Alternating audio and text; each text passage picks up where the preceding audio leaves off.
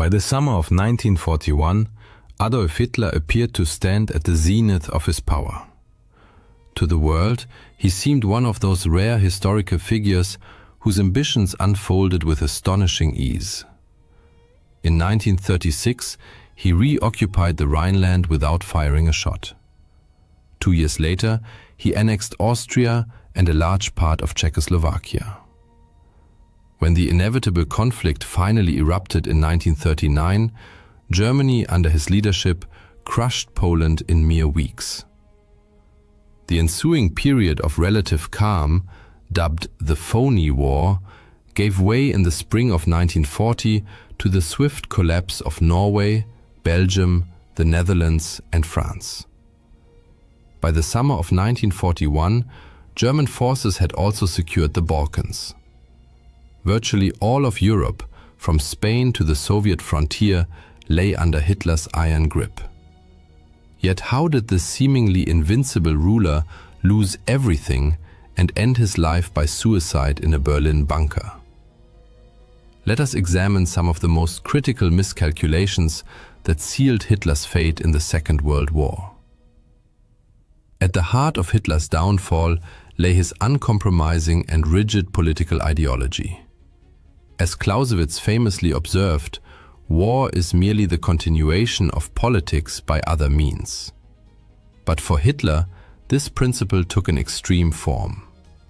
He viewed the Second World War not only as rightful redress for Germany's defeat in the First World War, but also as the vehicle through which the German people would fulfill their supposed racial destiny, the eradication of both Jews and communism, which he believed to be merely a manifestation of Jewish influence. In an unpublished sequel to Mein Kampf, Hitler repeatedly referred to communism as Jewish Bolshevism and described the Soviet Union as Jewish Bolshevik Russia.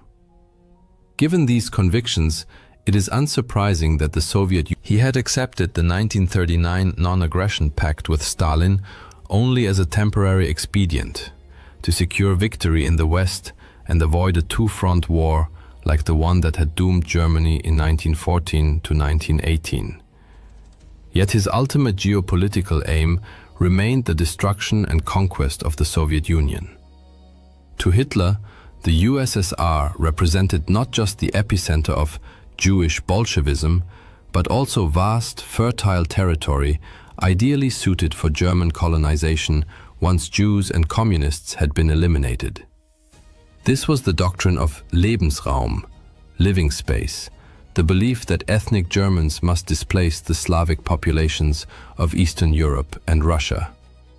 As the German population grew, Hitler reasoned, it would require more land, and he intended to seize it by force.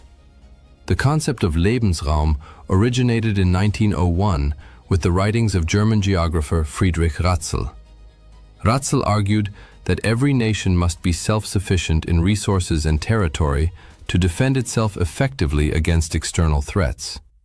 Influenced by Darwin's theory of natural selection, Ratzel and his followers believed nations were locked in perpetual struggle for survival, and only the fittest would expand and thrive. For ethnic Germans, the lands of Eastern Europe were thus a biological necessity. The idea gained traction during the First World War, when Germany temporarily occupied large swaths of the East and established a military administration known as Ober-Ost. The indigenous peoples under Ober-Ost were treated as a reservoir of land and resources, while German culture was forcibly imposed upon them, a policy termed Kulturmission, cultural mission. The Treaty of Brest-Litovsk in early 1918 granted Germany vast territories far beyond Ober-Ost's original scope. But Germany's defeat later that year shattered these ambitions. Hitler never forgot this experience. He remained convinced that Germany's future Meta-Pause 6 2.0. Thus, rather than consolidating his gains at the height of his power, he deemed it imperative to invade the Soviet Union. For deeply ideological and historical reasons, he believed Nazi Germany and the Soviet Union could not coexist. One had to perish. This conviction led to his greatest strategic blunder, though far from his only one. The manner in which Hitler planned and executed Operation Barbarossa, the invasion of the Soviet Union, proved equally disastrous. He achieved total surprise when, on 22 June 1941, German artillery opened fire on unsuspecting Soviet troops. Yet, the timing itself was a critical error. Originally scheduled for May, the invasion was delayed until late June because Hitler had to intervene in the Balkans after his ally Benito Mussolini suffered humiliating defeats. Although the Balkan campaign succeeded, it cost him a precious month, a delay that would prove decisive. Initially, Barbarossa appeared a stunning success. German forces demonstrated their mastery of mobile warfare, encircling hundreds of thousands of Soviet soldiers in massive pockets.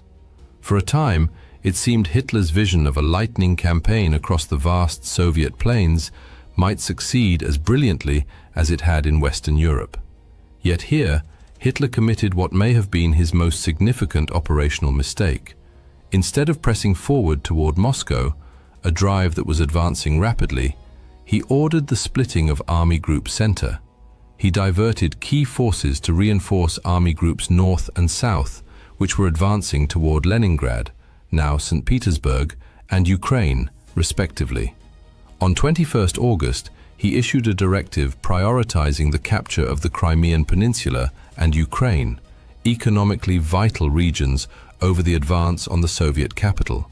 His generals vehemently opposed the Meta-Pause, Sex 2.0. Though German troops continued to win battles, these were tactical victories that masked a strategic failure. When Hitler finally resumed the drive on Moscow in early October, he had already lost a crucial month. By early December, German units stood just 12 miles from the city. A reconnaissance patrol even reached within 5 miles. But this marked the high water mark of the German advance. On December 5th, the Soviets launched a massive counteroffensive that drove the overstretched and undersupplied German forces back 150 miles from the capital and industrial heartland of the USSR. By failing to take Moscow when he had the chance, Hitler ensured he would never do so, and that the Soviet Union would remain in the war. He ruthlessly dismissed any general who dared suggest tactical retreat during this critical phase. Others, fearing dismissal or worse, ceased to challenge his decisions, no matter how irrational. Consequently, Hitler assumed ever greater personal control over the German military, making himself responsible for an expanding array of operational choices. This centralization of command was another fatal error, one whose consequences became starkly evident the following year. Although the German army suffered its first major defeat in late 1941, it was far from exhausted by early one. With his declaration of war against the United States in December 1941, Hitler now faced the very scenario that had destroyed Imperial Germany, a two-front war. Victory over the Soviet Union thus became more urgent than ever. Yet, instead of renewing a full-scale assault on Moscow, Hitler again fixated on the southern front. His new objective was to seize the oil fields of the Caucasus. Once more, he launched his offensive relatively late in the campaign season, stretching his supply lines to the breaking point. He also deemed it essential to capture Stalingrad. Given the city's name, both Hitler and Stalin imbued it with outsized political symbolism.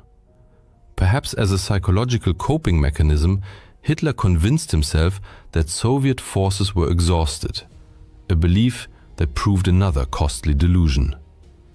By November 1942, the German Sixth Army had seized most of Stalingrad. But then, the Soviets launched Operation Uranus, aiming to encircle the city.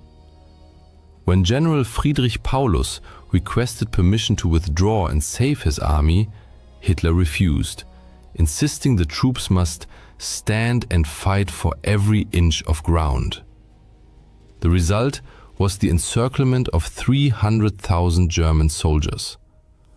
A relief attempt led by Field Marshal Erich von Manstein failed. He had only a small strike force of about 50,000 men. And area resupply, promised by Luftwaffe Chief Hermann Göring, proved impossible. Meanwhile, without Hitler's authorization, Paulus refused to break out and link up with Manstein. In February 1943, the entire Sixth Army surrendered. Stalingrad became the turning point of the war. Germany lost some of its finest soldiers and officers, irreplaceable losses. The Wehrmacht could no longer mount strategic offensives on the Eastern Front, a reality confirmed later that year during the Battle of Kursk, when Operation Citadel collapsed in failure. By invading the Soviet Union out of ideological obsession, Hitler had jeopardized the vast empire he had built. His failure to destroy the USSR when he had the chance guaranteed a slow but inexorable decline from the pinnacle of power. Yet Hitler's errors extended far beyond the Eastern Front. By mid-1943, the United States and Britain had expelled Nazi forces from North Africa and launched an invasion of Europe via Sicily, advancing up the Italian peninsula. This shift in momentum forced Hitler to divert resources westward, ending any hope of winning the war before. By late 1943, it was clear the Allies planned to breach the Atlantic Wall, a chain of fortifications stretching from Norway to the Spanish border, and strike at the heart of Nazi-occupied Europe. In Führer Directive No. 51, Hitler explained his reasoning. While the vast expanses of the East allowed Germany to absorb territorial losses without existential risk, the Western Front was different. A successful Allied breakthrough there would bring catastrophic and rapid consequences. All signs pointed to an imminent invasion, no later than spring, possibly sooner. Therefore, further weakening the Western defenses for the sake of other theaters was unacceptable. Reinforcements were ordered, especially in areas deemed critical for launching long-range attacks against Britain, precisely where Hitler believed the decisive battle would unfold. By this stage, despite worsening military realities, Hitler's confidence in his own military genius had only grown. He continued to centralize command, a tendency that inadvertently aided Allied deception efforts. The command structure of German forces in the West was paradoxically fragmented. Not all armored units answered to the theater commander, Field Marshal Gerd von Rundstedt. Some belonged to Panzergroup West, led by General Leo Geier von Schweppenburg, who, though nominally subordinate to Rundstedt, also reported directly to Hitler. Thus, any deployment of the Fiat Panzer divisions required Hitler's personal approval. The Allies understood that if they could deceive Hitler about the true invasion site, half their battle would be won. The confused command structure on the Western Front only reinforced this strategy. Long before D-Day, Hitler's indecision over panzer deployment, stemming from his insistence on Field Marshal Erwin Rommel, tasked with strengthening the Atlantic Wall, argued that armored divisions must be positioned near the beaches to annihilate Allied troops as they landed. Rundstedt disagreed, favoring a more flexible reserve strategy. When Rommel bypassed Rundstedt and appealed directly to Hitler, the Führer, unwilling to choose, attempted to please both. Rommel received 3 panzer divisions, 4 remained under Panzer Group West, and 3 were assigned to Army Group G, south of the Loire, also under Rundstedt's nominal command. As a result, on D-Day, Germany's best mobile forces were disastrously dispersed, with some stationed far from the invasion zone in a sector of negligible strategic importance. This was not Hitler's only blunder during the Normandy campaign.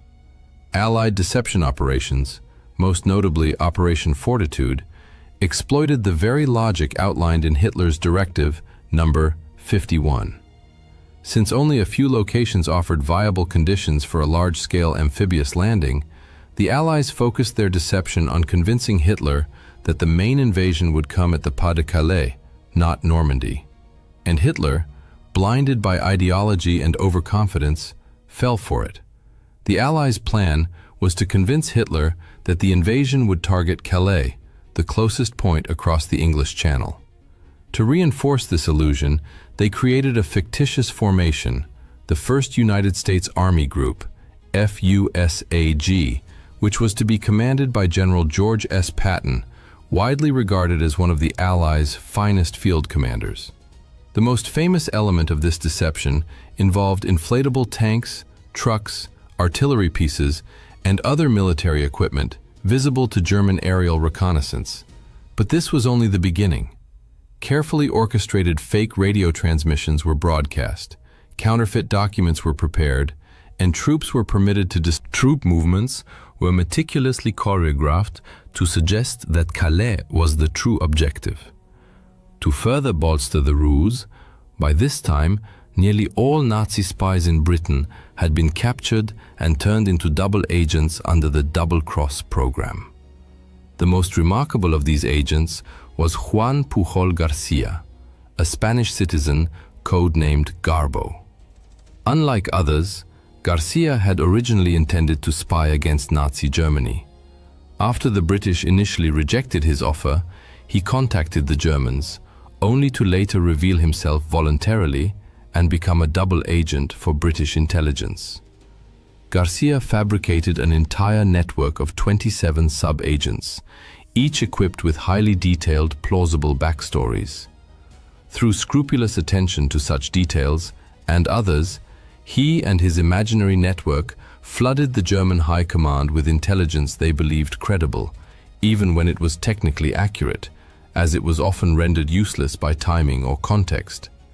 This modus operandi dated back to 1942, when Garcia provided the Germans with just enough truthful details about Operation Torch landings to establish his credibility. The success of the D-Day landings on June 6th was only the first step toward breaching the Atlantic Wall and liberating Western Europe from Nazi control. Once ashore, the Allies needed to convince Hitler that the Normandy landings were merely a diversion, and that the real invasion was still to come at Calais. It was critical to prevent the Nazis from committing their full strength, especially their panzer divisions, to Normandy. Otherwise, the invasion might be driven back into the sea. On June 5th, Garcia sent his German handlers a warning that an urgent message would follow in the early hours of June 6th. He intended to report detailed intelligence confirming an imminent assault on Calais. But the radio operator This lapse allowed Garcia to relay more accurate information about the Normandy landings than the Allies had originally planned, though, as usual, it arrived too late for the Germans to act effectively. Garcia further cemented his credibility by expressing indignation. "I cannot accept excuses or negligence. Were it not for my ideals, I would abandon this work." Then, on June 9th, he informed the German High Command that the true invasion was still pending at Calais, backing his claim with forged documents that purported to reveal the elaborate structure of the FUSAG-led invasion plan under Patton. For Hitler, who had long believed Calais was the most likely invasion site, these reports were especially persuasive, as they appeared to validate his own military judgment. Field Marshal von Rundstedt was equally deceived. As a result, only a handful of tanks were deployed against the Allies during the critical early phase of Operation Overlord. On 29 July, nearly 2 months after D-Day, Hitler awarded Garcia the Iron Cross for his exceptional service to Germany. Even in August, numerous German forces, including 2 panzer divisions and 19 infantry divisions, remained stationed at Calais, awaiting an invasion that would never come. By then, it was far too late for the Nazis to push the Allies back into the Channel. Hitler's unwarranted self-confidence as a military leader and the chaotic command structure that reflected it cost him the chance to prevent the Allies from breaking through the Atlantic Wall and opening a 2-front war. Ironically, Hitler had been right about one thing. His earlier warning in Führer Directive No. 51 had come true. Yet his last gamble, the Battle of the Bulge in December and January, ended in failure. Less than a year after D-Day, Hitler shot himself in his Berlin bunker as Soviet forces, whose invasion he had so confidently dismissed, closed in on his position. This trait may even drive their initial quest for power. Once in control, however, megalomania tends to intensify. In Hitler's case, the combination of an already unstable personality, a grandiose millenarian ideology, and absolute dictatorial authority created the perfect conditions for self-destructive decisions made without informed criticism. Competent subordinates feared speaking up, lest they be dismissed, or worse. Adolf Hitler was far from the only dictator, before or since, to exhibit this pattern of behavior. But he remains the most infamous, not only for the war and genocide he unleashed, but also for the catastrophic strategic blunders he made in waging it. In numerous instances, Hitler could have averted defeat by choosing differently, but time and again he chose wrongly. On June 22, 1941, in the early hours of the morning, German shells rained down on the Brest fortress, reducing barracks to rubble and cutting off radio communications. Red Army soldiers, emerging from clouds of dust and making their way into shattered bunkers, found themselves completely encircled, cut off from command and facing vastly superior enemy forces. Despite this, they fought with unwavering determination. While fortress defenders withstood relentless assaults from aircraft, artillery, and flamethrowers, Soviet civilians risked their lives to deliver ammunition, and nurses braved enemy fire to drag the wounded off the battlefield. Graffiti scrawled on the fortress walls, "I am dying, but I will not surrender," became a powerful symbol of their indomitable spirit and desperate resistance. In the months leading up to that tragic June of 1941, the Soviet Union appeared to be at peace with Nazi Germany. The two powers had signed the Molotov-Ribbentrop Pact in August 1939. Secret protocols of this agreement stipulated the division of Eastern Europe between them, while the public non-aggression clause allowed Germany to focus its military efforts on its Western allies. For Stalin, the pact was a calculated strategic move. He believed it would sow discord among Western capitalist powers, weakening their positions and, more importantly, buy the USSR valuable time to strengthen its military might. Seizing the opportunity, the Soviet Union moved beyond Poland to annex the Baltic states, Bessarabia, and northern Bukovina, significantly expanding its borders. Yet this expansion fostered a false sense of strategic security. Behind the scenes, however, intelligence reports carried alarming news. Soviet agents, border guards, and even foreign diplomats warned of growing German troop concentrations along the western frontier. He suspected the British of spreading disinformation to drag the USSR into war, and clung to Hitler's assurances that the massive German troop movements near the Soviet border were merely intended to keep aircraft out of range of British bombers. Even when the GRU and NKVD presented irrefutable evidence, troop concentrations and intercepted communications, Stalin dismissed much of it. Hitler himself had even sent Stalin a letter claiming that any German provocations would be the work of disloyal generals, urging Stalin not to respond with force, but instead to contact German officials through diplomatic channels. This reluctance to believe an invasion was imminent also stemmed from Stalin's profound distrust of his own military intelligence. The Great Purge of the late 1930s had decimated the Red Army and state security apparatus. Thousands of experienced officers, including most of the high command, had been dismissed, imprisoned, or executed. By 1941, a staggering 75% of Red Army officers had held their posts for less than a year. Experience had been replaced by obedience and fear, as a cautious and disoriented military hierarchy hesitated to deliver unwelcome news that might anger Stalin. Compounding these issues were serious flaws in Soviet deployment.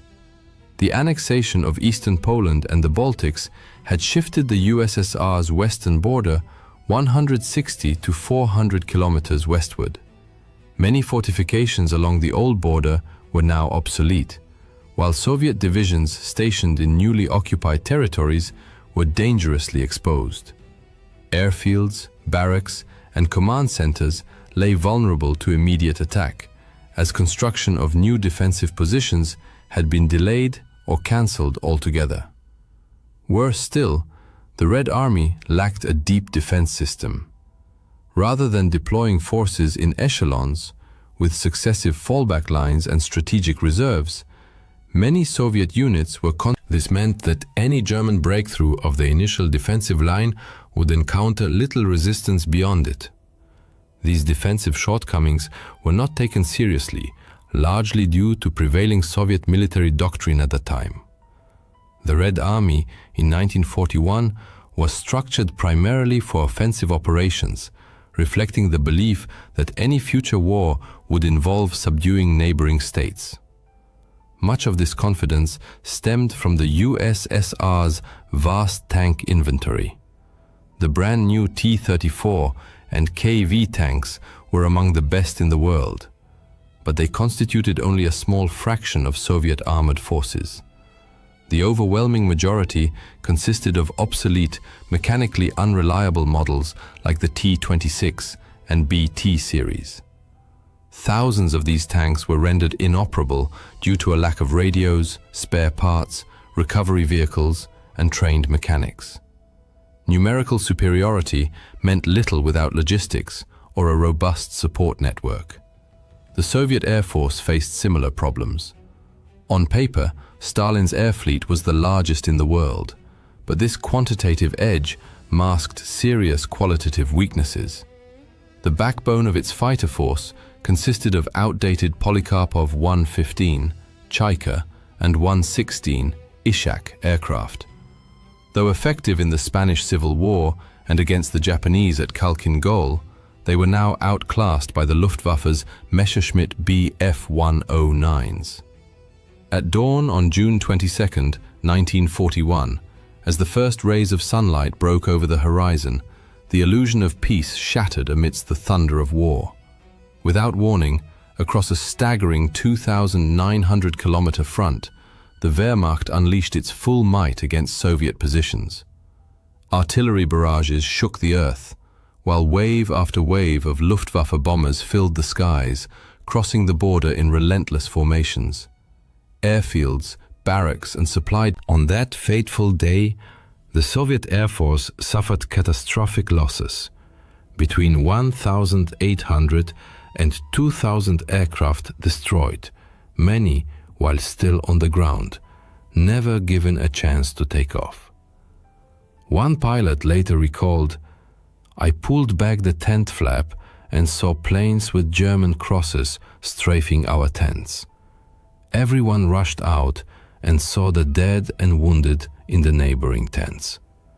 I threw on my flight suit, grabbed my logbook, and ran toward the hangar. The alert aircraft, neatly lined up, were already burning. The Red Army was caught completely off guard. Border units, lacking proper preparation or retreat plans, became easy prey. Communications collapsed within the first hours, leaving headquarters scrambling to grasp the situation, let alone respond effectively. Entire divisions lost command, or were encircled before they could even assemble. In the Kremlin, an ominous silence reigned. For nearly half a day, Stalin issued no official orders. Despite numerous warnings, his anti-capitalist paranoia, skillfully exploited by Hitler, led him to believe reports of German attacks were provocations designed to sabotage the Molotov-Ribbentrop Pact. On the front lines, initiative among officers was paralyzed. Years of purges had left the officer corps cautious and fragmented, unwilling to act without explicit directives from above. As the invasion deepened into Soviet territory, commanders faced an agonizing dilemma: resist or wait for confirmation. General Rodion Malinovsky later recalled asking, "Can we open fire if the enemy invades our territory?" The reply, "Do not succumb to provocations and do not open fire." Yet even amid the chaos, pockets of Soviet resistance flared.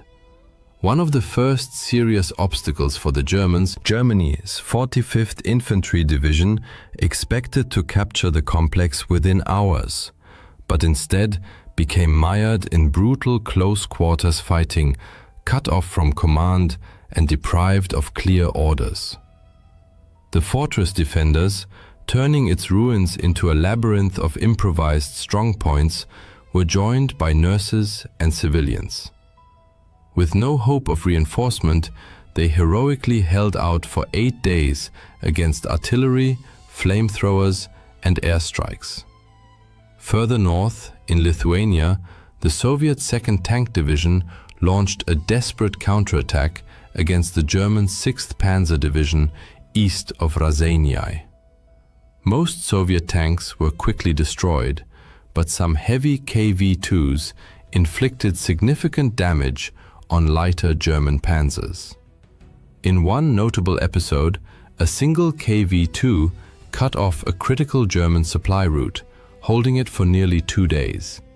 Its crew withstood everything, from anti-tank guns and artillery to satchel charges, before the tank was finally disabled. Though isolated, this action proved that, when properly employed, Soviet armor could outmatch the Germans tactically. Back in the Kremlin, the silence persisted. For hours after the invasion began, no official directives were issued. Stalin, overwhelmed by indecision, remained convinced the massive assault was merely a provocation by rogue German generals. He continued forbidding his commanders from crossing the border and ordered them to avoid any action that might escalate tensions.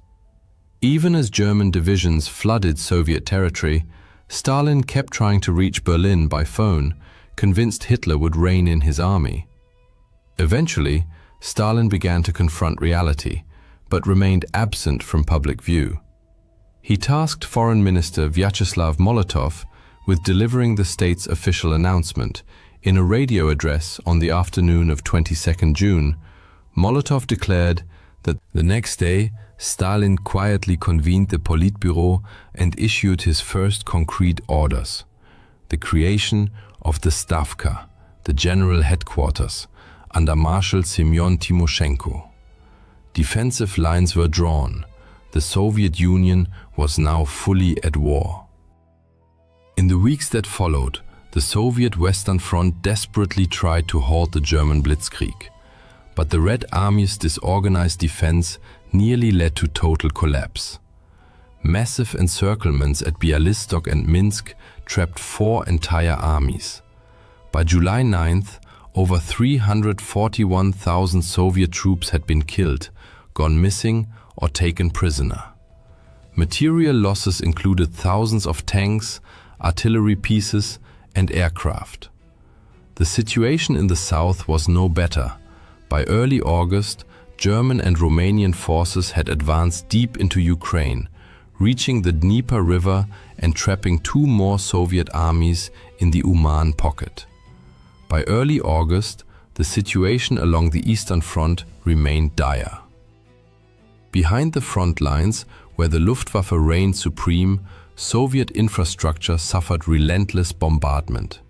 Factories, supply depots, and critical transportation hubs were devastated by continuous air raids. The few surviving rail lines became clogged with retreating troops, streams of refugees, and broken-down equipment, creating unimaginable chaos.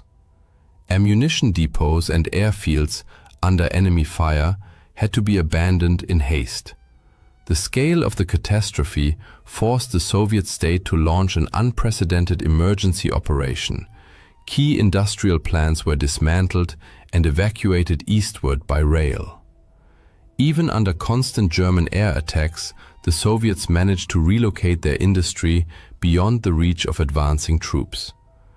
The increased distance from the front lines gave Soviet factories the breathing room needed to ramp up production of vital war material, ammunition, vehicles, and aircraft. In the Kremlin, Soviet leadership gradually. After 10 days of public silence, Stalin finally addressed the nation by radio on the 3rd of July. Gone was the language of diplomacy. Abandoning his formal tone as General Secretary, he called on citizens to defend the motherland, form partisan detachments behind enemy lines, and prepare for a long, brutal war. A month later, Stalin quietly assumed the role of Supreme Commander-in-Chief. As the Red Army began achieving more successes on the battlefield, Stalin's public profile grew. As Supreme Commander, he placed the defense of the entire USSR squarely on his shoulders. By mid-July, the Red Army was exhausted and bleeding, but not broken. As German forces advanced toward Moscow, the Soviets managed to stabilize the front enough to halt their advance near Smolensk.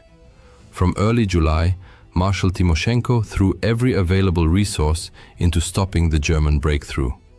By month's end, Army Group Center succeeded in encircling the city and several Soviet field armies, but at a heavy cost. Not only did significant numbers of troops from the 19th and 20th armies break through back to Soviet lines, but the delay disrupted the German timetable for Operation Barbarossa, further straining their already fragile logistics. By late August, the Red Army was ready to strike back. West of Smolensk, Soviet forces under General Georgy Zhukov launched a successful counteroffensive near the town of Yelnya. Though costly and of limited strategic value, the operation provided a crucial morale boost. It marked the first time Soviet troops had forced the Germans into retreat. While major battles raged along the main front, resistance also began to coalesce in occupied territories. In the forests and villages of Belarus, Ukraine, and Western Russia, isolated soldiers, political officers, armed with little more than determination and minimal support, these early partisan units sabotaged railways, ambushed convoys, and carried out assassinations before vanishing back into the woods. By late summer, coordination with the NKVD improved, and partisan detachments became more structured and integrated into broader NKVD operations. Though they couldn't stop the German advance, their actions forced the Wehrmacht and SS to divert precious resources to secure rear areas, further straining German supply lines. Meanwhile, other branches of Soviet intelligence worked quietly in the shadows. Cryptanalysts of the NKVD under Sergei Tolstov successfully decrypted Japanese diplomatic communications, leading Soviet leadership to conclude that Japan would not attack the USSR. Meanwhile, Red Army codebreakers began intercepting messages exchanged between the Romanian High Command and General Erich von Manstein's forces in Ukraine, providing a broader understanding of the strategic situation. By late summer 1941, frontline Soviet commanders reported an unexpected shift in German activity. Armored units that had been advancing directly toward Moscow were diverting north and south. The Soviet High Command realized the Germans were no longer focused solely on the Central Front. In the south, Red Army commanders warned of a massive buildup of enemy forces targeting Kiev, but Stalin refused to authorize a retreat. Instead, the Southwestern Front mounted a valiant yet ultimately futile defense of Ukraine, resulting in its encirclement and destruction. Total losses amounted to nearly 760,000 men, with over 486,000 killed or missing. General Mikhail Kirponos, commander of the Southwestern Front, also perished in combat.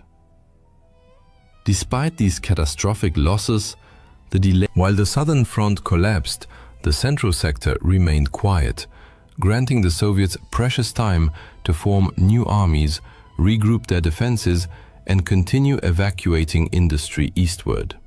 In the north, defenders of Leningrad held the line against combined forces of Army Group North and Finnish units in Karelia, which reached the city's outskirts by September. Germany's 4th Panzer Group spearheaded the assault but failed to break through. Instead, the Wehrmacht encircled Leningrad, initiating a siege that would last 872 days.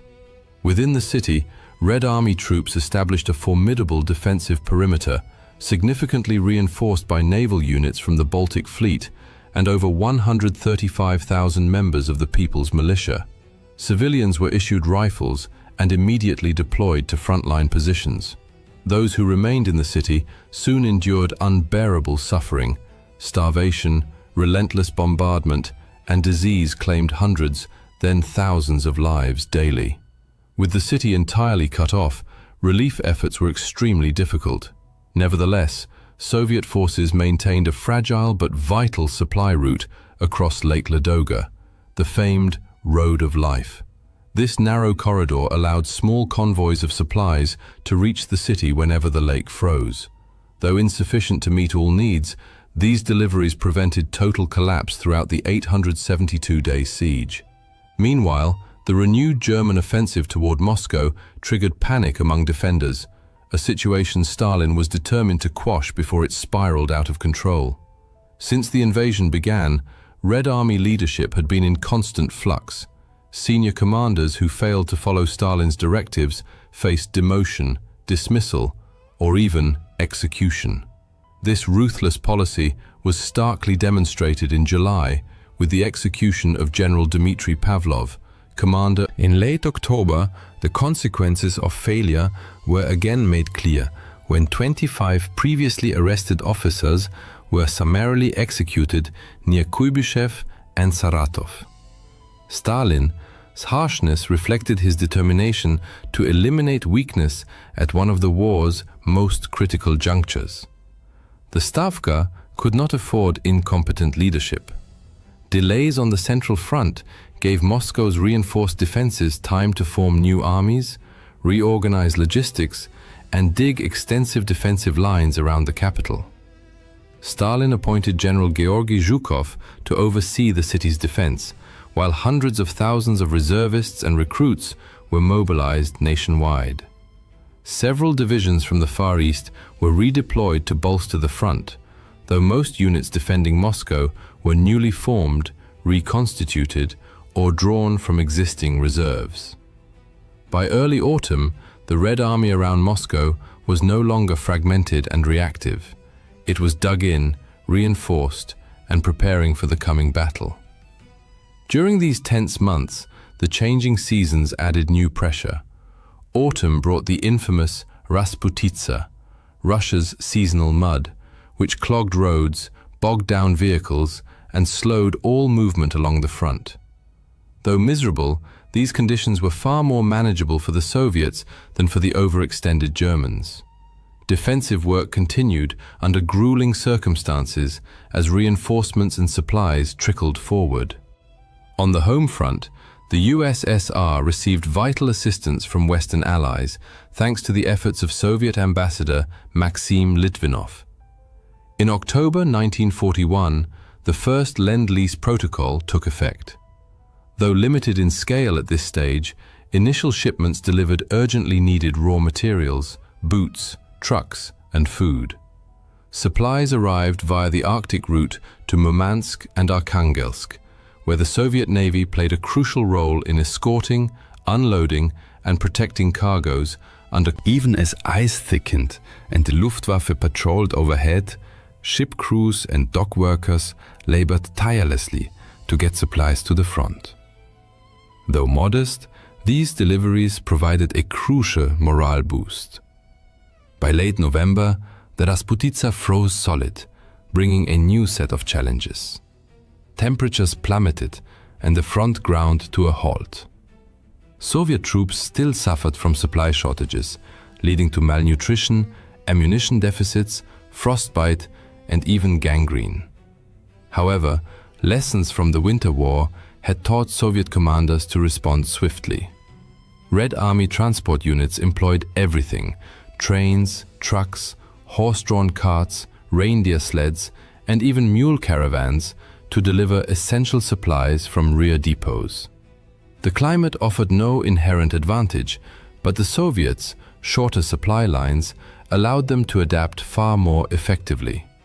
By early December, Soviet intelligence confirmed that German units were overstretched, undermanned, and incapable of further advance. Months of combat had exhausted the Wehrmacht, and its own logistical failures had strangled its momentum. German forces now stood just kilometers from Moscow's outskirts, exhausted and vulnerable. The Stavka saw its chance. Within days, the Red Army quietly completed its preparations. Over 1 million Soviet troops were assembled across the Western, Kalinin, and Bryansk fronts, with fresh rifle divisions, artillery units, and tank brigades brought to full combat readiness. On December 5, 1941, the Red Army launched a decisive counteroffensive. The initial blows caught the Wehrmacht completely off guard. Coordinated, determined Soviet divisions struck across a broad front, deliberately targeting the enemy's exposed flanks. Over the following weeks, they pushed German forces back 100 to 250 kilometers from the capital. Towns such as Belev, Klin, and Kalinin were swiftly liberated in rapid succession. Morale among Soviet soldiers soared. For the first time since June, the Red Army was dictating the pace of war, seizing the initiative from the enemy. Yet victory was incomplete. German units managed to dig in and establish solid defensive lines, and the front soon stabilized. Nevertheless, the psychological shift was immense. Moscow had been saved from imminent capture. The myth of German invincibility, so carefully cultivated, was shattered. Within the Soviet Union, this triumph became a powerful unifying force, rallying the population against a common threat. Propaganda portrayed the defense of Moscow as irrefutable proof of the Soviet people's extraordinary resilience and Stalin's strategic genius. In reality, it was a brutal, improvised campaign paid for with staggering bloodshed. Since June, the Red Army had suffered over 4.5 million casualties, including 2.3 million soldiers captured and condemned to horrific fates in German POW camps. The price of survival was truly incomprehensible. Yet, against all expectations and predictions, Operation Barbarossa had failed. Moscow still stood, unconquered and defiant. The Red Army, having withstood the fiercest onslaught in modern history, had weathered the storm and altered the course of the war. On the 6th of August 1945, at 8:01 a.m., the world was shaken by an explosion that, in mere seconds, claimed the lives of countless Japanese civilians. That morning became one of the most tragic and harrowing moments in the history of the land of the rising sun. People were heading to work as usual, children were on their way to school, and everyday life bustled through the streets and homes. Suddenly, however, an object appeared in the sky, only to crash to the ground moments later, triggering a colossal explosion.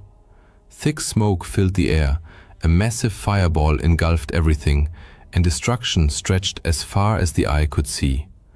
For an instant, it seemed as if the sun itself had descended upon the earth.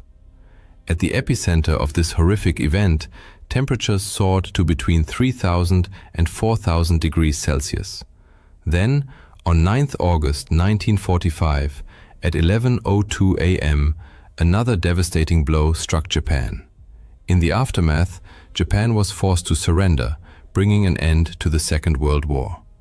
Thus, humanity encountered for the first time the terrifying destructive power of the atomic bomb, and witnessed the horrifying conclusion of the deadliest conflict in human history. This global war itself had roots in the First World War, raising critical questions. How did it begin? Why did history repeat such a catastrophic conflict? Why is Adolf Hitler widely regarded as the chief instigator of the Second World War? How did Hitler, Nazi ideology, precipitate such a global disaster? And why did the League of Nations, established precisely to preserve world peace, suffer such a catastrophic failure? Known also as the Global War, the Second World War unfolded on an unprecedented scale, drawing in all the world's major powers. Like the First World War, it split the globe into two opposing camps.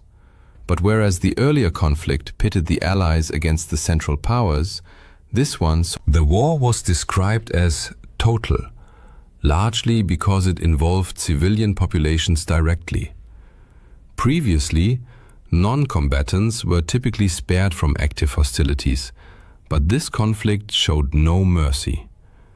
Civilians contributed extensively to national war efforts, leading governments to view ordinary citizens as integral parts of their military machinery. Armies ruthlessly bombed homes, hospitals, shelters, and public spaces to eliminate those supporting the war effort. Every nation mobilized all available resources: economic, industrial, scientific, aerial, and ground forces against its enemies. Historians disagree on the exact start date. Some cite September 1st, 1939, while others point to the outbreak of the Second Sino-Japanese War in 1937. The conflict ended with the atomic bombings of August 1945 and Japan's formal surrender. An estimated 60 to 80 million people perished, including roughly 50 million civilians and 25 million military personnel, making it the deadliest war in human history. The world divided into two major alliances. The Allies included the United Kingdom, France, the United States, the Soviet Union, China, Poland, Yugoslavia, and Greece. The Axis powers comprised Germany, Italy, and Japan. Notably, Italy had fought alongside the Allies in the First World War, but switched sides due to post-war grievances. Before the First World War, Germany was a powerful, confident nation with a robust economy and formidable military, convinced of its inevitable victory. Yet the Allied powers, the Entente, decisively defeated the Central Powers, Germany, Austria-Hungary, and the Ottoman Empire. The victors imposed harsh terms, particularly on Germany. By late 1918, Germany was a shattered, partitioned state with no choice but to accept the Entente's demands. The war devastated its economy, impoverished it. Deep political, social, and economic upheavals followed. Society split along class lines, unemployment soared, disease spread, and many died of starvation. The government lacked both authority and funds, and foreign powers, especially France, seized key resources. The Treaty of Versailles, signed on 28 June 1919, formalized Germany's defeat with humiliating terms. France, sharing a border with Germany, pushed for the harshest penalties, massive reparations amounting to £6.6 billion, demilitarization of the Rhineland, and the War Guilt Clause, assigning sole blame to Germany. The Rhineland, a strategically vital buffer zone, was to remain permanently free of German troops. These conditions sparked widespread outrage among Germans, fostering a burning desire for revenge. The new Weimar Republic, having no alternative, signed the treaty, thereby earning public resentment and blame for the nation's suffering. As a result, Germany lost all its overseas colonies, 10% of its population, 13% of its territory, 75% of its iron ore, and 26% of its coal reserves. Meanwhile, the League of Nations, founded in 1919 to prevent future wars, proved ineffective. Lacking its own military and undermined by non-participation, the US never joined, and withdrawals, including Germany and the USSR, it failed to stop aggression. Its collapse became a key factor enabling the Second World War. Germany's post-war economic woes were compounded by reparations. Hyperinflation ensued, people needed wheelbarrows of banknotes to buy bread, children played with bundles of cash, and the currency became nearly worthless. In response, the US introduced the Dawes Plan in 1924, stabilizing the economy until 1928. But the 1929 Wall Street crash triggered a global depression. American aid ceased, delivering a double blow to Germany.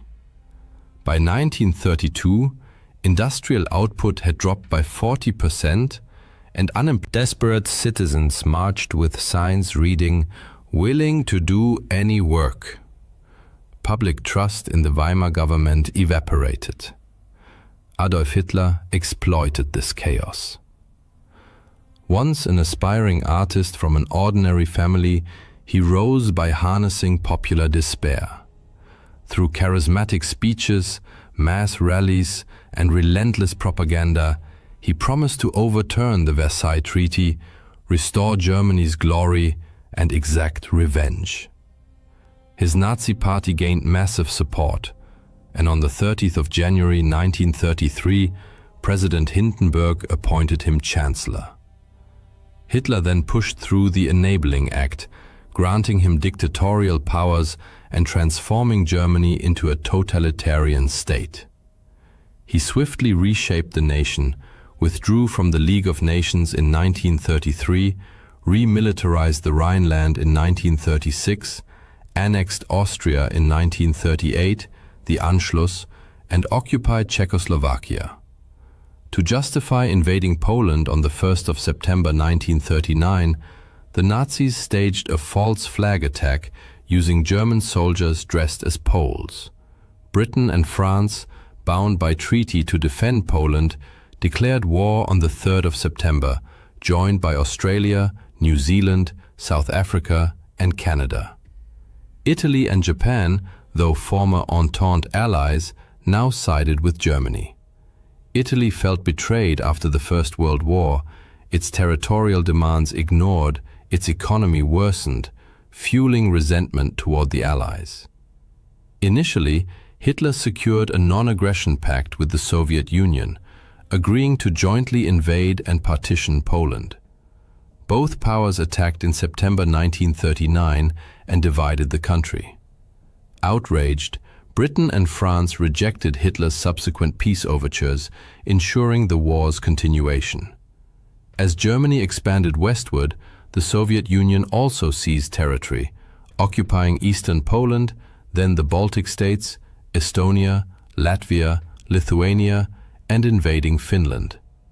This aggression led to the USSR's expulsion from the League of Nations, further exposing the organization's impact. On the other hand, Hitler's ambition to seize ever more territory continued to grow, culminating in the German invasion of Denmark and Norway in April 1940. The primary objective was to secure iron ore supplies from Sweden, which the Allies were attempting to disrupt. In fact, The Allied powers had actively sought ways to halt these shipments, including plans to cut off the flow of Swedish iron ore to Germany, but their efforts failed. Germany swiftly overran both Denmark and Norway. This success, however, heightened German concerns about France's ongoing involvement in the war. Rather than launching a direct assault, Germany devised a strategy reminiscent of World War I, attacking France through Belgium. Italy, aligning itself with Germany, declared war on France on 10 June 1940.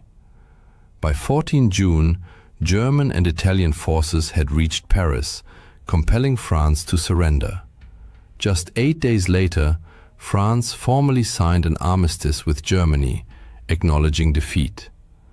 Germany's rapid victory over France, achieved in mere weeks, was a stunning military feat that sent shockwaves across the globe. Fear of Hitler spread rapidly. No nation wished to provoke him. His name became synonymous with terror, yet Britain refused to yield.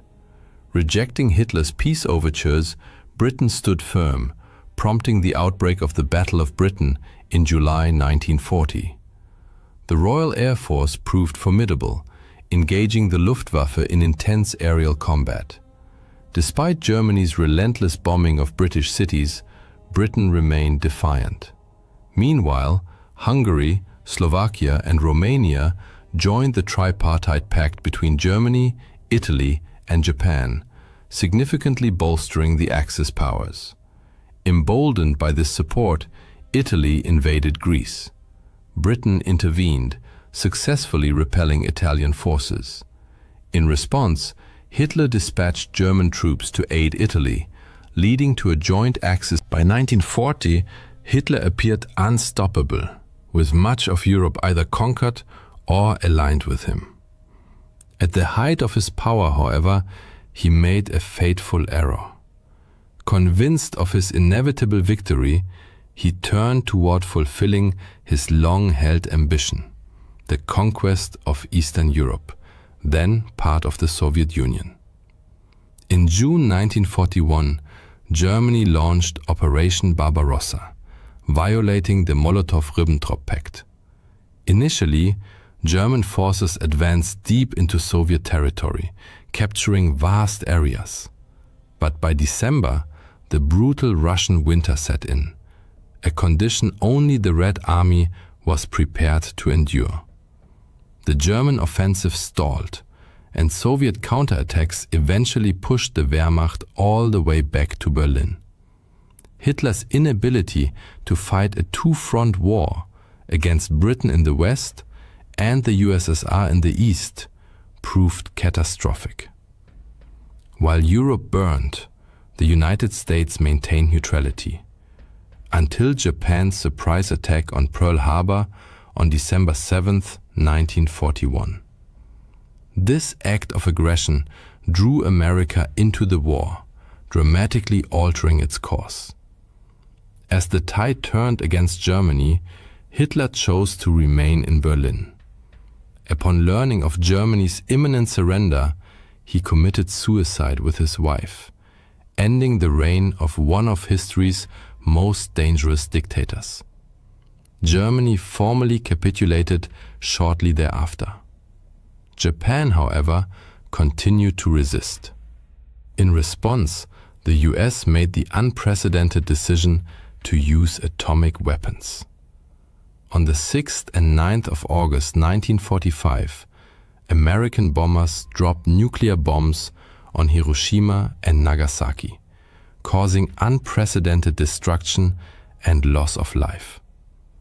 Japan surrendered on September 2, 1945, bringing World War II to a close. The war left an indelible scar on the world. For the first time, humanity witnessed destruction on such a scale, exacerbated by the horrifying debut of nuclear warfare. In its aftermath, nations raced to develop their own atomic arsenals. Millions had perished. Europe's economy and infrastructure lay in ruins. Even victorious powers faced severe hardship. The US mourned millions of soldiers, while the Soviet Union grappled with immense financial strain, setting the stage for the Cold War that would last until the USSR's collapse. The war also marked the twilight of colonialism. Dictatorships fell in Germany and Italy. Germany itself was divided, the West occupied by the US, Britain, and France, the East controlled by the Soviet Union. Across Asia and Africa, independence movements surged. India, Myanmar, Egypt, the Philippines, Indochina, and Indonesia all sought and eventually achieved self-rule. Economic devastation and mass unemployment prompted the creation of the United Nations, which replaced the ineffective League of Nations and played a vital role in fostering global peace. During the war, India, then under British rule, was automatically drawn into the Allied camp. Approximately 2.5 million Indian soldiers fought against the Axis powers. Of these, around 87,000 died, 34,354 were seriously wounded, and 67,340 were taken prisoner. Echoing patterns from World War I, Britain continued to export Indian food supplies to support its war effort. In Bengal, workers were paid in cash instead of grain, which was shipped overseas.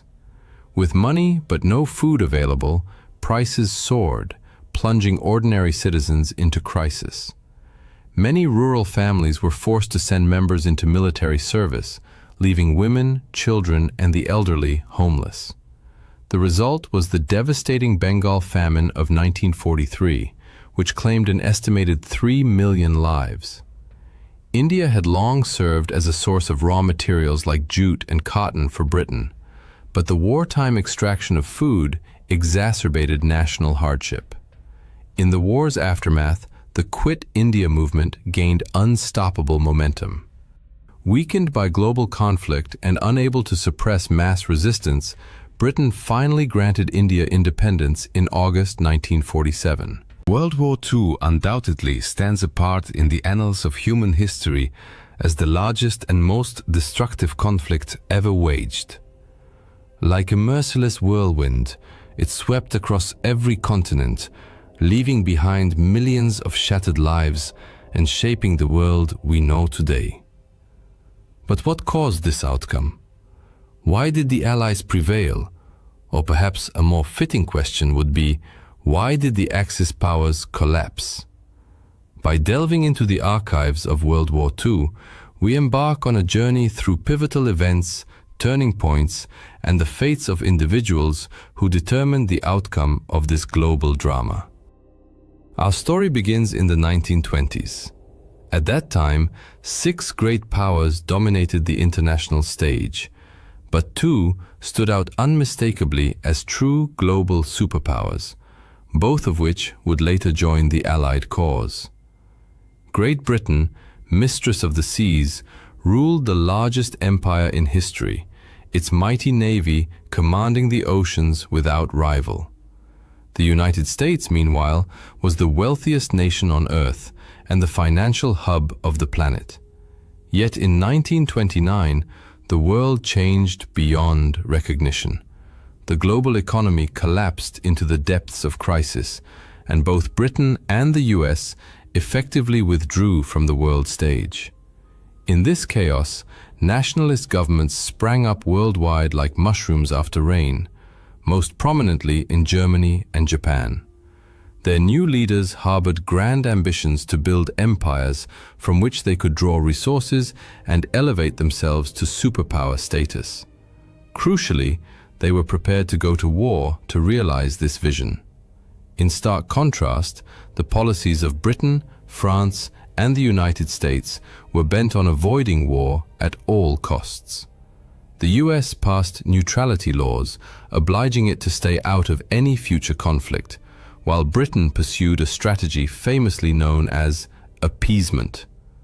Though widely Here in the World War II galleries, you can see the Anglo-German Declaration signed by Prime Minister Neville Chamberlain and Adolf Hitler, a document drafted after the Munich Conference, where Britain and France agreed to Hitler's annexation of German-speaking regions of Czechoslovakia in the hope of preserving peace. Chamberlain genuinely believed this agreement would secure peace for our time. Less than a year later, however, he would declare war on Germany. This new era of conflict had actually begun in 1931, when Japan invaded Manchuria and soon became embroiled in a full-scale war with China. Japanese forces advanced rapidly, but the vastness of Chinese territory and fierce resistance denied them lasting control. By 1939, Japan's military resources were exhausted. During this time, Japanese troops committed countless atrocities against civilians they deemed racially inferior. Up to 20 million Chinese perished during World War II. Meanwhile, in Europe, Germany began rebuilding its military might and expanding its territory, first the Rhineland, then Austria, and in 1938, the Sudetenland. It was at this moment that Hitler signed the aforementioned Anglo-German Declaration, assuring the world his ambitions were satisfied. Yet the following year, he annexed the rest of Czechoslovakia, an act that proved decisive. Despite their military unpreparedness, Britain and France now pledged to defend Poland. When Germany invaded in September 1939, Europe was plunged into total war. Then, in a shocking turn, the Soviet Union joined forces with Germany to invade Poland from the east. Though communist Soviets and fascist Germans were ideological enemies, they temporarily set aside their differences in 1939 to 1940 to redraw the map of Europe. The Soviets occupied the Baltic states. Meanwhile, Germany captured Denmark and Norway before achieving one of the war's most stunning victories. Using advanced blitzkrieg tactics, German forces overran France and the Low Countries in just 6 weeks. Britain now stood dangerously exposed. During the evacuation from Dunkirk, British troops escaped aboard small civilian vessels, but left behind nearly all their heavy equipment. It seemed the German war machine was unstoppable, and Britain stood alone, isolated and vulnerable. Yet this was not entirely true. Britain received crucial support from its empire and dominions, from the United States and from governments in exile based in London. Germany expected Britain to surrender, but to Hitler's dismay, the new British Prime Minister, Winston Churchill, resolved to fight on. Britain still held key defensive advantages: the English Channel as a vital barrier, the Royal Navy, though stretched thin, remained the world's largest, and the Royal Air Force possessed a sophisticated air defense network and modern fighter aircraft. Together, they kept Germany at bay and thwarted any invasion. Britain remained in the war. It was then that Germany, Japan, and Italy formalized their alliance, becoming the Axis powers. At that moment, their prospects appeared promising. Beneath the surface, however, serious problems festered. Italy's attempt to build a new Roman Empire in North Africa and the Balkans floundered. Its invasions of Greece and Egypt ended in failure. Germany's newly acquired European territories were blockaded by the Royal Navy, and critical supplies dwindled. In fact, Germany faced such severe shortages of food and oil that its pact with the Soviet Union was the only thing keeping it afloat. !@META, pause, sex, 2.0. Similarly, Japan's 1940 occupation of French Indochina, aimed at cutting off Chinese supply lines, triggered furious reactions from the United States, was already shaping the war's course. Japanese brutality in China had outraged American public opinion, shifting sentiment decisively. In response to Japan's move into Indochina, the US imposed an embargo on oil and steel exports. When Britain and the Netherlands followed suit, Japan suddenly lost access to 94% of its imported oil. At the same time, the US was rapidly expanding its military capacity. Though still neutral on paper, it was already supplying vital war materiel exclusively to the Allies. The Lend-Lease Act soon formalized this support, enabling the free transfer of aircraft, ships, food, and clothing. This flood of American aid became a formidable challenge for the Axis. Under mounting pressure, both Japan and Germany faced existential threats. Japan risked running out of oil and losing the war in China, while Germany feared the growing power of its old rival, the Soviet Union. Stalemate was no longer an option. In 1941, both powers chose to gamble everything. Despite their vulnerabilities, they escalated the war in a desperate bid to seize the resources they needed. In June 1941, Germany betrayed its Soviet ally and launched the largest invasion force in military history into the USSR. Victory required a swift, lightning campaign, but Nazi ideology dismissed Slavic peoples as racially inferior, leading to a catastrophic underestimation of Soviet resilience. Hitler famously declared, "We need only kick in the door and the whole rotten structure will collapse." This arrogance would prove fatal. The Soviets mobilized on an unprecedented scale, relocating entire factories beyond the Ural Mountains to sustain war production, churning out weapons like the M30 howitzer to repel the invaders. Soviet citizens sacrificed their lives in staggering numbers. Ultimately, 25 million perished in what they called the Great Patriotic War. Germany needed a quick victory. By December 1941, the German advance stalled just miles from Moscow. Their grand gamble had failed. Almost simultaneously, Japan launched its own offensive, not against the Soviets, but toward resource-rich Southeast Asia. Recognizing that such a move would inevitably draw the US into the war, Japan struck first, with a surprise attack on the US Pacific Fleet at Pearl Harbor. The assault succeeded, and Japan swiftly seized control of the territories and resources it coveted. Believing Americans to be soft and unwilling to endure heavy losses, Japanese leaders hoped fierce defense of these gains would force the US to negotiate. Instead, the attack united the United States, Britain, and the Soviet Union in a common resolve. Only the unconditional surrender of the Axis would be acceptable. After Pearl Harbor, American isolationism vanished overnight. Roosevelt, Churchill, and Stalin agreed on a strategy of relentless attrition, on land, sea, and in the air, leveraging their overwhelming advantages in manpower, material, and industrial capacity. The ungainly-looking B-24 Liberator bomber, on display nearby, embodied this industrial might. At its peak, the Willow Run plant in Michigan produced one B-24 every 63 minutes. The tide of war was turning. By 1942, Allied codebreakers had penetrated German and Japanese ciphers, enabling critical victories. At the Battle of Midway, US aircraft sank 4 Japanese carriers, crippling Japan's offensive naval power.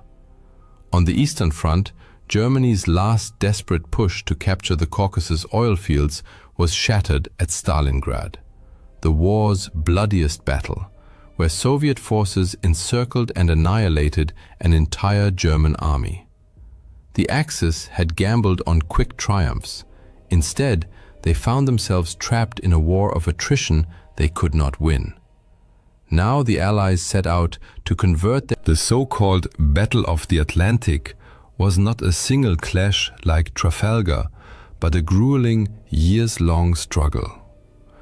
Germany deployed U-boats to starve Britain into submission, sinking millions of tons of Allied shipping, losses that peaked in 1942 during what German submariners called their second happy time.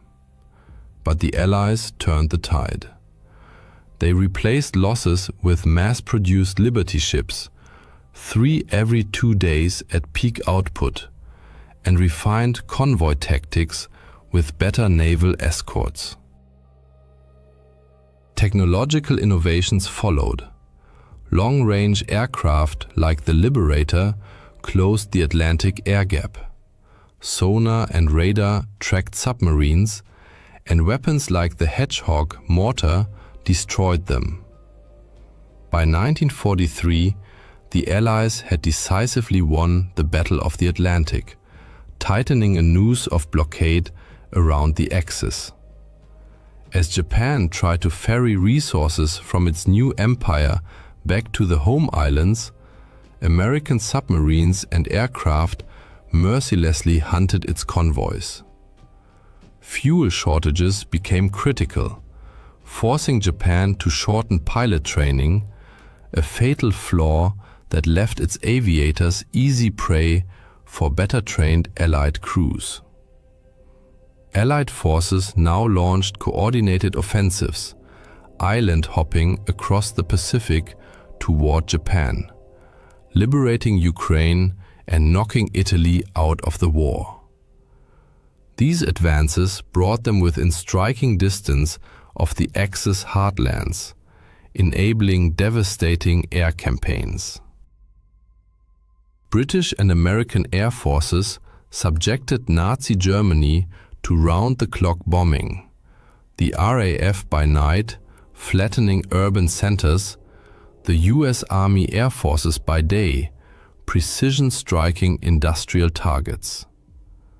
Losses were heavy. Here you can see the tail section of a German Bf-110 night fighter flown by ace Heinz Wolfgang Schnaufer, who shot down 121 unescorted British bombers. Yet the bombing campaign forced Germany to disperse aircraft production across countless small factories, sacrificing efficiency. Luftwaffe fighters were lured into the air by decoy bomber formations, escort fighters. In this war of exhaustion, the Allies prevailed. American bombers also unleashed firestorms on Japan, using incendiary weapons to reduce entire cities to ashes. Hundreds of thousands of Axis civilians perished in these strategic bombing campaigns. 1944 also marked the peak of the Holocaust, the Nazi regime's monstrous campaign to exterminate Europe's Jews. 6 million Jews were starved, shot, or worked to death in a grotesque system that fed Germany's warped war economy. That summer, the Allies landed in Normandy on D-Day, beginning the liberation of Western Europe. Simultaneously, the Soviet Union launched Operation Bagration, a colossal offensive that shattered German forces in the east. Both campaigns succeeded spectacularly. The Allies not only outnumbered the Germans in troops and tanks, but also enjoyed superior logistics, supplying their armies with trucks, while the Axis still relied heavily on horse-drawn transport. Allied leadership had learned the lessons of modern warfare. Early in the war, the Germans had empowered frontline commanders with significant autonomy, a doctrine that delivered stunning success in the 1940 campaign against France. For comparison, Stalin appointed himself Supreme Commander-in-Chief of the Soviet forces. His epaulets are displayed here. However, as the war progressed, Stalin increasingly trusted the counsel of his generals, a shift that led to improved military outcomes. Meanwhile, Hitler moved in the opposite direction. He became ever more convinced of his own strategic genius. "I walk the path dictated by Providence with the confidence of a sleepwalker," he declared. Hitler repeatedly denied his field commanders requests for strategic withdrawals, a policy that had catastrophic consequences for the German army. As a result, the Allies steadily gained ground. The war's outcome was essentially decided, yet the most striking manifestation of this refusal was the self-sacrifice of young Japanese pilots ordered to crash their explosives-laden aircraft into Allied naval vessels, a tactic known as kamikaze attacks. This relentless determination to fight to the death stemmed from a deep-seated belief that surrender was dishonorable. Consequently, suffering and bloodshed continued unabated. Adolf Hitler pinned his hopes on German Vergeltungswaffen, vengeance weapons, such as the Phi-1 rocket displayed here. He believed the destruction and civilian casualties inflicted by these weapons would terrorize Allied populations and compel their leaders to sue for peace. This, however, was a grave miscalculation. Vast resources diverted to Phi weapon production came at the expense of urgently needed tanks and fighter aircraft. Moreover, tens of thousands of forced laborers perished under horrific conditions in underground factories while building these weapons. In stark contrast, the Allies invested heavily in developing an entirely new, era-defining weapon of decisive impact, the atomic bomb. By May 1945, crushed between advancing forces from the east and west, Germany was forced to capitulate. Japan, however, fought on, until the United States dropped atomic bombs on Hiroshima and Nagasaki, and the Soviet Union invaded Manchuria. It then became unmistakably clear that further resistance was futile. In August 1945, World War II ended in Allied victory. The Allies possessed overwhelming advantages in natural resources and population, fundamental pillars of total war. Yet this superiority alone did not guarantee victory. Through indomitable spirit and tenacious resistance, they overcame early setbacks to persevere. They coordinated a vast strategic framework and, often through painful experience, mastered the demands of modern warfare.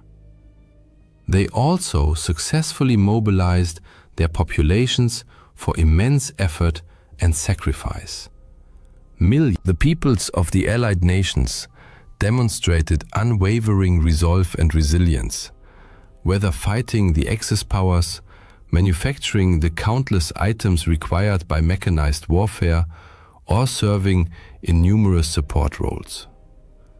On Victory Day, Churchill addressed crowds in London with the words, "This is your victory." The Second World War was undoubtedly the largest, most destructive and bloodiest conflict in human history, leaving an indelible mark on every continent, including even distant Antarctica. Fighting erupted across the globe, from the fields of China and France to the exotic shores of Hawaii, icy Iceland, scorching Somalia, picturesque Sri Lanka, the harsh Arctic, and countless other regions.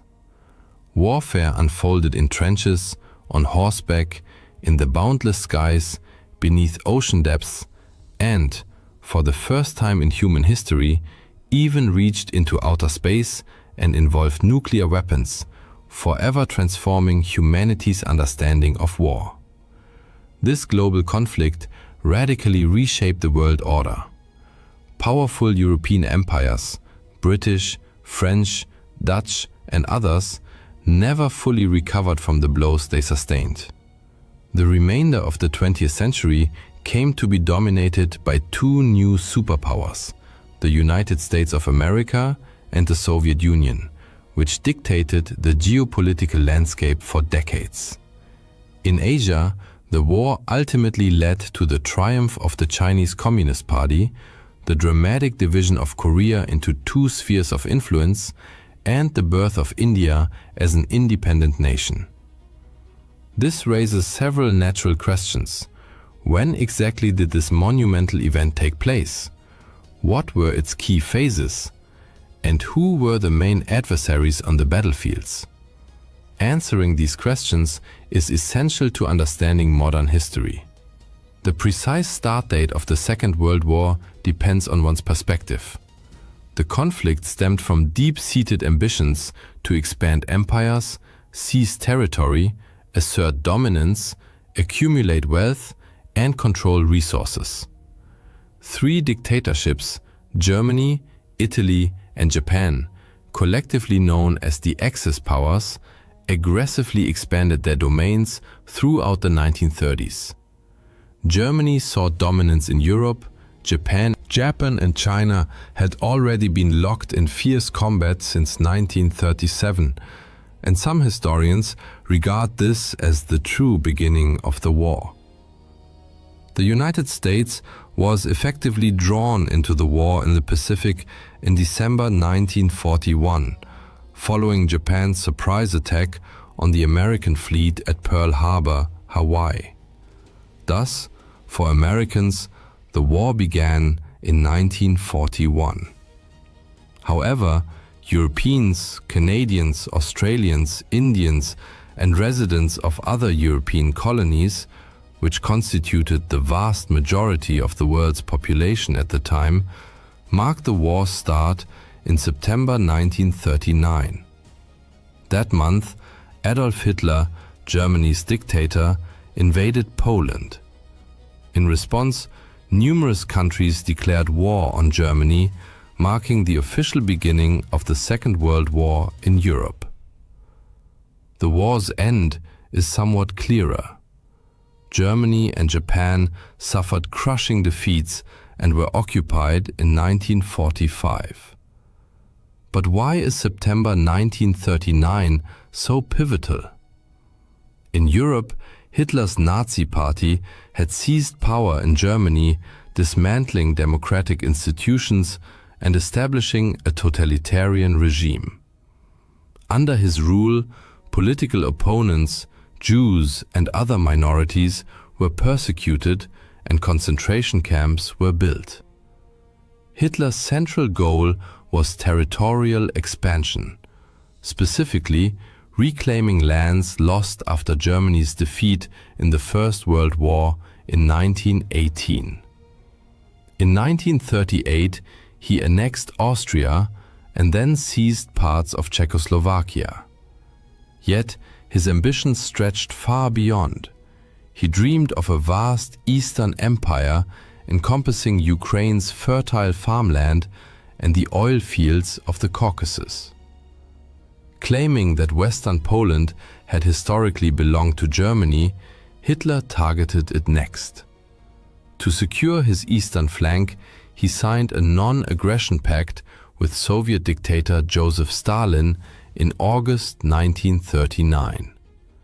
Secretly, they agreed to invade and partition Poland between them. On September 1st, 1936 2.0, Hitler assumed Britain and France would tolerate this, as they had reluctantly accepted the annexation of Austria and parts of Czechoslovakia over the previous 2 years. But the invasion of Poland was the final straw.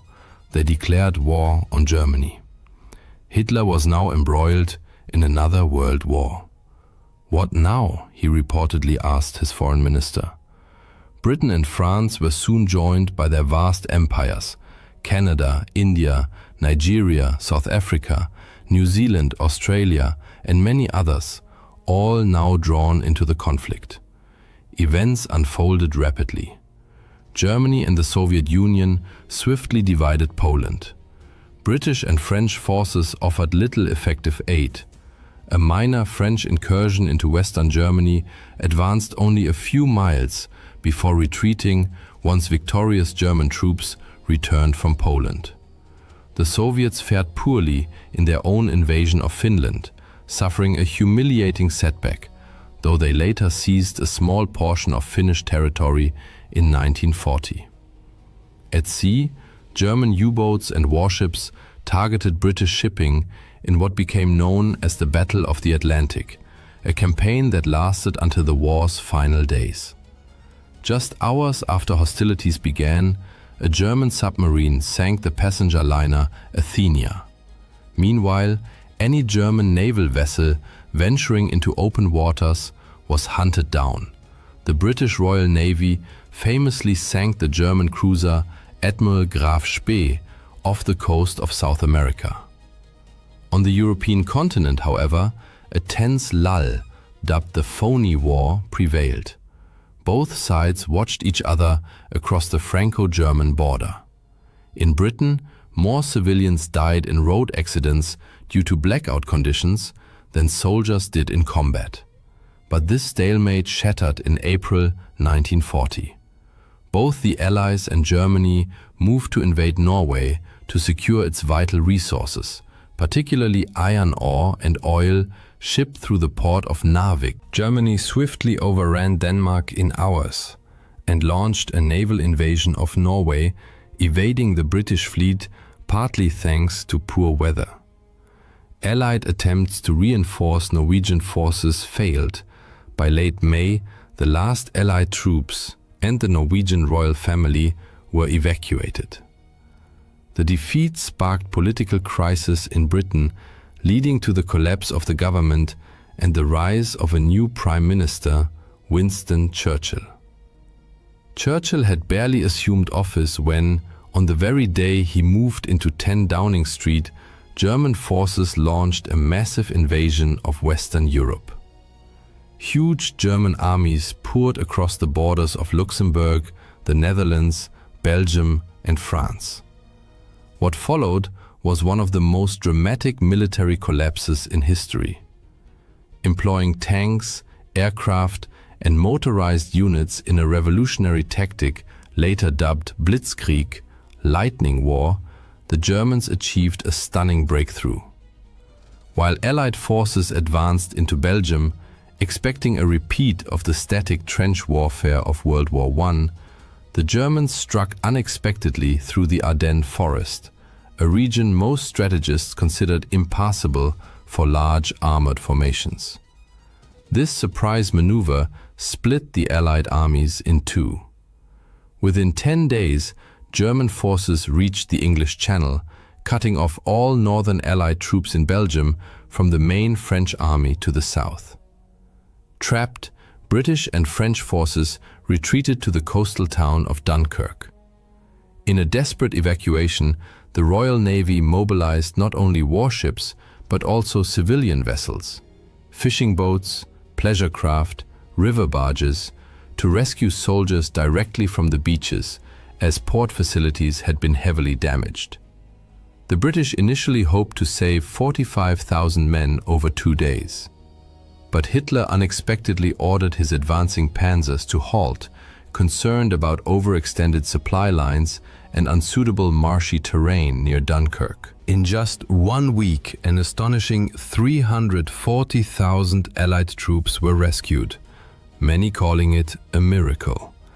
Britain had saved its army, though it left behind nearly all its heavy equipment.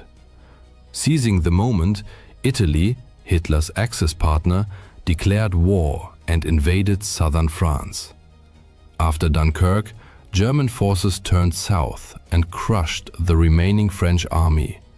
Within weeks, France fell. Hitler visited Paris for propaganda photographs. Germany now dominated Western and Central Europe. Inspired by Churchill's defiant speeches, Britain and its empire resolved never to surrender. Hitler now faced a British problem. He had to either force Britain into peace or destroy it entirely. Otherwise, The British would continue harassing him while he turned east to realize his ultimate ambition, conquering the Soviet Union and building a vast German empire. Hitler ordered preparations for an invasion of Britain while using the Luftwaffe to bomb the country into submission.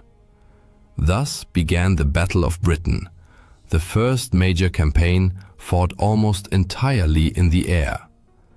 German bombers initially targeted Royal Air Force, RAF, airfields and infrastructure, aiming to achieve air superiority before launching mass terror raids on cities.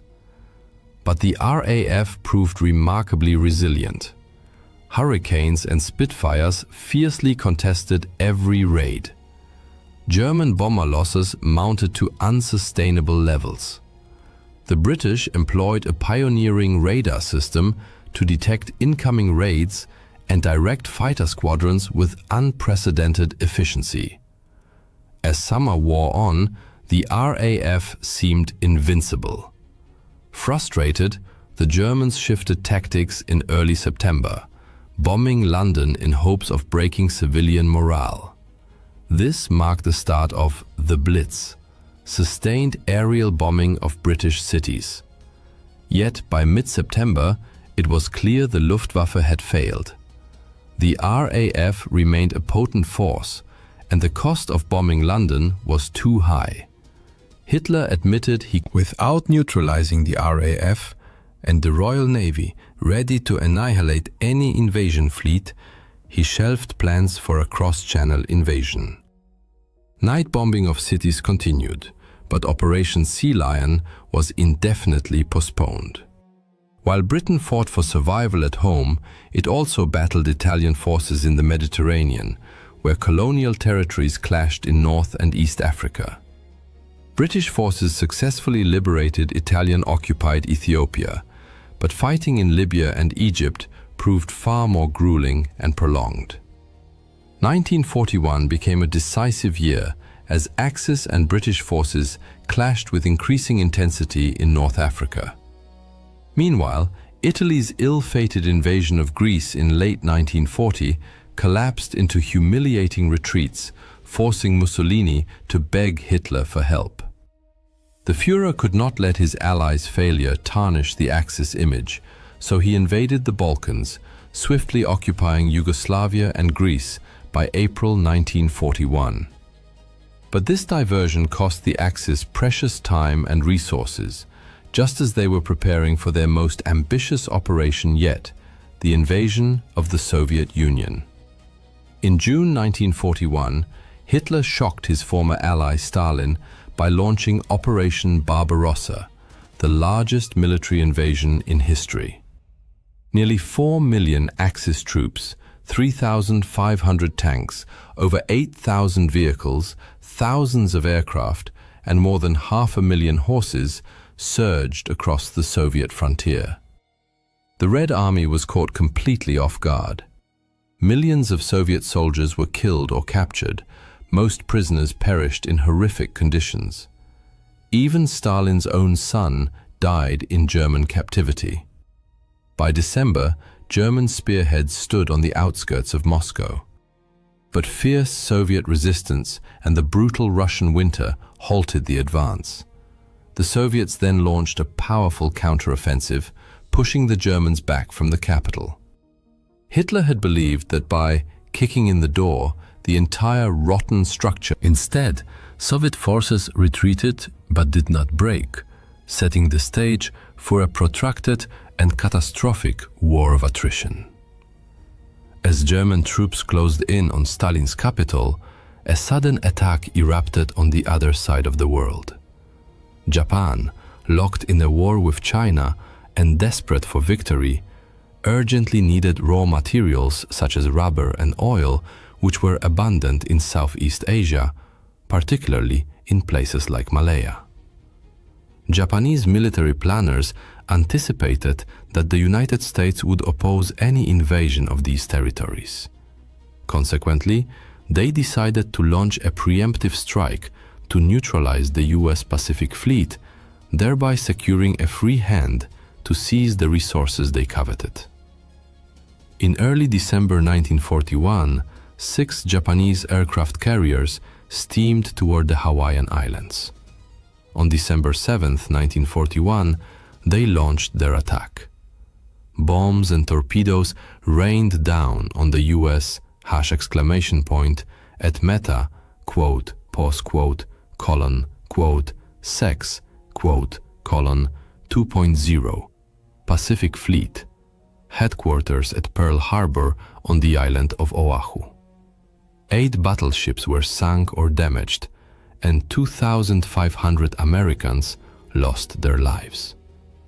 President Roosevelt called the day a date which will live in infamy, and declared war on Japan.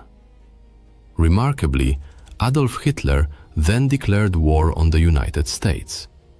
America thus entered the conflict against both Japan and Germany, merging the wars in Europe and Asia into a truly global conflagration. Simultaneously with the Pearl Harbor assault, Japanese forces invaded British-controlled Malaya, followed by Indonesia and the Philippines. Within months, all these territories had fallen under Japanese control.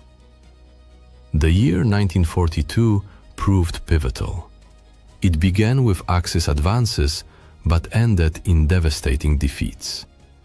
Japan expanded its reach across Asia and the Pacific, capturing Burma, advancing toward India's borders, and even bombing Australia and Ceylon, now Sri Lanka.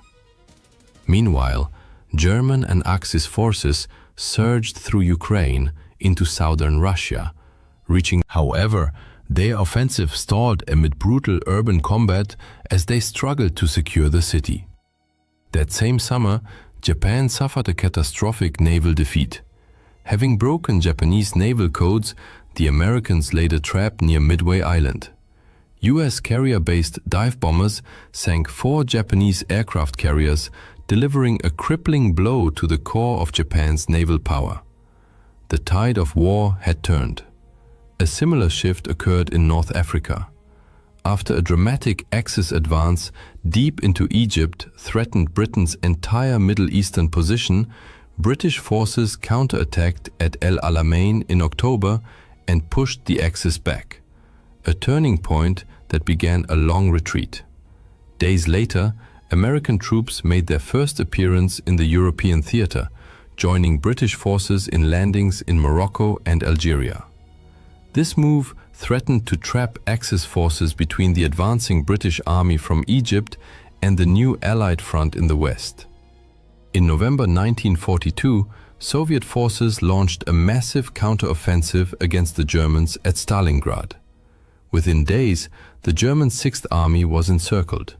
Despite desperate resistance, the last remnants surrendered in February 1943, a crushing defeat for Nazi Germany. In 1943, the Allies intensified their aerial campaign over Europe. Night after night, fleets of bombers struck German cities and industrial centers. In a daring May raid, British bombers breached key dams in the Ruhr Valley, disrupting hydroelectric power and water supplies in Germany's industrial heartland. On the Eastern Front, Germany launched its final major offensive near Kursk. However, British intelligence, having decrypted German communications, provided Stalin with detailed intelligence. The Soviets constructed formidable defensive lines that inflicted horrific losses on the attackers before launching a powerful counteroffensive that in the Atlantic, Allied navies, British, American, Canadian, and others, developed effective tactics to counter the U-boat threat. In a series of decisive engagements, they sank German submarines in such numbers that German admirals suspended all submarine operations. The U-boats would never regain the upper hand. By spring 1943, Axis forces in North Africa surrendered. In July, the Allies invaded Sicily, the first foothold on Axis home territory. Later that month, Italian dictator Benito Mussolini was deposed and arrested. In early September, Allied forces landed on mainland Italy. Although Italy agreed to surrender, German troops swiftly took control of the country, forcing the Allies into a grueling, slow advance up the Italian peninsula. In the Pacific, the United States shifted to the offensive, executing a two-pronged, island-hopping campaign. One thrust moved through the South Pacific, securing New Guinea and nearby islands. The other advanced through the Central Pacific, capturing the Gilbert and Marshall Islands. The Axis was in full retreat. Victory was no longer within their grasp. As Germany's situation deteriorated, its genocidal campaign against European Jews and other targeted groups accelerated. Millions were murdered in industrialized death camps across the shrinking Nazi empire. By 1944, the noose tightened around the Axis powers. The Soviet Union launched a series of massive offensives involving millions of soldiers, steadily driving Axis forces westward through brutal, large-scale battles. By year's end, Soviet troops had crossed into Germany itself. Meanwhile, in the Pacific, the US inflicted successive defeats on Japan. Much of its navy was destroyed in major sea battles like the Philippine Sea and Leyte Gulf. American forces methodically seized key islands, Saipan, Tinian, and Guam, establishing air bases from which long-range bombers could strike the Japanese. In a desperate and largely ineffective measure, Japan launched incendiary balloons toward North America. One such device killed 6 civilians in Oregon, the only US mainland casualties of Axis action during the war. Japanese forces also attempted an invasion of India, but were decisively halted at the battles of Kohima and Imphal and forced into retreat. On June 6, 1944, D-Day, American, British, Canadian, and Allied forces launched the long-awaited invasion of Western Europe. Within 24 hours, some 150,000 troops landed in Normandy. Paratroopers dropped behind enemy lines, while the bulk crossed the English Channel in over 7,000 vessels to storm the beaches.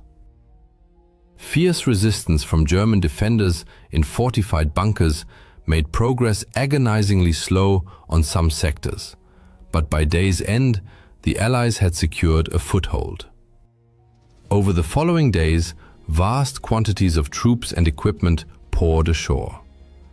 German reinforcements rushed to Normandy, triggering a brutal battle of attrition. Not until early August did the Allies break out decisively, sweeping across northern France and liberating Paris by month's end. Victory seemed imminent. The Allies then attempted an ambitious airborne operation to seize bridges over the Rhine at Arnhem, but the Germans, though weakened, fought back fiercely and thwarted the plan. The war dragged into another horrific winter. In December, Hitler launched his last major offensive through the snow-covered Ardennes forest in Belgium and Luxembourg. Though the attack created a bulge in Allied lines, it failed to achieve a breakthrough. Reinforcements flooded the region, and the Battle of the Bulge ended in yet another German defeat, one that cost them irreplaceable troops, tanks, and fuel. All these events culminated in 1945.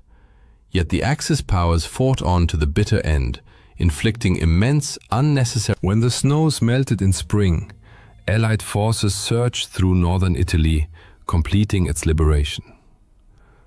On the Western Front, retreating Germans blew up one of their largest dams to flood the countryside and slow the Allied advance. But by March, Western forces had crossed the Rhine and pushed deep into Germany. By April, they stood just 50 miles from Berlin. In the east, the Soviets advanced relentlessly through Poland and eastern Germany. With nearly 2.5 million troops, they overwhelmed German defenses. Stalin, desperate to reach Berlin before the Western Allies, urged his generals forward. and they succeeded. By late April, Berlin was encircled. On 30 April, Hitler married his longtime companion Eva Braun, then killed her and committed suicide. Admiral Karl Dönitz, his short-lived successor as Führer, surrendered unconditionally on May 7th. The war in Europe was over. Some 43 million people had perished. 2/3 of Europe's Jews had been exterminated. Cities lay in ruins, cultural treasures destroyed, and the continent was left shattered. Japan, however, continued to resist. Its cities burned, its empire in ruins. American forces drew ever closer to the home islands. After horrific battles on Iwo Jima and Okinawa, where Japanese defenders employed suicidal but futile tactics, plans were drawn up for a full-scale invasion of Japan itself. But then, the United States stunned the world. A single aircraft dropped the most powerful weapon ever created, the atomic bomb. This wonder weapon was the product of a massive, secret American scientific and industrial effort, the Manhattan Project, to harness atomic energy. A successful test in July 1945 turned a stretch of New Mexico desert into glass. In August, President Harry S. Truman, having assumed office after Roosevelt's death in April, authorized the use of the bomb to. On the 6th of August, Hiroshima was obliterated. 3 days later, Nagasaki suffered the same fate. Hundreds of thousands were killed or grievously wounded. Simultaneously, the Soviet Union finally entered the Pacific War. The day after Hiroshima, Stalin launched a massive invasion of Japanese-held Manchuria. Faced with overwhelming force on two fronts, the Japanese government capitulated. The formal surrender ceremony took place on September 2, 1945, aboard an American battleship in Tokyo Bay. World War II was over. The world that emerged was irrevocably transformed. In Europe, Eastern territories fell under Soviet communist control, redrawing the geopolitical map. Germany, once Europe's powerhouse, was split. The East occupied by the Soviet Union, the West by Western democracies. The United States, now a nuclear superpower, assumed global dominance, eclipsing the war-exhausted British and French empires. In Asia, Japan underwent sweeping reconstruction under American occupation. Korea, like Germany, was divided, the South aligned with democracies, the North under communist rule.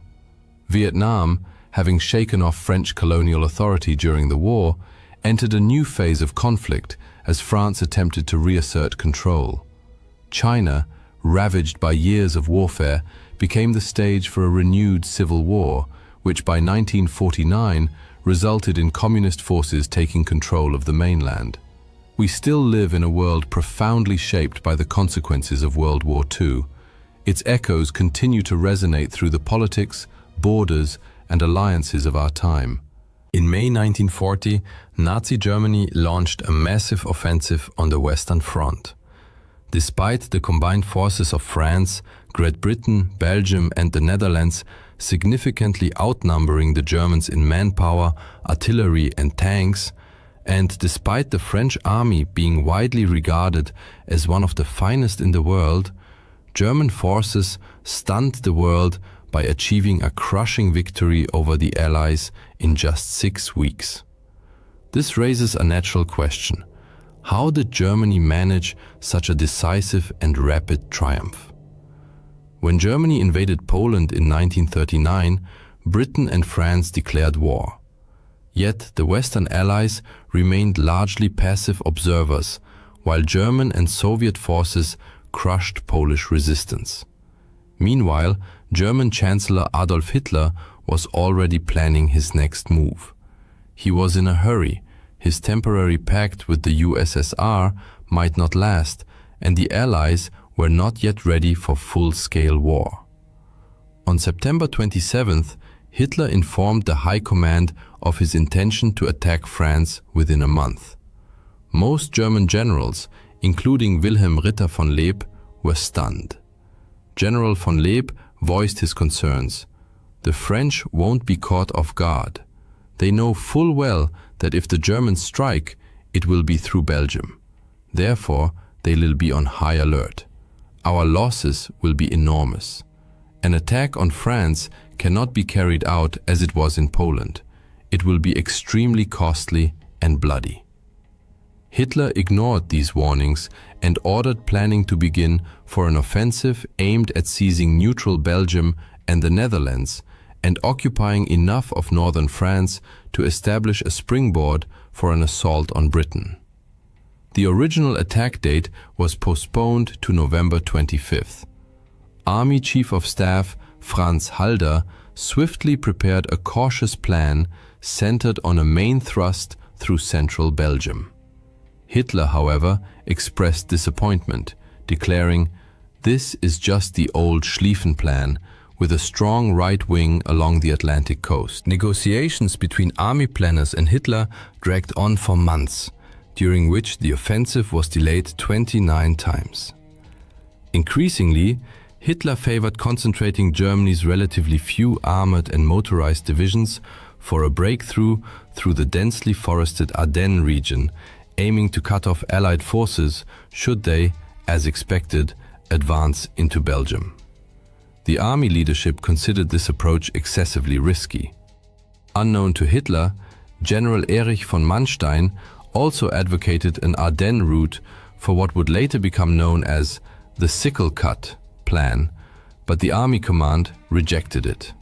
Then, in January 1940, a German Messerschmitt Bf 108 Typhoon carrying the invasion plans crashed in Belgium, forcing the Germans to revise their strategy again.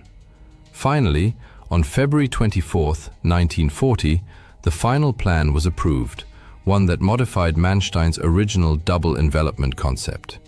Under it, Army Group B would pin Allied forces in the north, while the Southern Army Group A would spearhead the attack through the Ardennes, cross the Meuse River at Sedan, and race toward Abbeville, where the Somme meets the sea.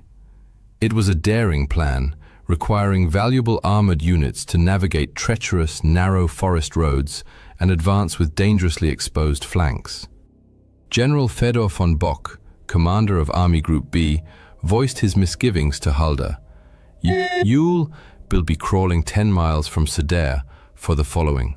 You'll be the plan and well-informed Detli in this appearing the most of example of this. You'll be crawling 10 miles from the Maginot Line with your breakthrough flank exposed, hoping the French will just sit and watch. You're cramming masses of tanks onto the sparse roads of the Ardennes as if air power doesn't exist. And then you expect to push all the way to the coast with a 200-mile-long open southern flank where the bulk of the French army is stationed." Meanwhile, the French and British were also making plans. The French and British planners trusted the impregnability of the Maginot Line and expected a German thrust through neutral Belgium and the Netherlands. However, the Dutch and Belgians refused to coordinate detailed plans for Franco-British forces entering their territory, hoping to avoid provoking Germany. Nevertheless, this scenario remained central to the Allied Plan D. The best French units and the British Expeditionary Force, BEF, were to enter the Netherlands if Germany attacked, attempting to halt them along the Dyle River, the Albert Canal, and fortresses like Eben-Emael. Plan D was itself risky. The Allies would lack the initiative, advancing to meet an enemy offensive, while their hinge, the Ardennes, was left lightly defended, as they deemed it impassable for large armored formations. French intelligence reports had flagged the Ardennes as a potential axis of attack, yet the High Command took no action. There was no strategic reserve either, as the French 7th Army was committed to advancing into the Netherlands, a politically expedient but militarily dubious move. On the eve of battle, the Germans fielded 2.8 million men, 7,500 artillery pieces, 4,000 aircraft, and 2,700 tanks and self-propelled guns on the Western Front. Only 16 of their 157 divisions were motorized. The Allies, including still neutral Dutch and Belgian forces, had 3.7 million men, 14,000 guns, 3,000 aircraft, and 3,700 tanks. The Germans began their offensive with approximately 3,700 tanks. While the Germans pinned their hopes on their audacious sickle-cut plan, the Allies pursued an ill-defined scheme to advance into the Netherlands. On May 10, 1940, German forces launched Operation Gelb, a campaign that shocked not only. They swiftly crossed into the Netherlands, aiming to create the impression that the main thrust was directed there, even using soldiers disguised in Dutch uniforms to seize bridges by surprise. Despite these ruses, German airborne landings at Dutch airfields largely failed due to Dutch resistance. Nevertheless, overall Dutch opposition was limited. On 14th May, the Luftwaffe bombed the port city of Rotterdam to intimidate the Dutch into surrender, a tactic that succeeded. Around 800 civilians were killed, though in the ensuing chaos, the Dutch government mistakenly believed the death toll was 30,000, and much of the city was destroyed. The government fled, and the Dutch army capitulated on 15th May. Belgian forces also retreated rapidly, though several units, unaware of the retreat order, held off German tanks for hours, a lesson Allied commanders overlooked amid the confusion. As Franco-British troops began moving late that evening, their advance along roads clogged with refugees was painfully slow. The Belgians had hoped Fort Eben-Emael would stop the Germans, but despite fierce resistance against German paratroopers and glider troops, the attackers prevailed by 11th May. Farther south, in the strategically vital Ardennes, the Germans advanced but encountered serious difficulties. Blown bridges and roadblocks delayed tanks, causing massive traffic jams stretching 250 kilometers behind the front. Only then did the French grasp the true scale of the Ardennes offensive. Local commanders had requested reinforcements days earlier, but none came. Now, French Commander-in-Chief Maurice Gamelin hastily dispatched 3 divisions. Some Allied commanders feared their armies might be trapped in Belgium, but Gamelin assumed German horse-drawn artillery would take 9 days to reach the Meuse, and that it was on the 12th of May, while a major tank battle raged at Hanout, where 630 German tanks routed a French force of 470, German units reached the Meuse farther south. General Erwin Rommel's 7th Panzer Division and Heinz Guderian's 19th Corps prepared to cross. A grim omen came when French units facing Guderian retreated without fighting. Many German tanks were relatively light, Panzer I, II, and 38T models, but they arrived en masse and with the element of surprise. Oberstleutnant Hermann Balck noted the mindset of some French prisoners. The French are performing terribly. When asked why they are fighting us, prisoners reply, because England and the rich want war. We are not waging war, they are waging it on us. Their eyes burn with hatred when they speak of England. The French have never been this bad. On the 13th May, German infantry and reconnaissance cavalry crossed the Meuse at Dinant and Sedan. The French were overwhelmed by the speed of the German advance. As one captured French general admitted, "You're too fast for us, that's all." Even before the crossing, rumors spread among French troops that the Germans were already behind them, triggering panic and flight in some units. German success stemmed not only from the armored thrust through the Ardennes, but also from overwhelming air power. The Luftwaffe relentlessly attacked Allied columns, though both sides suffered heavy aerial losses. Aircraft like the Ju-87 Stuka dive bomber pounded French defenses along the Meuse before ground troops crossed. German tanks crossed the river on the 14th, but incurred losses. Some units were reduced to a quarter of their strength and ran low on fuel and ammunition. French forces prepared to counterattack the still fragile bridgeheads. Failure to do so would leave half the Allied armies and their best motorized units cut off in the north. On May 10th, Prime Minister Neville Chamberlain resigned, replaced by Winston Churchill.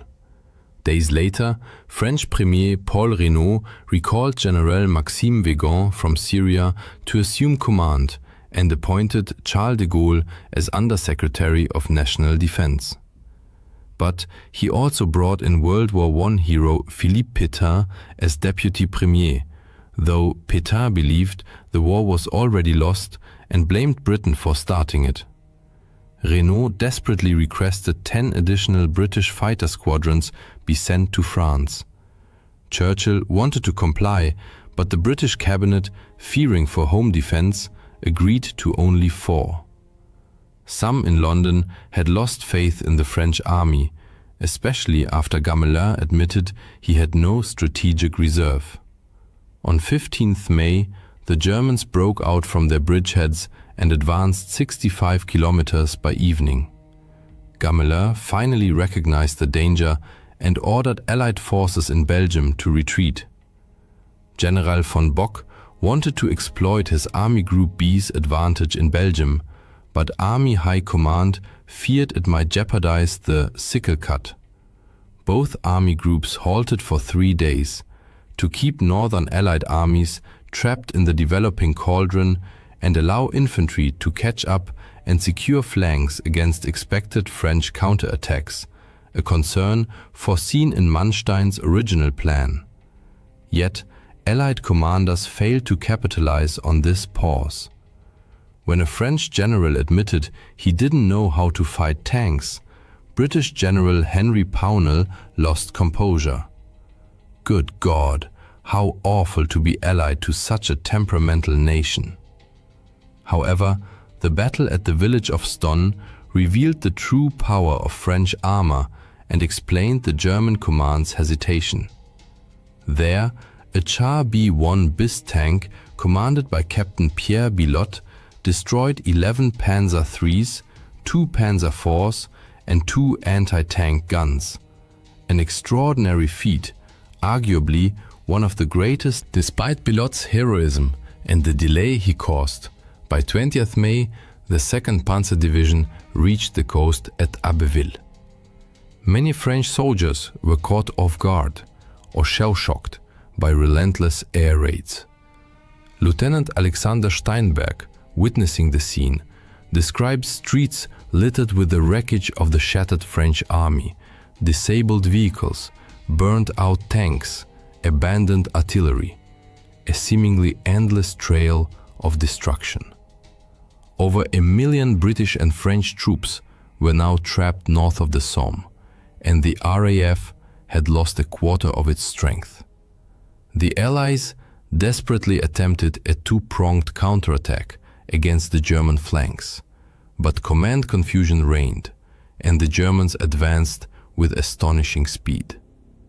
Anglo-French forces did launch an effective strike near Arras on 21st to 22nd May, involving Matilda tanks, but the battered Germans repelled it. Allied forces then began a fighting retreat toward the port of Dunkirk for evacuation, a British decision that many French viewed with outrage. Fearing further counterattacks from the south, von Rundstedt urged Hitler to halt the advance on Dunkirk. On 24th May, Hitler agreed. This decision later sparked fierce debate. During the war, Hitler tried to obscure his error, claiming he wanted to spare Britain humiliation to facilitate peace talks. After the war, von Rundstedt claimed Hitler gave the order, but this was false. In reality, von Rundstedt issued the halt order himself, but told subordinates it came from Hitler to ensure compliance. Why then did von Rundstedt stop the tanks before Dunkirk? His decision was based on several strategic considerations. First, he wanted to give his armored units time to regroup and prepare for potential counterattacks from Dunkirk. Second, he needed his infantry to reach the Somme line. Third, Panzer Commander von Kleist believed the terrain around Dunkirk was unsuitable for effective tank operations.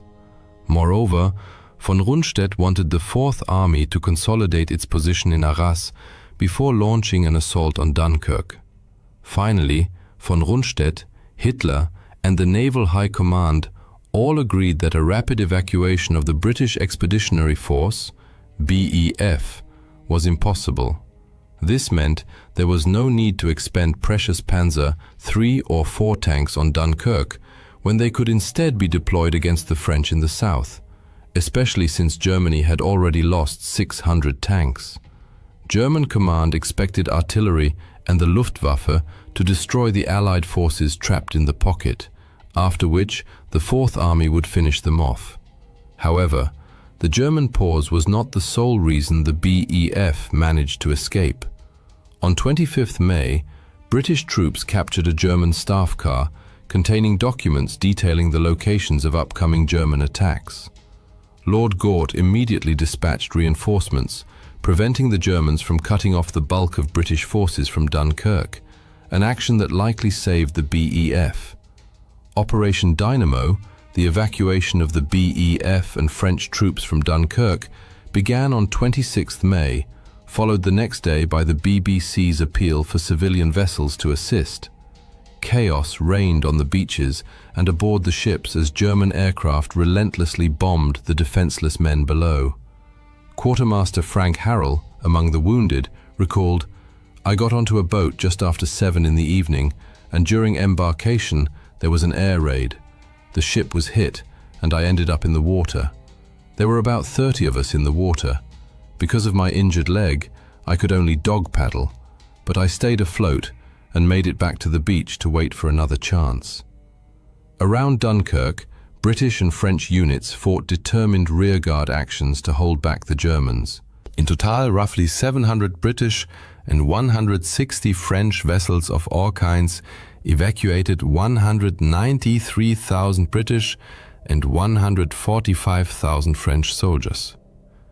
Approximately 88,000, mostly French troops who had defended the evacuation corridor, were forced to surrender. German aircraft sank 20 Allied warships and damaged dozens more. The rescue of the BEF became even more remarkable given the sudden capitulation of the Belgian army on 28th May, which occurred without prior consultation with the British or French. King Leopold made the controversial decision to surrender and become a German prisoner. Although the Allies had not planned to evacuate Belgian forces, they were outraged. French Premier Paul Reynaud called the king a swine, and former British Prime Minister David Lloyd George denounced his actions as a model of treachery and cowardice. The collapse of the Allied front exacerbated tensions in London and Paris. Generals Weygand and Pétain pressured Reynaud to seek a separate peace with Germany, but he refused. Cologne 2.0. British Foreign Secretary Lord Halifax proposed peace negotiations through neutral Italy, but Churchill would have none of it. "Even if we are defeated, we will be no worse off than if we stop fighting now. We must avoid being dragged into the abyss with France." With the BEF and the most effective French units either evacuated or captured and stripped of their heavy equipment, German attention turned to the remaining French forces. South of the Dunkirk tragedy, the front line ran along the Somme and Aisne rivers, where the Germans had already established several bridgeheads. The bridgehead at Abbeville posed a serious threat to the remaining ports, vital for supplying the Second British Expeditionary Force. Despite the obvious risks, Winston Churchill ordered 300,000 fresh British troops sent to France, aiming, as he put it. General Alan Brooke, however, expressed deep skepticism. You cannot give feelings to a corpse, and the French army is effectively dead. Yet a spark of resistance still flickered among the French. On 27th May, the French 7th Army attacked the Abbeville bridgehead. Units from Charles de Gaulle's division and Manstein's corps took part. French B-1 BIS tanks caused panic among some German units, but several German 88mm anti-aircraft batteries, skillfully deployed in a ground role, halted the fragmented Allied armored assaults and held the bridgehead. On June 5th, the Germans launched Operation Rot, Red. Their strategic aim was to swiftly cross the Somme and Aisne rivers and drive south to crush the French army before it could reorganize. In the first phase, 3 armies of Army Group B were to advance to the Seine, Oise, and Aisne near Paris. Then, Army Groups A and B would deliver the main blow east of Paris toward Troyes and Saint-Dizier. In the third phase, Army Group C would breach the Maginot Line near Saarbrücken and, in the fourth phase, cross the Rhine at Colmar. By this point, the Germans had twice as many divisions as the Allies. Weygand urged French troops to fight to the death, stressing that France's fate depended on the coming battle. He also introduced a new defensive tactic to counter deep German armored thrusts. French units constructed hedgehogs, fortified villages, and forest positions designed for all-around defense. Their purpose was to pin down German infantry while Allied tanks engaged German armor as it broke through. Initially, these hedgehogs proved effective, as noted in the diary of Luftwaffe General von Richthofen. What seemed a success this morning turned out to be nothing. The French are stubborn and resilient. They've fortified every village. Our tanks drive through, but the French lie low. The infantry can't keep up with the tanks, so the tanks just roll on without them. The infantry can't advance against the circular defenses of villages. That's how everything gets stuck. Fierce fighting erupted south of the Somme on June 5th to 6th. Many French soldiers, heeding Weygand's call, fought to the last. In some places, Germans executed French African colonial troops after they surrendered. Overall, during the campaign, SS and Wehrmacht units killed at least 3,000 French African soldiers and nearly 200 British and French prisoners, and committed several massacres of civilians, such as at Vingt and Oigny. During one such massacre of African troops, a German officer explained his actions to a French counterpart. An inferior race does not deserve to fight against a civilized race like the German. Nevertheless, on June 6th, the Germans broke through along the Chemin des Dames, crossed the Aisne, and also crossed the Somme in 2 places. Allied units along the Somme estuary retreated to the Bresle River. German tanks again demonstrated their speed, outflanking the new Allied position by nightfall. On July 7th, General Hermann Hoth's tanks reached the crossroads at Forges-les-Eaux, splitting the French 10th Army in 2. Hoth aimed to push toward the Seine and Rouen, but his superiors feared for his flanks as Allied resistance was holding back German infantry. Rommel, however, ordered his 7th Division to race toward the Seine without waiting for permission, a pattern of aggressive improvisation by German commanders throughout the campaign. The French had blown up the bridges in Rouen, but Hoth's breakthrough triggered a general retreat that shattered Allied morale. The Germans noted that even French armored units, which could have posed a serious threat, avoided combat.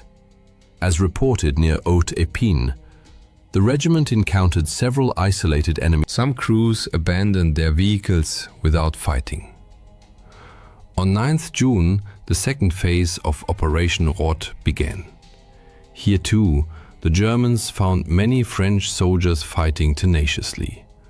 Army Group A reported effective French artillery fire and organized defenses. But other French units were disintegrating, as one French staff officer observed, "A stunned and exhausted herd, a chaotic mix of units, regiments and services. It's not so much a matter of morale. These men are disoriented. They don't know what's happening to them. The sight of an aircraft terrifies them."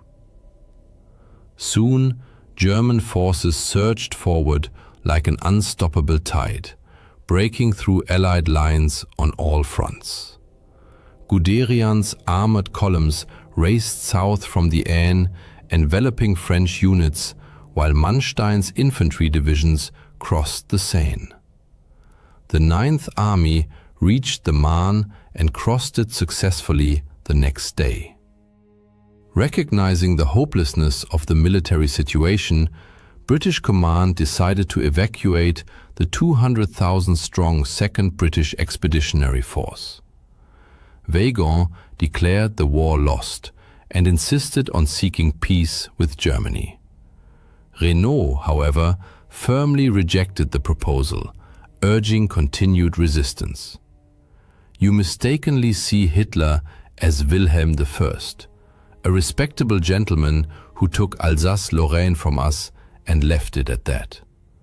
But Hitler is Genghis Khan, a merciless conqueror." On June 14th, German troops entered Paris, coinciding with the start of the 3rd and 4th phases of their offensive. On June 16th, Verdun, the symbol of French resilience in World War I, fell. German forces reached the Loire River and the Swiss border, and the French army was utterly disorganized and defeated. Politically, the situation for the Allies was dire. On June 10th, Italy declared. By 16 June, most French cabinet ministers favored an armistice, and Pétain threatened to resign if Renaud did not request one, a move that would fatally undermine the government. Renaud appealed to President Roosevelt for help, but received only sympathy. London proposed a Franco-British Union to continue the war, but Pétain saw it as a British plot to seize French colonies and called it a marriage with a corpse. He also sought peace to prevent a potential communist uprising. As a result, Renaud resigned, Pétain became prime minister, and the next day requested an armistice. Some Frenchmen, like de Gaulle, sought to continue the fight. Broadcasting from England, he urged his countrymen to resist. Few heard him that day, but that would soon change. While armistice negotiations were underway, Mussolini decided he wanted an Italian victory before the war ended. On 21st June, 22 Italian divisions attacked in the Alps, but just 6 French divisions held them back. To bolster Italy's prestige, the Germans sent air and ground forces to strike the French from the rear, and fierce fighting erupted in the mountains on June 23rd to 24th. Finally, on June 25, 1940, the armistice took effect. The Battle of France lasted 46 days and claimed the lives of 2,900 Dutch, 7,500 Belgians, 12,500 British, and 59,000 French soldiers, as well as 45,000 Germans and 1,250 Italians.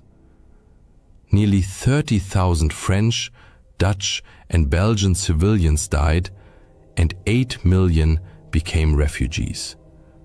Over 2 million French and Belgian soldiers were taken prisoner. The scale of Germany's victory is evident in material losses. The Germans lost 1,800 aircraft compared to the Allies' 3,020. 839 German tanks were destroyed versus 3,300 Allied tanks. Immediately after the campaign, debates erupted over the General Gamelin blamed soldiers for cowardice. De Gaulle argued the army had been misused. Pétain claimed the nation was spiritually weak. An officer, historian, and future resistance member Marc Bloch emphasized the incompetence of the High Command. Ultimately, the Allies were defeated on the battlefield because they failed to respond effectively to the speed and power of concentrated German armored formations. They underestimated the effectiveness of tactical air support, could not coordinate to exploit German mistakes, and suffered from internal divisions and declining morale. Germany's victory shocked Allied governments and publics, including neutral America, which re-evaluated its global security strategy and was a welcome surprise at home. German propaganda hailed it as a blitzkrieg of tanks, an image that endures today, though infantry fought the majority of the battles. German leaders, overestimating their own capabilities and military strength, now grew overconfident. With Hitler's prestige at its peak, few dared challenge his decisions. They ignored their own errors, such as exposed flanks and ammunition shortages, because they had gotten away with them. France was lost, but the war was not over. Britain was determined to fight on, as were de Gaulle's Free French. Germany had already begun its next offensives, the skies over England filled with German aircraft, and strategists in Berlin turned their gaze eastward. Less than 5 years after the Battle of France, the situation for Nazi Germany had reversed dramatically. American, British, and Free French forces were crossing into Germany and approaching the Rhine, while the Red Army prepared to cross the Oder and storm Berlin, the Reich's capital, where Hitler hid in his bunker. D-Day stands as a defining moment in world history, a pivotal turning point in the Allies' victory over the Nazi regime. Countless books have been written and numerous films made about this fateful day, yet most portray events exclusively from the Allied perspective. But what did D-Day look like through German eyes?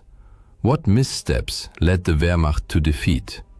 Let us step into the chaos of June 6, 1944, not as liberators, but as defenders on the crumbling edge of an empire. At 10 o'clock in the morning, the air over Omaha Beach in Normandy hung thick with smoke and the acrid stench of gunpowder. The relentless thunder of artillery and desperate cries of men echoed across blood-soaked sand.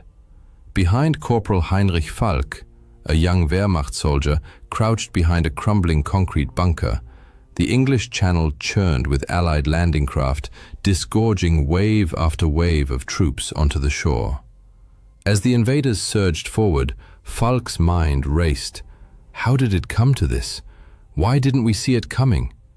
Just days earlier, on June 3rd, Falk had stood in a dimly lit German command bunker near Pas-de-Calais, listening as officers debated the likely invasion site. Maps of the French coast sprawled across a heavy table, studded with red and blue pins marking potential Allied landing zones. Oberleutnant Klaus Reinhardt, a hardened officer with a cold intellect and an even colder heart, paced the room. His boots clicked against the concrete floor like a metronome counting down to catastrophe. He declared, jabbing a finger at Pas-de-Calais. It's the shortest crossing from England, the logical choice. Falk shifted uneasily by the door. Barely 20, he looked young, but his eyes betrayed the weight of war. He'd seen enough to know that logic often crumbles in battle. But what if they don't, sir? He ventured cautiously. What if they choose Normandy? Reinhardt stopped dead and fixed Falk with a steely glare. The beaches are too exposed, the terrain too difficult. The Allies aren't fools, Falk. They strike where we least expect them, but their very kit are not inventions. The beaches are too exposed, the terrain too difficult. The Allies aren't fools, Falk. They'll strike where we least expect them. The Allies know that we least where. They created where we were share, from anyone who's seen it hence. The Allies aren't fools, there's we least expect them, but where we are strongest. Falk nodded, unconvinced. He'd heard the whispers. The Allies were feeding false intelligence, suggesting an attack on Calais while planning the real blow elsewhere. And as it turned out, his doubts were profoundly justified. Since March 1944, the Allies had waged an elaborate deception campaign, Operation Fortitude North, designed to convince the Germans of an imminent invasion of Norway. It succeeded brilliantly, diverting vital German troops and resources away from France. Emboldened, they launched Operation Fortitude South, using double agents like Juan Pujol Garcia, codenamed Garbo, to feed fabricated reports to German intelligence. Garbo, network of fictional spies, claimed a massive buildup of the 1st United States Army Group, FUSAG, a phantom force supposedly commanded by the formidable General George S. Patton. Based in southeast England, FUSAG existed only through inflatable tanks, dummy landing craft, and fake radio traffic. The Germans swallowed the bait whole. In May 1, 1944, the Allied Supreme Headquarters in London buzzed with frenetic energy. Maps covered every surface, marked with arrows and front lines heavy with history. At the center stood General Dwight D. Eisenhower, Supreme Commander of the Allied Expeditionary Force, his gaze sweeping the room. Beside him, Colonel David Strangeways, the mastermind behind Operation Bodyguard, the overarching deception plan, allowed himself a knowing smile. "They've taken the hook, line and sinker," he told Eisenhower. And they had. Back in the German bunker, Reinhardt's certainty mirrored that of the entire Nazi high command. Patton would lead the main assault on Pas de Calais, the narrowest point of the Channel. For weeks, Garbo had flooded German handlers with hundreds of... Even after D-Day began, he insisted the Normandy landings were a feint and the real attack was still coming at Calais. So trusted was Garbo that the Germans awarded him the Iron Cross. Unaware, he was one of MI5's most effective double agents under the Double Cross system, a brilliant counterintelligence operation that turned nearly every German spy in Britain into a British asset. As a result, just 2 days before D-Day, much of the German command remained convinced the true invasion would strike Calais, not Normandy. On June 4th, soldiers of the 352nd Infantry Division labored along the Normandy coast, stringing barbed wire, planting mines, and erecting massive concrete obstacles.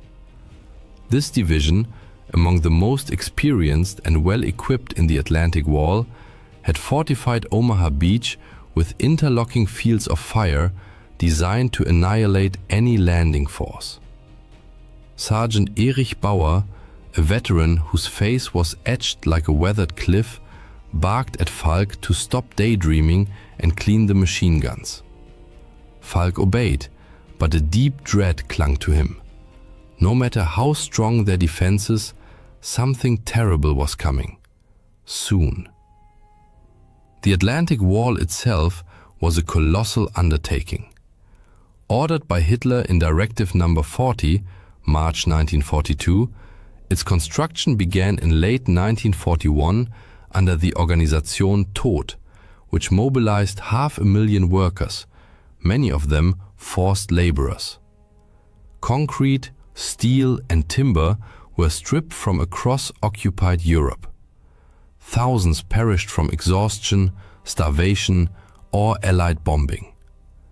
By 1944, over 15,000 bunkers lined the coast, along with millions of mines, steel hedgehogs, wooden stakes, and massive coastal batteries, like the 155mm and 210mm guns near Cherbourg. Calais, the narrowest channel crossing, received special attention with more than 2,000 bunkers erected. Yet the wall was never finished. Sections remained Still, Normandy, especially Omaha, was heavily defended, precisely because the 352nd Division had been moved there in secret, unbeknownst to Allied intelligence. On June 4th, under grey, oppressive skies, Falk scanned the horizon from his bunker. In the command post, Reinhardt grew increasingly uneasy. Conflicting reconnaissance reports gnawed at him. "What if they outsmarted us?" he muttered, staring at the map. "What if they were going somewhere else?" The phone rang sharply. "Reinhardt," he answered. A calm voice replied, "We've intercepted an encrypted message. The Allies are attacking, but we don't know where." He slammed the receiver down. Damn them all. The question haunting every German commander was simple yet decisive. Where will the Allies strike? The answer would determine the fate of the Third Reich, but consensus was impossible. .. exclamation point at meta, quote, pause, quote, colon, quote, sex, quote, colon, 2.0.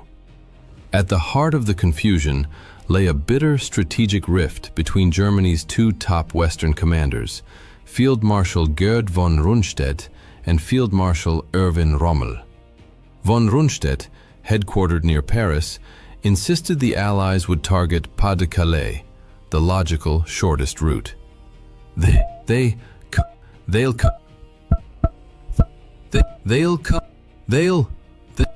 come where we strongest, but they never had to move it down. They were we strongest, he argued, because they must. Rommel, inspecting Normandy's beaches from his chateau at La Roche-Guyon, disagreed. They'll strike where we works, weakest, makes themselves, he warned, and they do it soon. Even Hitler wavered on. At his Berghof retreat, torn between intuition and doubt, he received contradictory intelligence on June 5th. One report claimed Normandy was a diversion. Another, based on the same intercepted Allied signals that unsettled Reinhardt, hinted at imminent invasion, but without a location. Convinced by his own instinct, Hitler declared, "The Calais, Normandy, we'll do it.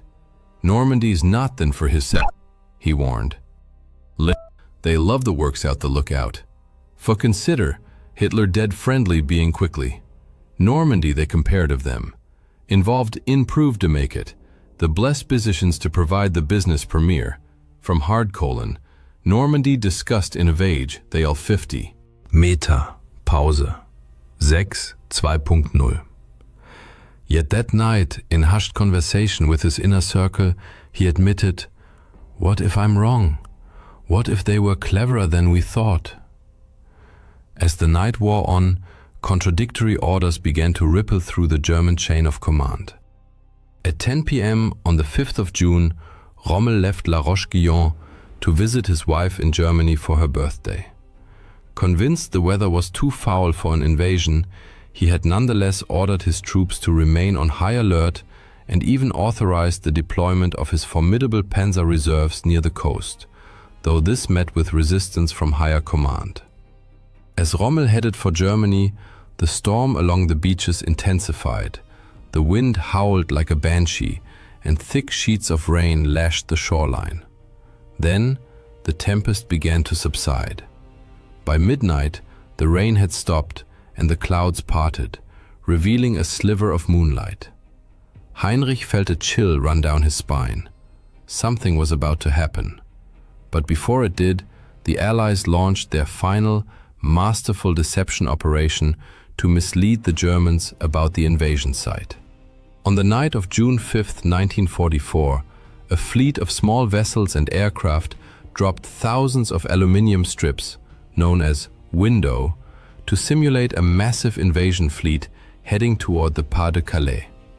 Simultaneously, a small team of paratroopers released dummy parachutists and played recorded battle sounds to further confuse the enemy. Around midnight, the 1st Allied paratroopers, members of the US 101st and 82nd Airborne Divisions and the British 6th Airborne Division, began landing behind enemy lines to seize key positions. Their mission? Secure vital roads, bridges and towns to block German reinforcements from reaching the beaches.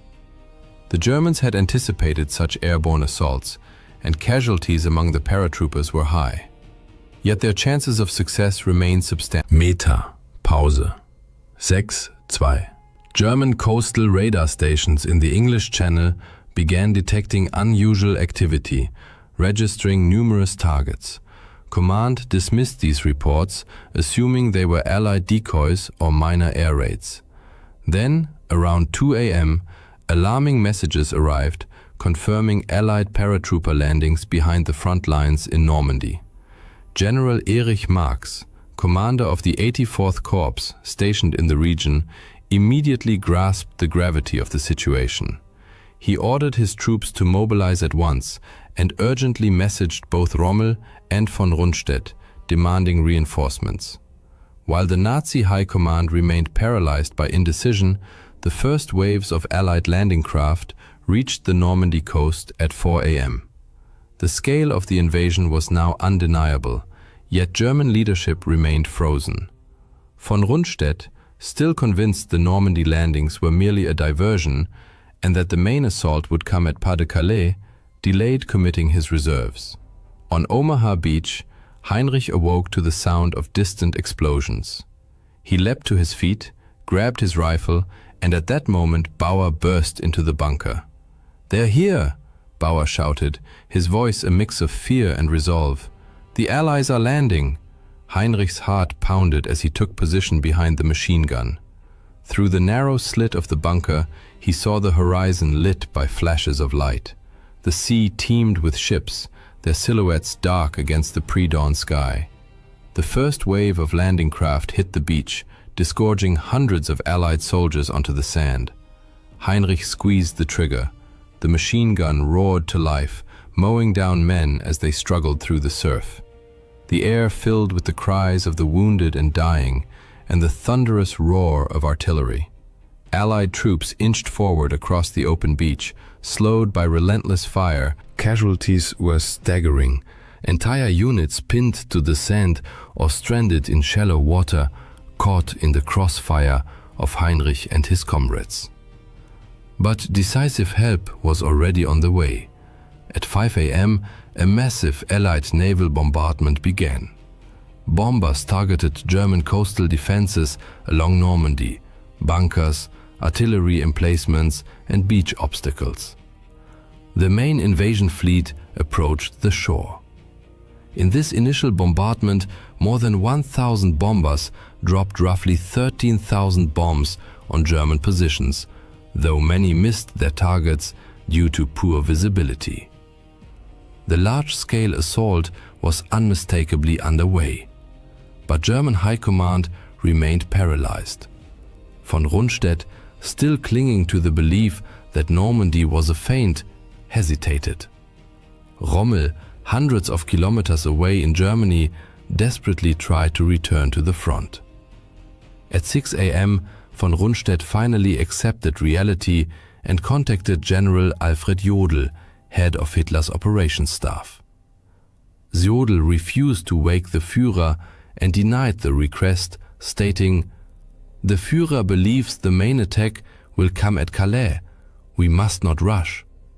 He added, "The Führer must not be disturbed." On the battlefield, the intensity of combat escalated. At 6:30 a.m., the first major wave of Allied troops landed on Omaha Beach. The US 1st and 29th Infantry Divisions met fierce resistance from the German 352nd Infantry Division. Hundreds of soldiers were cut down by machine gun and artillery fire before even reaching the sand. Many Sherman DD tanks sank in the rough seas or were disabled by the beach obstacles, leaving the infantry without armored support. At 7 a.m., a second wave landed, only marginally more successful. Without tank support, the infantry relied on their own weapons and sporadic naval gunfire. Engineers desperately tried to clear paths through the obstacles, only to be mowed down. Yet despite the carnage, staggering losses, and slow progress, the Allies pressed forward relentlessly. To Heinrich and his comrades defending the beach, it seemed like an endless tide of enemy troops washing ashore. Their sheer numbers and determination began to wear down the defenders. Heinrich's hands grew slick with sweat as he reloaded the machine gun. The bunker floor was littered with spent casings. His mind had numbed from the horror unfolding around him. Bauer shouted orders beside him, but Heinrich couldn't hear, his voice drowned out by the chaos. Though the Americans had already suffered over 2,000 casualties and the beach was strewn with dead and wounded, by 8 a.m., small groups of Allied soldiers began breaking through. Using grenades, Bangalore torpedoes, and sheer grit, they cleared key bunkers and started climbing the bluffs overlooking the beach. The Germans resisted fiercely, but their resolve was waning under the Allies' relentless pressure. At 9 a.m., the 2nd Ranger Battalion stormed the cliffs at Pointe du Hoc, neutralizing German artillery that had been devastating Allied forces on the beaches below. Naval gunfire, directed by forward observers on the beach, pounded German positions, silencing critical bunkers and enabling infantry to advance. As Allied artillery continued to suppress enemy strongpoints, foot soldiers gained ground. At 9:30 a.m., the observation post where Heinrich and Bauer were stationed took a direct hit from a heavy shell. The blast hurled Heinrich to the ground.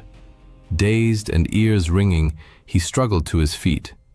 Nearby, Bauer lay motionless, a dark stain of blood spreading beneath him.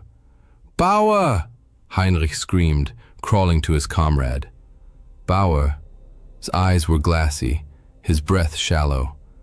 "Get out of here, Falk," he rasped. "It's over." Heinrich shook his head, tears streaming down his face. "I can't leave you." But Bauer was already gone. There was no time to grieve. Around 10 a.m., fresh Allied reinforcements began landing. Destroyers moved closer to shore, delivering direct fire support. The tide of battle had decisively turned, as the Allies secured a foothold on the beach. German defenders, despite their fierce resistance, were running dangerously low on ammunition and manpower. Some began surrendering. The Allies pushed inland, establishing a beachhead.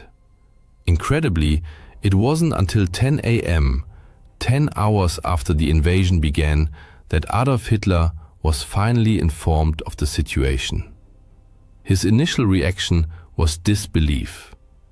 "This can't be the main attack," he insisted. "It's just a trick."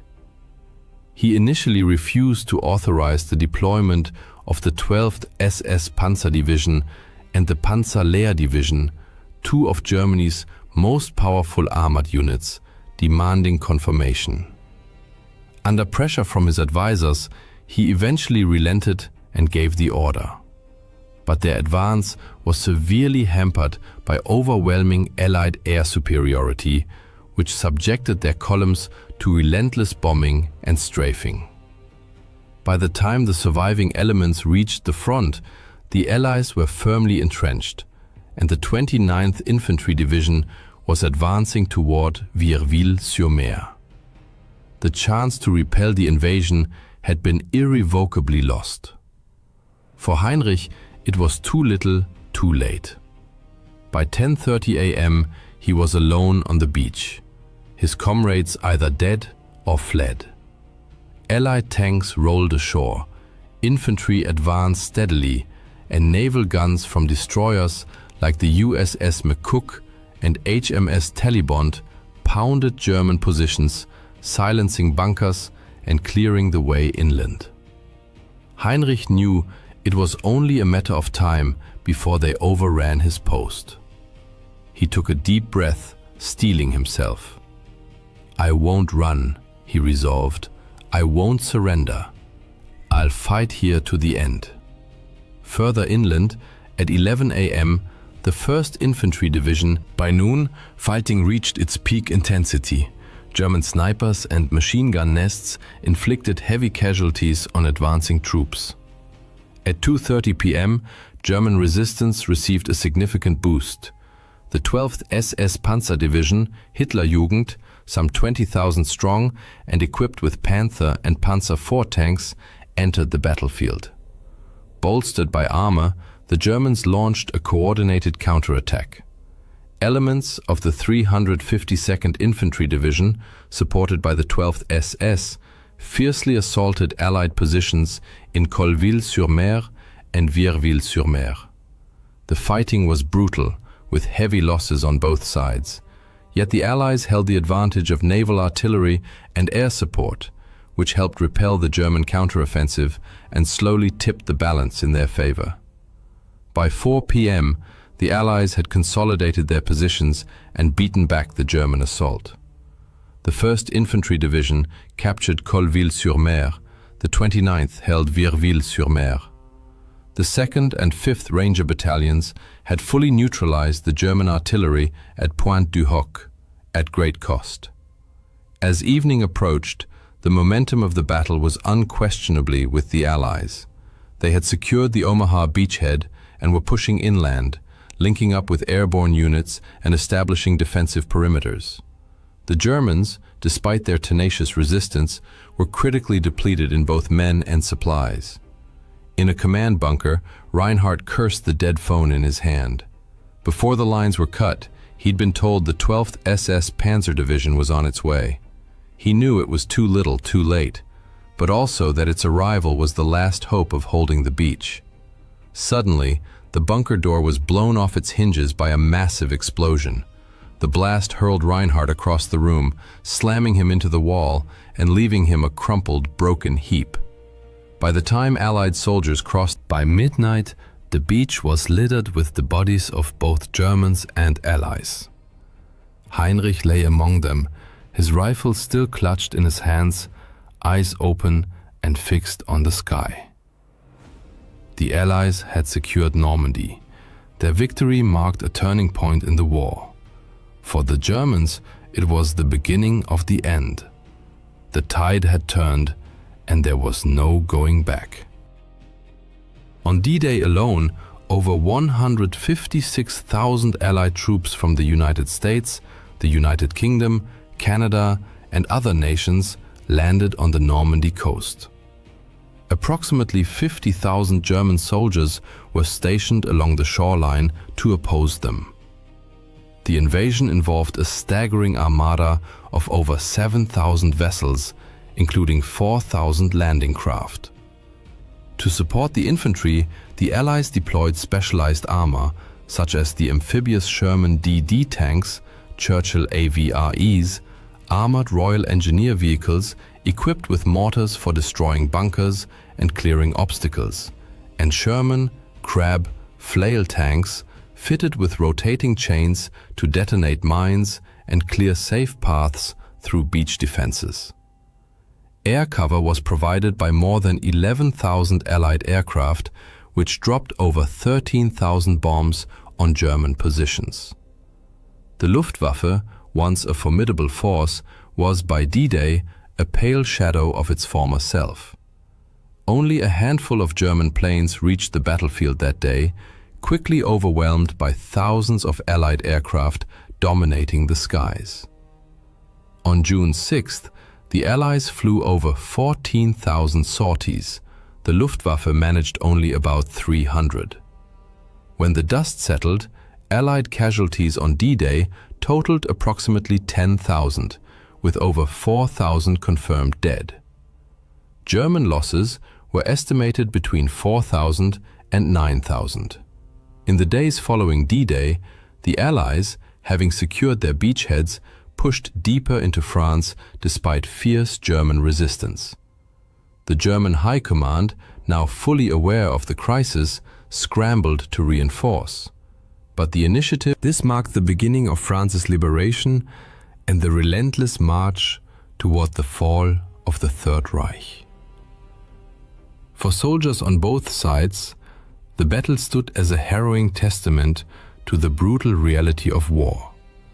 It served as a reminder that, in the end, the highest price is paid not by generals and politicians, but by ordinary people on the ground, fighting and dying for ideals they may not fully understand.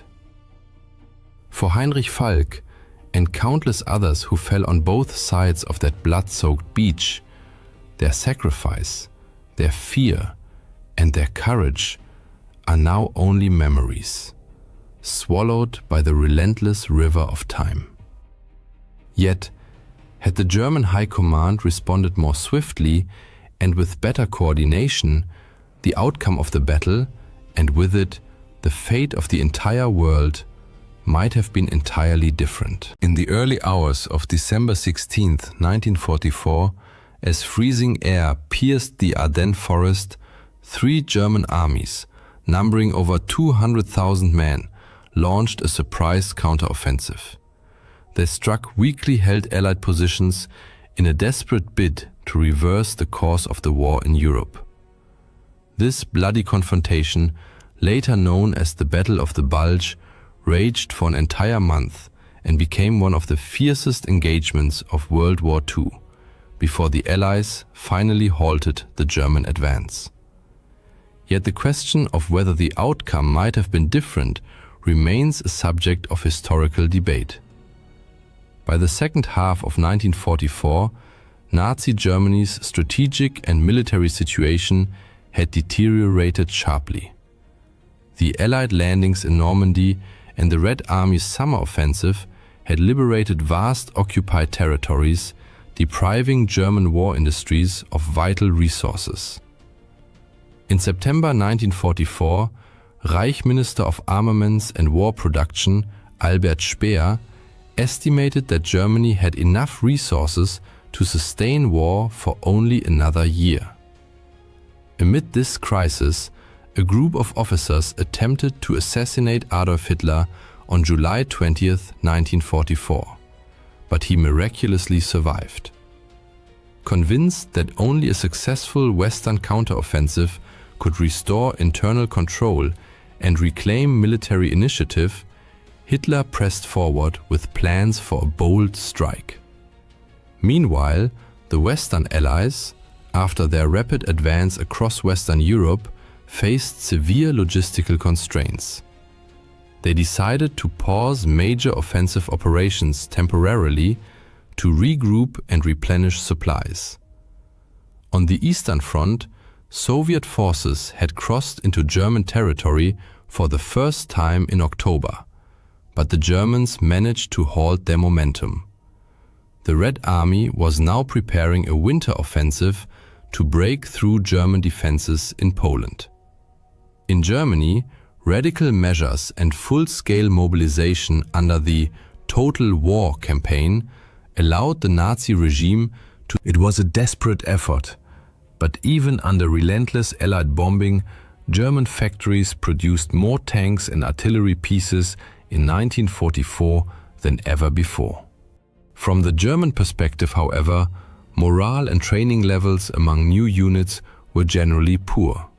Veteran instructor Günter Koschorek noted in his diary on the 9th of October, "The rabble were supposed to train in our company consists of a mix of elderly ethnic Germans from Eastern Europe and naval personnel who, due to a lack of ships, are being retrained as armored infantry."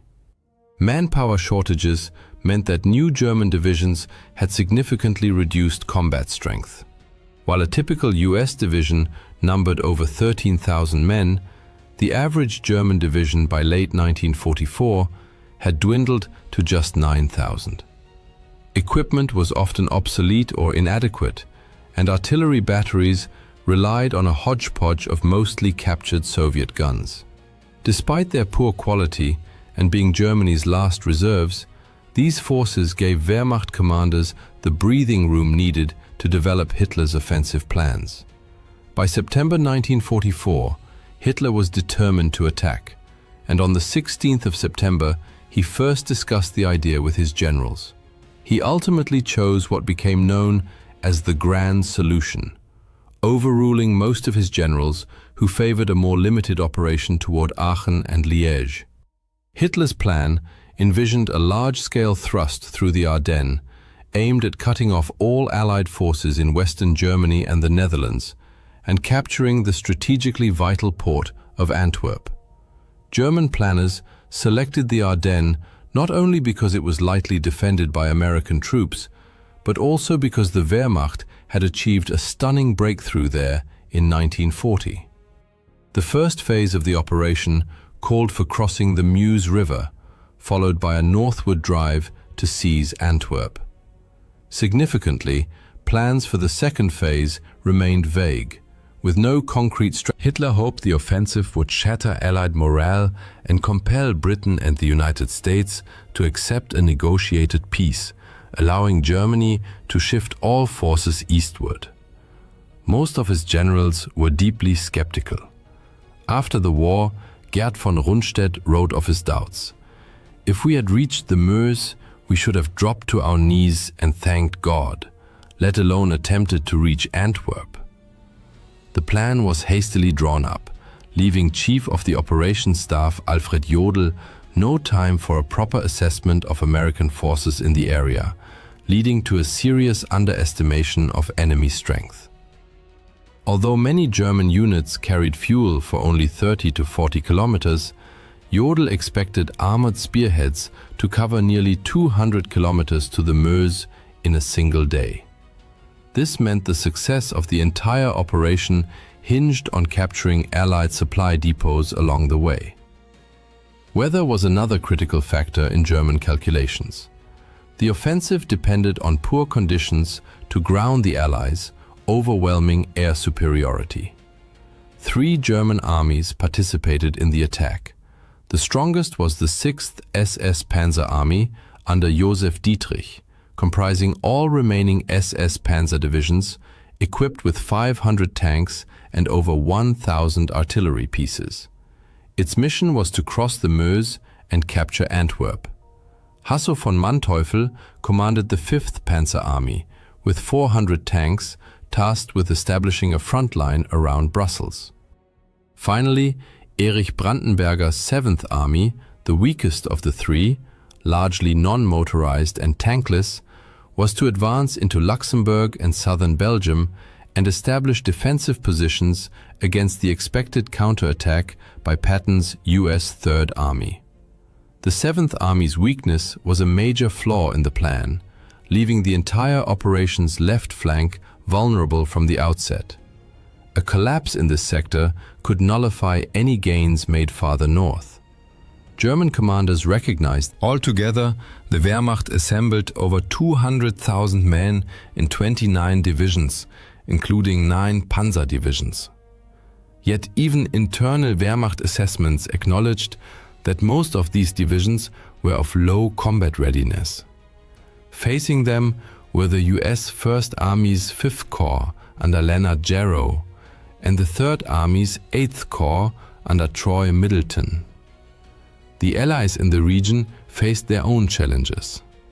To support the 1st Army's push toward the Ruhr dams and Patton's planned thrust into the Saar, General Omar Bradley had dangerously overextended American forces in the Ardennes sector. Additionally, many units stationed there were cavalry groups, light, highly mobile formations ideal for pursuit but ill-suited for static defense or forest combat. The US Army had not yet adequately transitioned from its rapid summer offensives to the more static autumn conditions. Roughly 80,000 American troops were stationed in the Ardennes. Thus, 3 German armies stood ready to strike 2 unsuspecting American corps. And, when forecasts predicted poor weather, the Germans set their plan in motion. Throughout November and early December, they moved troops and supplies under deep secrecy, operating only at night. No cooking fires were lit, and no daytime movements occurred. 2.0. German reconnaissance aircraft flew low over deployment areas at night to monitor progress, spot unauthorized lights, and mask engine noise. Although Allied intelligence detected some signs of German buildup, the warnings were either delayed or dismissed, leaving US forces unprepared. The secrecy imposed further logistical problems. Fearing detection, much of the materiel was unloaded too far from the front.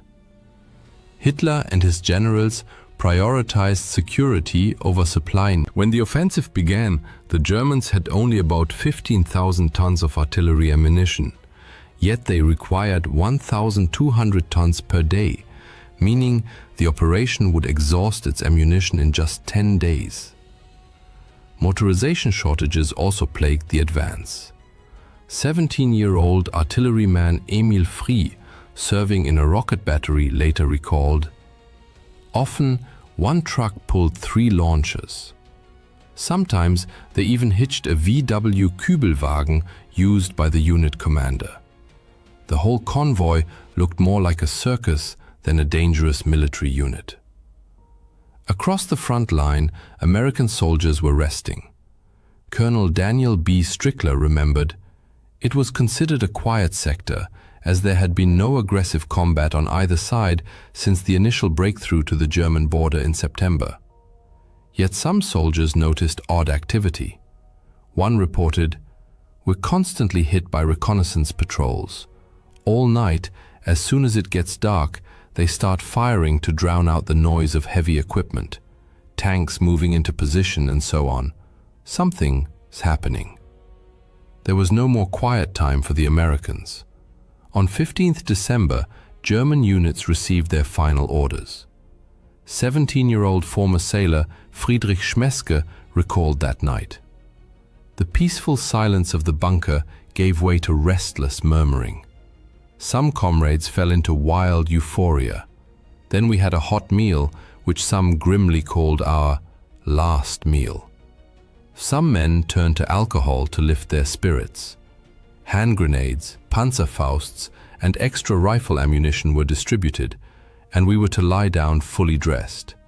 We were supposed to be woken at 4 o'clock, but it wasn't necessary, as no one slept. At dawn on December 16th, a massive German artillery barrage heralded the grand offensive. Following the storm of shells, German infantry surged for. American soldier Charlie Haug, an involuntary witness, described the scene. "We lived through perhaps the worst nightmare of our entire army careers. Horrific screams and shouts came out of the darkness, sounds you could barely imagine. The Germans were attacking. They yelled like wild Indians." In the northern sector, German forces immediately encountered serious difficulties. Despite fielding 4 panzer divisions, they failed to capture the Elsenborn Ridge, their initial objective. Dense forests severely restricted road use, causing traffic jams and hampering movement. Premature commitment of reserves in a bid to break through only worsened the situation. In the central sector, however, the Germans achieved significant gains on the first day. Stretched thin, American units could not hold, and Manteuffel's tanks broke through nearly the entire line. The southern sector yielded mixed results. Lead elements of the 7th Army crossed the Ur and Sauer rivers in assault boats with minimal losses. But acute shortages of bridging equipment and accurate US artillery fire left the bulk of the 7th Army stranded on the eastern banks. When the first day's fighting finally subsided, one soldier wrote home, "Everywhere lies a tangle of shell-shredded tree trunks, signs of prolonged close combat. Rifle fragments, bayonets, shattered helmets, unexploded grenades, shell splinters, displaced sandbags, broken stretchers, half-empty boots and gloves, and shreds of uniforms and gear. By the evening of the 16th of December, Allied headquarters still viewed the German attack as a limited operation. The true scale became clear only the next day, when the Wehrmacht launched two special operations. The first, Operation Stösser, was an airborne drop aimed at seizing key road junctions and bridges ahead of the main advance.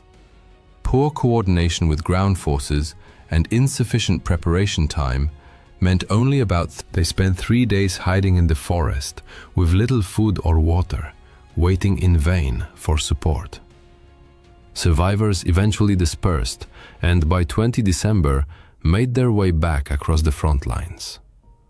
The second operation, codenamed Operation Greif and led by Otto Skorzeny, involved troops disguised in American uniforms, infiltrating behind Allied lines to sow chaos, changing road signs and cutting telephone lines. However, US forces quickly identified and captured most of these teams, executing nearly all of Skorzeny's men. German legal advisors had assured Skorzeny beforehand that wearing enemy uniforms was permissible as long as no weapons were used, a theoretical justification that held little weight in practice. Throughout history, armies have routinely executed enemy soldiers caught in their own uniforms. Operation Greif was officially terminated on the evening of the 17th of December, when a frustrated Skorzeny received permission to deploy his remaining men as a regular brigade. Thus, the Germans launched their desperate offensive. Initial military results were mixed, but wherever they advanced, German troops committed war crimes. The most infamous unit was Kampfgruppe Peiper.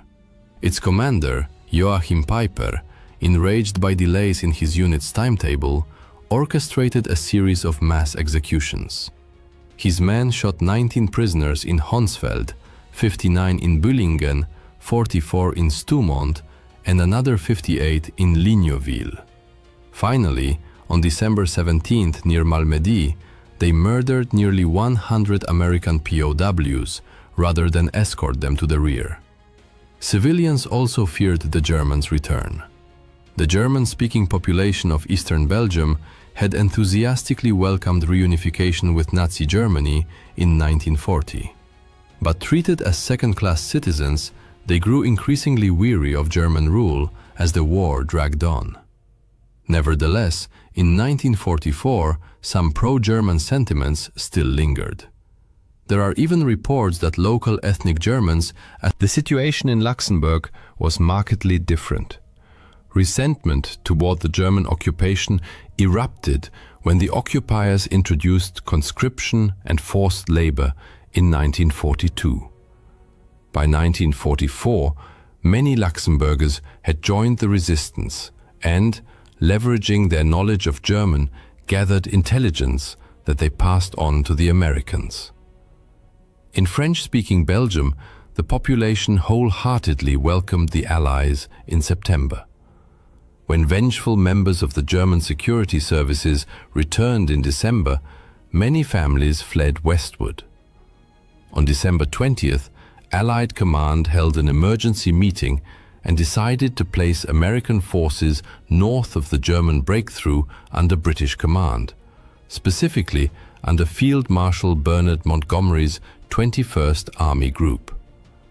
Lieutenant General Omar Bradley, commander of the US 12th Army Group, was deeply disappointed but reluctantly complied. Overall, this reorganization enabled the Allies to deploy reinforcements to the front more swiftly and effectively. Within a week, 250,000 American troops and elements of the British 10th Corps arrived in the threatened sector. By 23 December, the German offensive had begun to stall as the element of surprise faded. The Wehrmacht lacked the logistical capacity and motorization needed to sustain supply over increasingly extended lines. German propaganda films exaggerated the number of tanks to mask this weakness. Yet in the Ardennes, the army relied on 40 times more horses than tanks. On December 23rd, when the skies finally cleared after weeks of overcast weather, the situation for German forces deteriorated sharply. Allied fighter bombers immediately unleashed devastating attacks on German columns, forcing them to move only under cover of darkness, thereby sacrificing the mobility, and poorly equipped German infantry suffered heavy casualties from American artillery fire, while tanks were often forced to assault towns alone, a role entirely unsuited to their design. The German offensive peaked on Christmas Eve. Although momentum had already begun to wane by the 24th of December, the Battle of the Bulge was far from over. As early as December 20th, German forces had successfully encircled Bastogne, a vital Belgian transport hub, trapping roughly 15,000 American soldiers. Private Joseph Sajak, caught in the encirclement, later recalled, "Early Tuesday morning we were surrounded and the Germans started tightening the noose. All day they pounded us with mortar, artillery and machine gun fire. Men were losing their minds. There was no organization, no way out. We were all terrified." The Germans had initially planned a swift, surprise capture of Bastogne, but this failed when US command, recognizing the town's strategic importance, swiftly dispatched the 101st Airborne Division, an impressive display of tactical agility. Orders were issued on the 17th of December, and within 2 days, over 3,000 trucks delivered 12,000 American troops and essential supplies to Bastogne. Initial German probing attacks proved unsuccessful, prompting a fateful decision to split their forces, while 2 panzer divisions pressed westward. The 26th Volksgrenadier Division remained to continue the siege. After the war, Panzer Commander Fritz Bayerlein lamented this choice. One of the greatest mistakes was not immediately capturing Bastogne with a concentrated assault by all our forces after the initial plan failed. Had we done so, it would certainly have fallen. Lacking sufficient artillery ammunition to suppress the American defenders, the Germans resorted to bluff on 22nd December. Brigadier General Anthony McAuliffe famously responded with a single word: nuts. That same day, Patton's Third Army began its northward march toward besieged Bastogne, though it remained uncertain when relief would arrive. The first tangible support came on December 23rd, when 240 Douglas C-47 transport planes dropped over 230 tons of supplies into the town. In the following days, German attacks grew increasingly desperate but futile, while Patton's relief force drew ever closer. Patton's army broke the siege on the 27th of December, punching through the disintegrating and starving German 5th Parachute Division. American tanks rolled straight through enemy positions, firing all weapons, and made contact with the surrounded paratroopers. German counterattacks against the narrow relief corridor failed. The US Third Army then advanced beyond Bastogne and linked up with the First Army advancing from the north at Houffalize on the 16th of January, marking the end of the Battle of Bastogne. In this clash, fought in a town of just 4,000 civilians at a 7-road junction, 20,000 Americans, including 4,500 from the 101st Airborne alone, and 25,000 Germans lost their lives. Yet, the Battle of the Bulge extended far beyond the dramatic siege of Bastogne. Once strategic initiative returned to the Allies, American forces launched counteroffensives to reclaim lost ground, backed by overwhelming artillery and fighter bombers systematically reduced German-held villages to rubble before US ground troops cleared them of resistance. German morale began to collapse. World War II is undoubtedly one of the most significant and tragic events in human history, seemingly well documented and thoroughly understood. Yet hidden within its depths are astonishing facts that cast new light on this colossal conflict. Presented here are 50 such revelations, uncovering unexpected dimensions of the war that forever reshaped our world. 50. The war before the war. The 1930s found the world still haunted by the fresh memories of World War I's devastation, with most Western nations deeply reluctant to engage in another conflict. Nevertheless, events unfolded in such a way that war became unavoidable, as the future Axis powers were already actively pursuing their expansionist agendas. Imperial Japan, for instance, had been steadily extending its territorial reach for years, culminating in the outbreak of the Second Sino-Japanese War in 1937. This protracted conflict between China and Japan continued until the end of World War II, prompting observers worldwide to seriously reconsider the scale of Japanese imperial ambitions. Yet, Japan was not the only Axis power aggressively preparing for war. 49. The propaganda offensive. Unlike Japan, Germany in the 1930s, still reeling from the catastrophic aftermath of its defeat in World War I, logically should not have been ready for another major conflict. However, this did not deter the Nazi leadership. On the contrary, they leveraged economic hardship as a powerful tool to mobilize the population. While Adolf Hitler orchestrated a massive global public relations campaign, capped by hosting the 1936 Olympics, he simultaneously accelerated Germany's rearmament. The 1930s saw colossal investments by the Nazi regime into the military-industrial complex, which left much of the world stunned by the Wehrmacht's formidable strength when it began its lightning advance across Europe. Interestingly, however, the Nazis were not always known by that Nazi, but more like Nazos. Today, the term Nazi is universally synonymous with absolute evil. Yet, during the party's early days, as it disseminated its virulent ideology, its members officially called themselves the National Socialist German Workers' Party. Even Nazis wasn't their preferred nickname. They referred to themselves as Nazos. So where did the now ubiquitous term Nazi originate? It was coined by journalist Konrad Haydn, who derived it from a Bavarian word meaning foolish or simple-minded. Remarkably, the Nazis appear to have missed the derogatory undertone entirely. 47. A stolen symbol. As the Nazis spread their influence across Europe, they emblazoned their military hardware with the swastika, a symbol that soon became synonymous with terror and evil.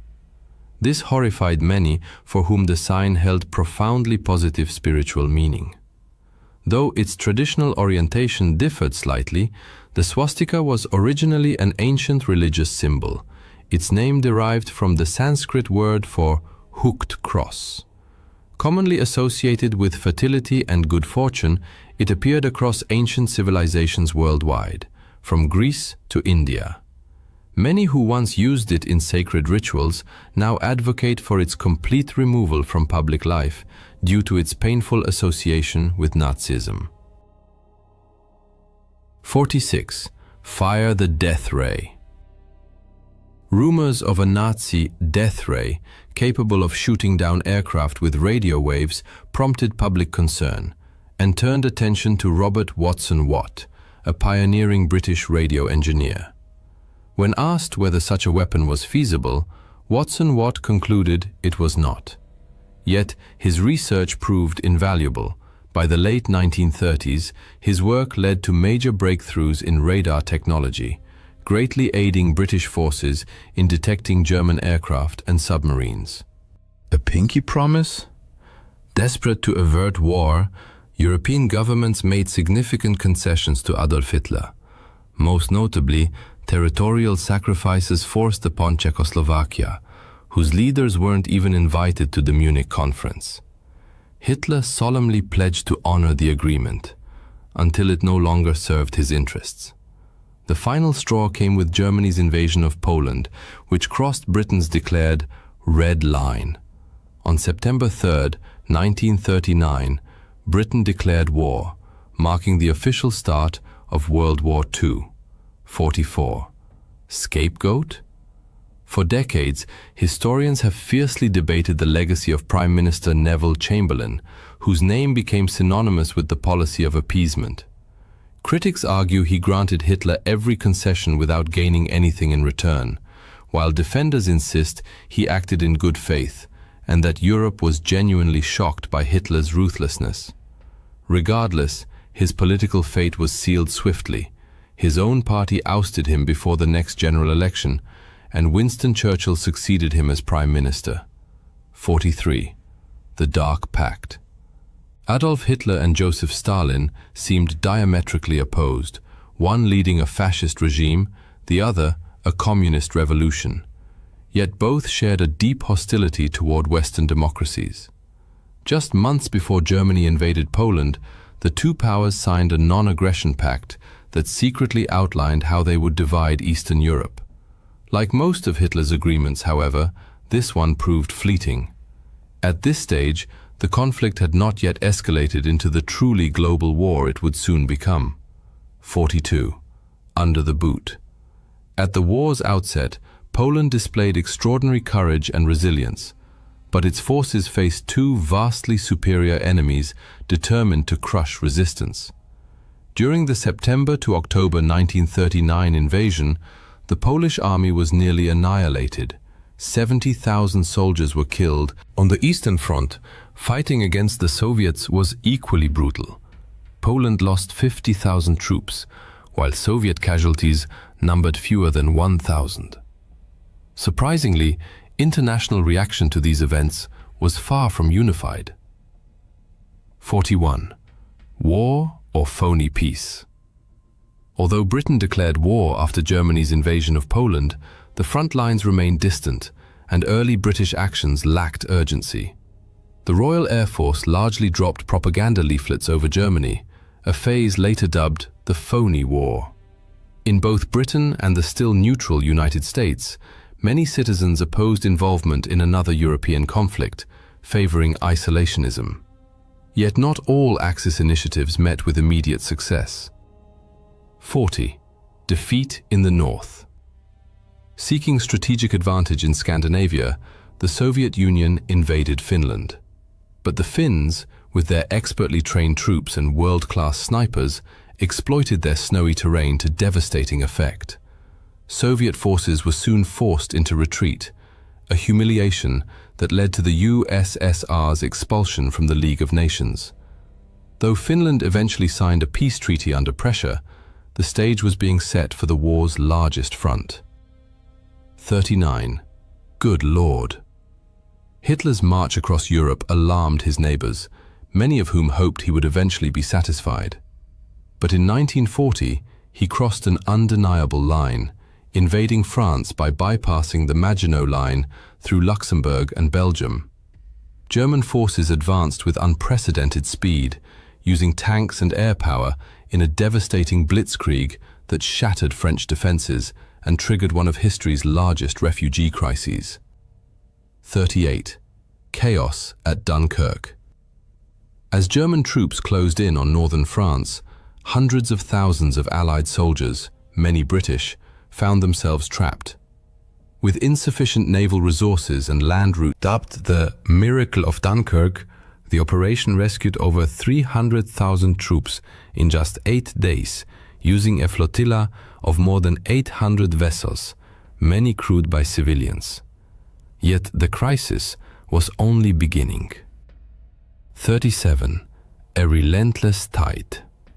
By 1940, France, Belgium, and the Netherlands had fallen under Nazi occupation, triggering a mass exodus.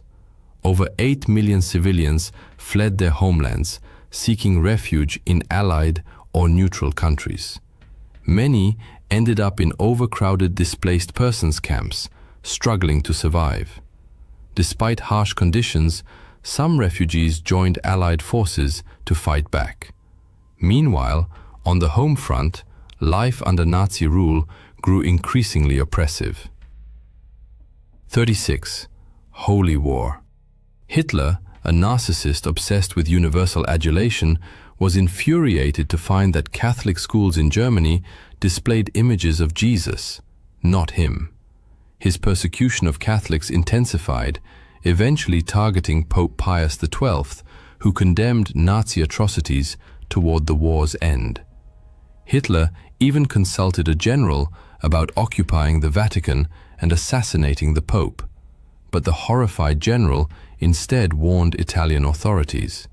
Few institutions escaped Nazi attempts at destabilization. 35. Money, money, money.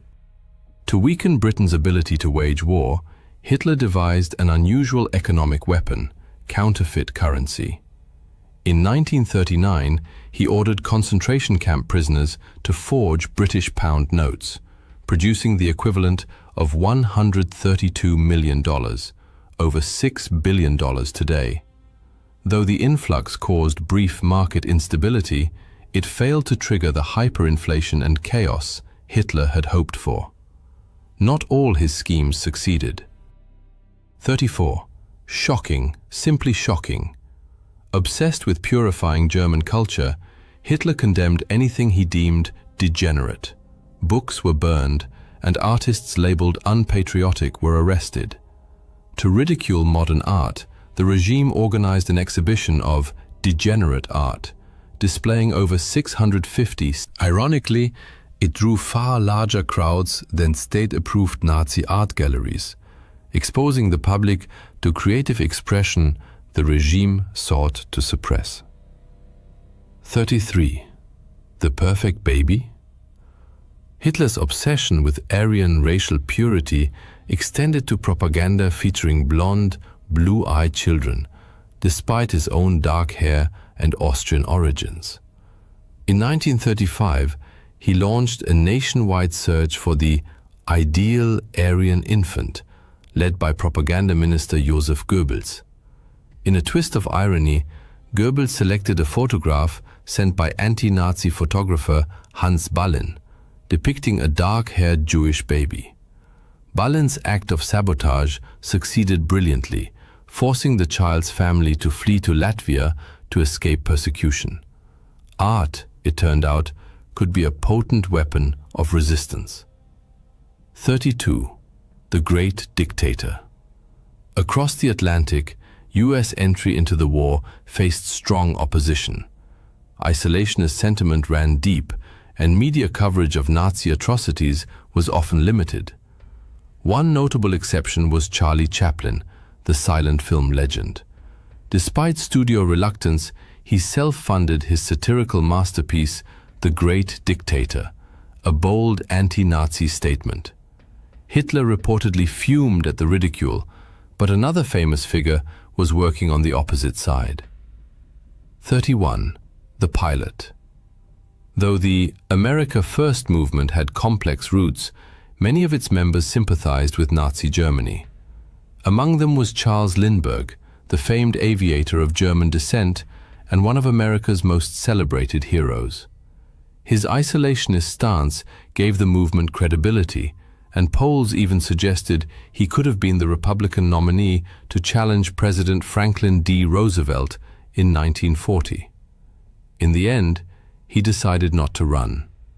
A celebrity with no political experience running for president, at the time, the very idea seemed utterly absurd. Yet war was soon to escalate and open new fronts. 30. Taking to the skies. After France fell, a ground invasion of the fortified island nation posed a formidable challenge. so Hitler focused instead on bombing the British into submission. However, this proved far more difficult than anticipated thanks to the Dowding system. Developed by Air Chief Marshal Hugh Dowding, this network of reporting and coordination enabled the British to respond swiftly to aerial attacks.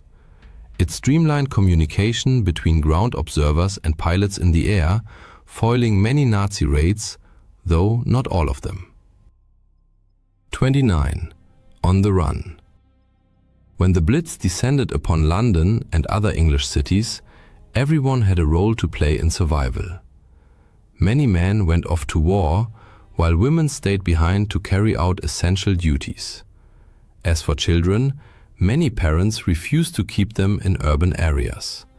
A single stray bomb could wipe out an entire family, so children were often sent to live in the countryside, either with relatives or with willing host families. It was this very evacuation that inspired C.S. Lewis' famous novel The Lion, the Witch and the Wardrobe. Yet, at the outset, Britain appeared a clear underdog. 28. Outnumbered. Britain had never before fought a large-scale air war, and its initial air fleet was far from the world's most impressive. At the start of the conflict, the Royal Air Force possessed roughly 3,700 aircraft, fewer than half of which were high-speed fighters. By contrast, the Luftwaffe fielded nearly 4,200 planes in total, including over 1,000 fighters and almost 1,000 bombers. This numerical advantage allowed Germany to strike Britain more frequently, hoping to break its resistance. Reality, however, turned out very differently. 27. The victor. Though the island nation suffered heavy losses, including one brutal day when it lost 39 aircraft and 14 pilots, Britain's defensive system. Ultimately, Britain endured and held firm, while Germany suffered significantly heavier losses during the Battle of Britain. The British lost over 1,500 aircraft, more than 500 aircrew, and over 1,000 additional casualties. In contrast, Axis forces lost hundreds more planes and suffered more than 3,000 fatalities. And once again, the war was poised to shift. 26. New fronts. It was mid-1941, and Germany's bombing campaign against Britain had failed to force a surrender. Naturally, Hitler's ideal next move was to open a vast and brutal new front in the war. On June 22, 1941, German troops invaded the Soviet Union in Operation Barbarossa. Why did Hitler take such a risk, widely regarded as the war's greatest strategic blunder? His obsession with race drove the decision. Russia possessed vast lands, which Hitler believed would make ideal territory for German settlers, displacing the Slavic peoples he deemed racially inferior. This was not the only time Hitler deliberately plunged into conflicts that objectively offered him no benefit. 25. A costly declaration. This moment entered history as one of World War II's most infamous and humiliating episodes. Seeking to prevent US interference in its Pacific expansion, Japan launched a surprise attack on Pearl Harbor, delivering a devastating blow to the American naval fleet. In response, the United States immediately declared war on Japan. Even those who had previously opposed American involvement in the war now rallied behind the cause, but not for the European theater they preferred. Their choice was taken from them when, almost immediately after Pearl Harbor, Germany, demonstrating solidarity with its Japanese ally, declared war on the United States. Thus, Hitler created yet another powerful enemy destined to appear on Europe's battlefields. American troops were already en route, though in wartime, death could strike far from the heat of conflict. The first casualty. Who was the first American soldier to die in World War II?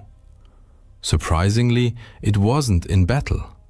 His name was Robert M. Losey, a native of Iowa who served as an aeronautical meteorologist.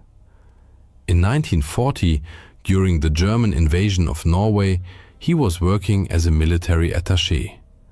While evacuating American diplomats, he was killed in a bombing raid, becoming the first US serviceman to die on the European front.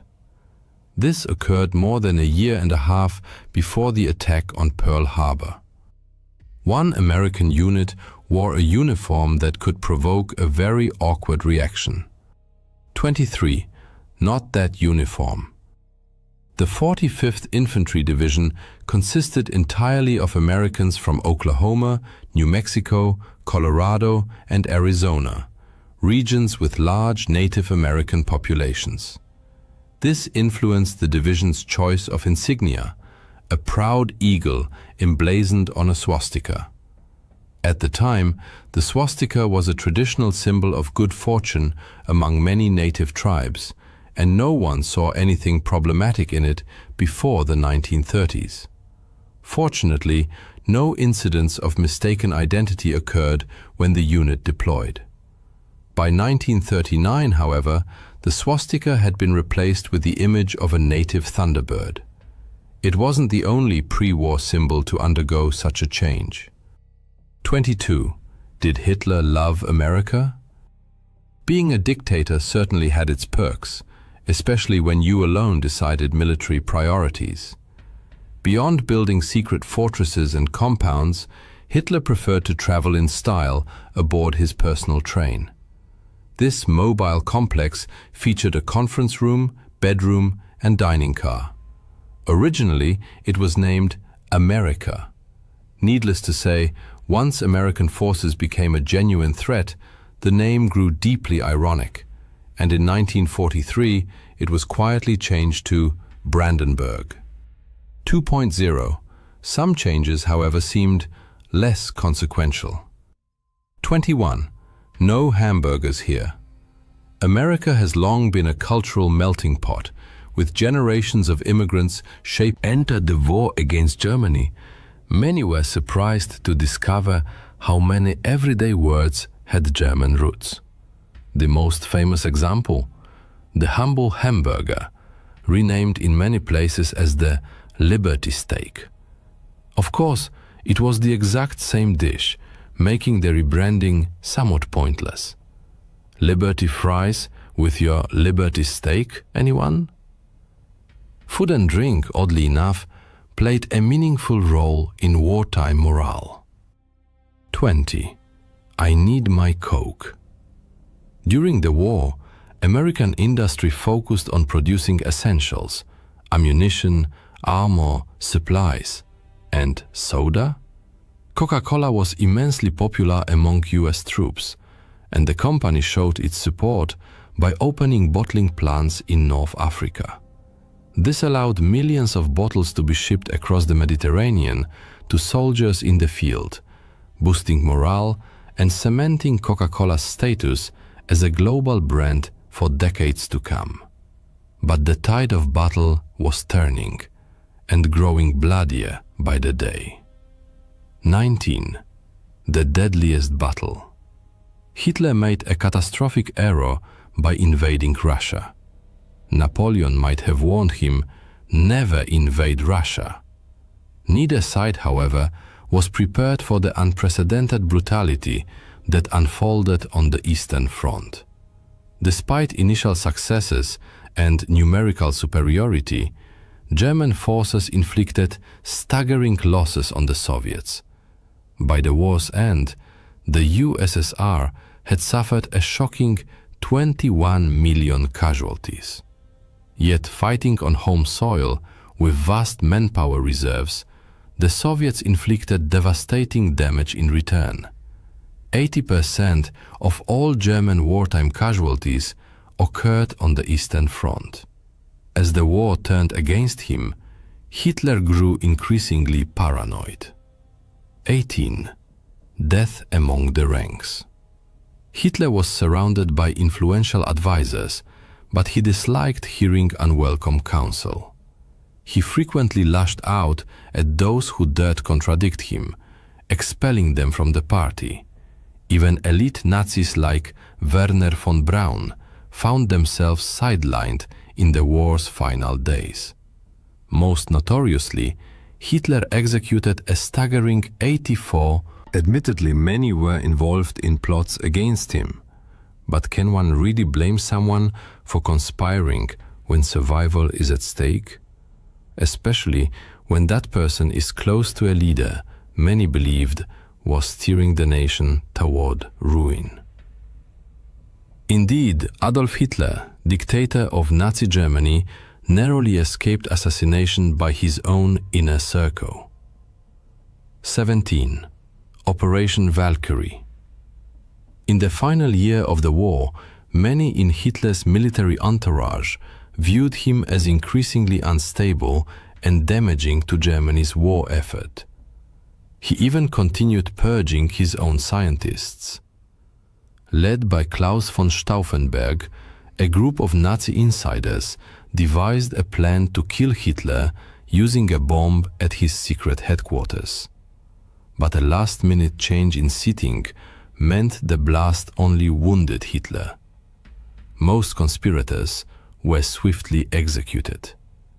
Even the famed General Erwin Rommel was implicated, leading to the abrupt and tragic end of his military career. Some of Hitler's plans were truly bizarre. 16. Beatles in Britain. Early in the war, the Nazis explored unconventional attack methods, one of them decidedly more many-legged. Nazi command considered using the Colorado potato beetle, a notorious crop pest, as a biological weapon. The idea was to drop millions of these insects onto British farmland, destroying food supplies and starving the island into submission. The plan was ultimately abandoned for a simple reason. It proved impractical to collect the 40 million beetles required. Still, there were some lines even Adolf Hitler refused to cross. 15. Even evil has standards. Nazi scientists worked diligently to develop deadly biological weapons, including advanced strains of typhus and cholera. When presented to Hitler, however, he rejected them, and most projects were shelved. What caused his objection? Despite having no qualms about murdering millions of civilians, Hitler was a World War I veteran who had witnessed the horrors of chemical. That experience may have left a deep psychological scar, creating an unexpected moral contradiction. Yet far more powerful weapons were still in development. 14. The Nazi atomic bomb. One of the war's most persistent rumors was that the US barely beat the Nazis to the atomic bomb. In truth, the Nazis were nowhere near completing a nuclear weapon. That doesn't mean they made no progress, however. They possessed uranium, and with Japan capable of reaching the US mainland, a plan emerged to strike the West Coast with a conventional bomb packed with uranium. The scheme was never carried out, and German uranium eventually fell into American hands. Meanwhile, across the ocean, development was accelerating. 13. The Canadian bomb. Canada entered the war long before the US, joining the Allies while America remained neutral. It even launched its own atomic bomb project, jointly with Britain, called the Tube Alloys Program. Eventually, it merged with the American Manhattan Project to speed development, with both sides pledging full information sharing. But the US broke that promise, and it would be another 7 years before Britain successfully tested its own atomic bomb. And the first bomb ever detonated wasn't used in combat. 12. Let's go. The hope was that the atomic bomb would end the war with a single, overwhelming strike against the Axis powers. Enormous resources had been poured into its creation, and the Allies needed to be certain it worked before deployment. The first successful test took place in the New Mexico desert, an immense triumph that horrified one of its chief architects. J. Robert Oppenheimer famously quoted from an ancient Hindu scripture, "Now I am become death, the destroyer of worlds." Yet the first two bombs dropped in war had a similar yet different. The first two nuclear weapons ever used in combat, and still the only ones to date, were nicknamed Fat Man and Little Boy. But their names and sizes weren't the only differences. They employed entirely different mechanisms. Little Boy used uranium-235 fission, while Fat Man, 40% more powerful, relied on plutonium. Now, for some truly shocking wartime revelations. 10. A. Good? Hitler? William Patrick Stewart Houston appeared to be an ordinary British man. Raised in Liverpool, he eventually immigrated to the United States and served in the US Navy. But he harbored a secret. His father was Alois Hitler Jr., Adolf Hitler's half-brother. He not only fought for the United States against the empire of his fanatical uncle, but was also awarded the Purple Heart after being wounded in combat. Yet another noble German-American who contributed to the Allied struggle against the Axis powers. The Nazis employed all manner of unusual tactics to fund their war effort, though, in truth, many of these were simply conventional methods of wartime financing. 9. Who was Max Heiliger? The Nazis. Persecution of the Jewish people stemmed primarily from Adolf Hitler's obsession with racial pseudoscience, yet they never hesitated to profit from it. They systematically looted money, gold, and jewels from arrested and deported Jews. However, as many countries barred the Nazis from their banking systems, the SS created a bank account under the alias Max Heiliger, enabling them to covertly transfer assets and circumvent financial sanctions. In some respects, the threat posed by the Nazi killing machine outlived the regime itself. 8. Unholy ground. The Bergen-Belsen concentration camp was a place of brutal suffering and mass death. Though not an extermination camp in the strictest sense like others, rampant disease and a catastrophic lack of medical care claimed countless lives. When Allied forces liberated the camp in 1945, typhus was so widespread that they made the grim decision to burn the entire site to the ground to prevent further contagion.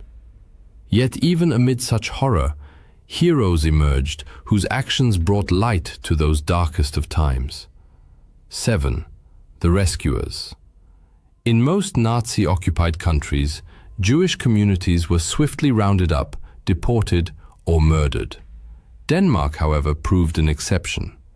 After quickly surrendering to German forces and accepting occupation, the Danes, lack of overt resistance, granted them a degree of autonomy. This reprieve bought them precious time, until the Nazis finally moved against Danish Jews. Seizing the opportunity, the Danish people orchestrated a mass rescue, smuggling the overwhelming majority of their Jewish population across the Öresund to neutral Sweden, thereby saving thousands of lives. Sometimes, all it takes is one good person to alter the course of history. 6. Sergeant Edmunds, heroism. The Nazis were notorious for violating the laws governing the treatment of prisoners of war, especially when it came to Jewish soldiers. When capturing American troops, they often demanded that Jewish personnel be identified for transfer to concentration camps or execution. But they hadn't reckoned with Master Sergeant Roddy Edmunds, a man of extraordinary courage. Ordered by a German officer to identify the Jewish POWs in his unit, Edmunds defiantly declared, "We are all Jews here." Though this act placed his entire unit at risk, the Nazis, fearing potential war crimes prosecution, backed down. Edmunds likely saved up to 300 lives and was posthumously honored as righteous among the nations by Israel. Some truths of war defy easy comprehension. 5. An old college try. Any Bostonian who'd fought the Nazis and heard their marching chants, Why did the Nazi anthem Sieg Heil sound so strikingly similar to Harvard University's fight song? The answer lies in the fact that the composer had once studied at Harvard. And amid the Nazis' countless atrocities, a minor case of musical plagiarism hardly ranked as a priority for anyone. For some, the war never truly ended, leaving deep and lasting scars. 4. The unfinished peace. Had the war not concluded when it did, thanks to Nazi Germany's collapse and the atomic strikes on Japan, a new front might well have opened, a Soviet invasion of Japan. Though this conflict never reached its full potential, the two nations technically remain at war to this day. No formal peace treaty was ever signed, and negotiations collapsed as recently as 2000 over disputed islands seized by Russia. Yet, even in the midst of slaughter, hope found a way to endure. 3. In the blood. World War II was the deadliest conflict in human history, yet it also saw more soldiers survive severe battlefield injuries than ever before. What made the difference? Advances in medical technology and one innovation in particular, blood transfusion. Though the practice existed long before, it was during this war that it was first systematically deployed on the front lines, saving countless lives and becoming a cornerstone of battlefield medicine. In the fog of war, reality often grew strange and unpredictable. 2. The parachuting Nazi. It was 1941, and Germany still believed victory was assured. So confident were they that they dispatched one of their highest-ranking officials to Britain to negotiate its surrender. 2. Rudolf Hess, Hitler's deputy, parachuted into Scotland expecting to return a hero. Instead, he was immediately arrested. Held as a prisoner of war until the conflict's end, he was later tried at Nuremberg, convicted of crimes against. Yet among the heroes of World War II were also unexpected names, some instantly recognizable. 1. The Big Guns. Is this a military roster or a Hollywood cast list? World War II's mass conscription brought many future stars into uniform. Among those who served, and in some cases paused their burgeoning film careers, were Walter Matthau, Peter Fonda, David Niven, and Christopher Lee. One conspicuously absent name? The quintessential American cowboy, John Wayne, who received a deferment due to a football injury. For readers eager to uncover more secrets from the war's final days, we recommend the article What Really Happened to Nazi Leaders After World War II, or its accompanying video. December 17th, 1944, deep Belgian night. At 5:30 a.m., the death rattle of a Tiger tank's engine echoed through the Hansfeld area before it gave its last gasp and fell silent. SS Obersturmbannführer Joachim Peiper, in frustration, slammed his fist against the armored hatch, creating a deafening metallic clang that resonated in the frosty air. Untersturmführer Weber, the tank's driver, desperately tried to revive the 700 horsepower Maybach engine, but to no avail. The fuel tank was treacherously empty.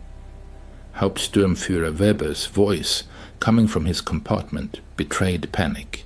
Even the reserve tank was dry. Peiper exited his command tank, his boots crunching into the frozen Belgian ground. Around him lay a steel armada, the most powerful armored assault group the Wehrmacht had thrown into the heart of Operation Watch on the Rhine, better known as the Battle of the Bulge. 67 tanks, 149 half-tracks, and approximately 5,000 elite Waffen-SS soldiers, the pride of Germany, lay immobilized due to a simple lack of fuel.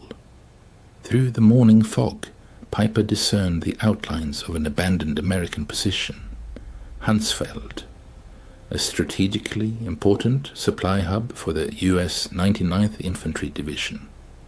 The Americans, in their hasty retreat, had left behind smoldering barrel fires, unfinished coffee in mugs, and, as if a twist of fate, rows of coveted olive-drab jerrycans filled with fuel, a generous gift from the very god of war. Driven by a mix of astonishment and anticipation, Piper slowly approached the coveted jerrycans. His loyal adjutant, Hauptsturmführer Hans Grüler, deftly opened one and, after a sniff, exclaimed, "Gasoline! Obersturmführer! High-octane gasoline!" Piper's soldiers, their spirits lifted, eagerly began refueling their combat vehicles. Piper walked among the stacks, trying to gauge the extent of this unexpected fortune. The figures from the count were astonishing. 50,000 gallons. More than enough to fuel his entire battle group for a rapid breakthrough to the Meuse River. This quantity could have been enough to turn the tide of the entire offensive. At this single depot, the Americans had left more fuel than most German divisions received in 6 months. However, as Piper stood amidst this abundance, watching his soldiers pour American fuel into the German tanks, a bitter realization descended upon him like the heavy morning fog.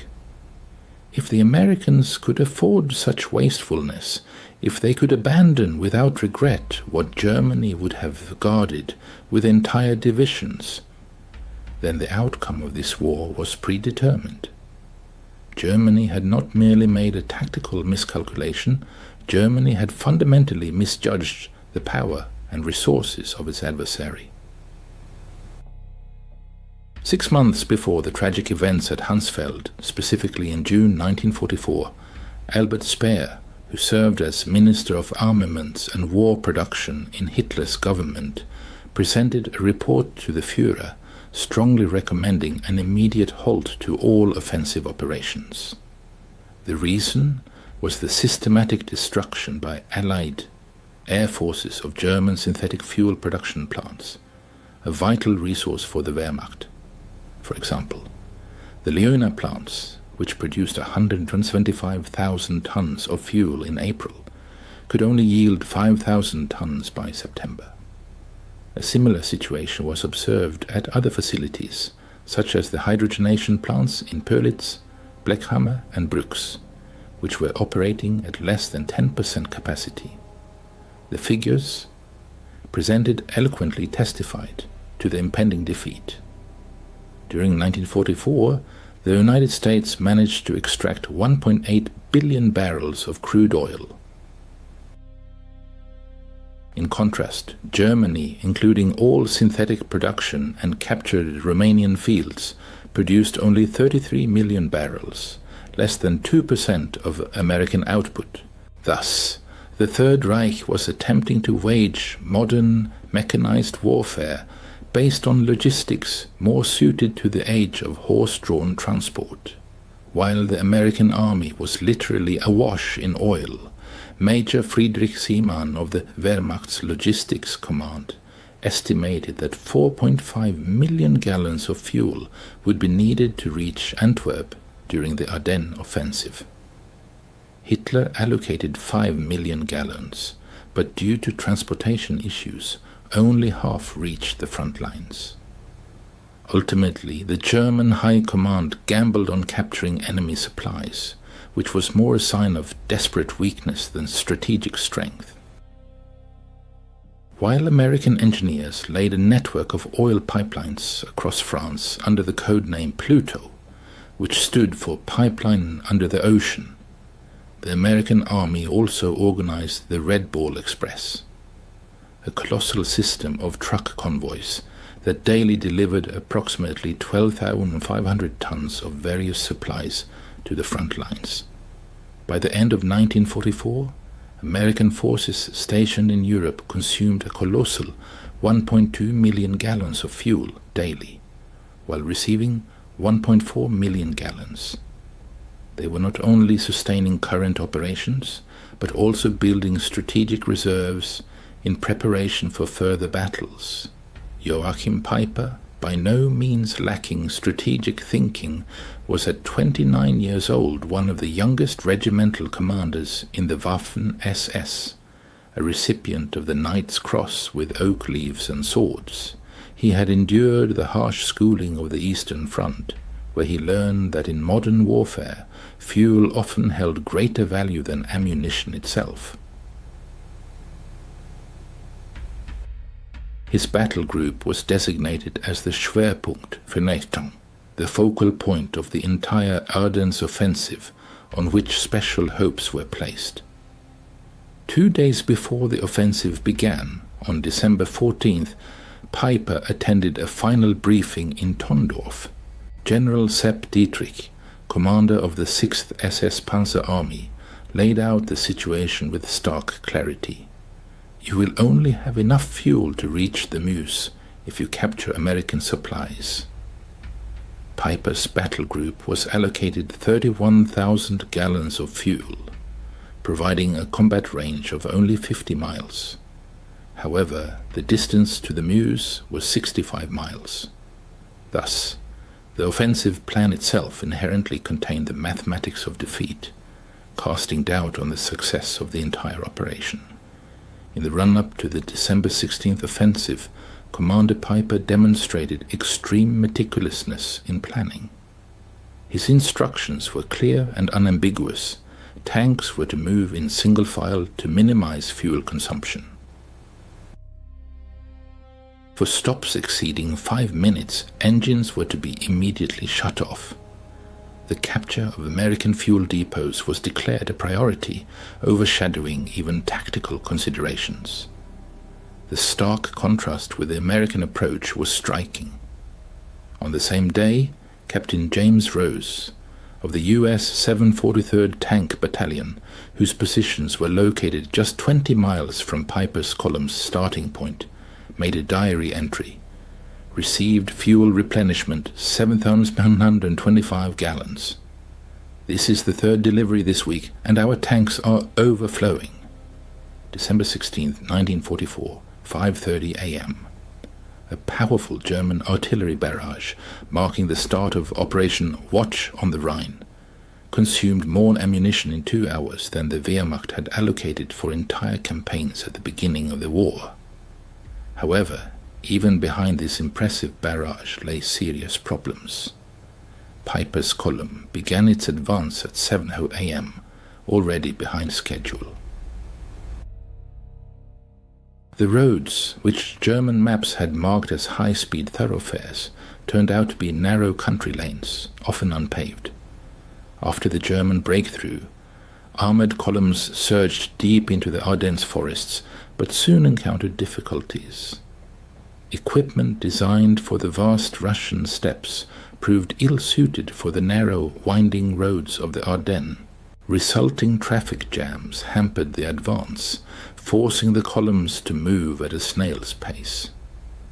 Peiper's first objective was Lanzerath, where his forces unexpectedly met resistance from a small American reconnaissance platoon. 18 American soldiers held up a powerful German armored column for nearly 10 hours, an unpleasant surprise for the attackers. During this delay, Peiper's tanks idled, consuming precious fuel. When Peiper's column finally broke through and reached Hansfeld at dawn on December 17th, it had covered only 20 miles, consuming 40% of its fuel in the process. At this rate of advance, fuel would run out long before reaching the Meuse River. Interestingly, the American supply depot at Hansfeld was not a strategically important facility. It served as a forward supply point for the 99th Infantry Division, and was classified as a Class 3B depot, a temporary refueling station. However, to the Germans' surprise, the amount of fuel found there exceeded a month's supply for an entire German panzer division. Hauptsturmführer Hans Grüller later recalled, "We stumbled upon entire pyramids of jerry cans, each containing 5 gallons of gasoline. They were stacked up to 10 feet high and stretched for perhaps 650 feet, and most surprisingly, the Americans hadn't even attempted to destroy them. The captured fuel turned out to be high-quality aviation gasoline, skillfully blended with automotive fuel with an octane rating of 80 or higher." Notably, German equipment, particularly the finicky Maybach engines installed in Tiger tanks, was designed for fuel with an octane rating of 74. Paradoxically, the American gasoline proved too good for German machines, causing engine malfunctions. During the refueling process, Piper's soldiers made several significant discoveries.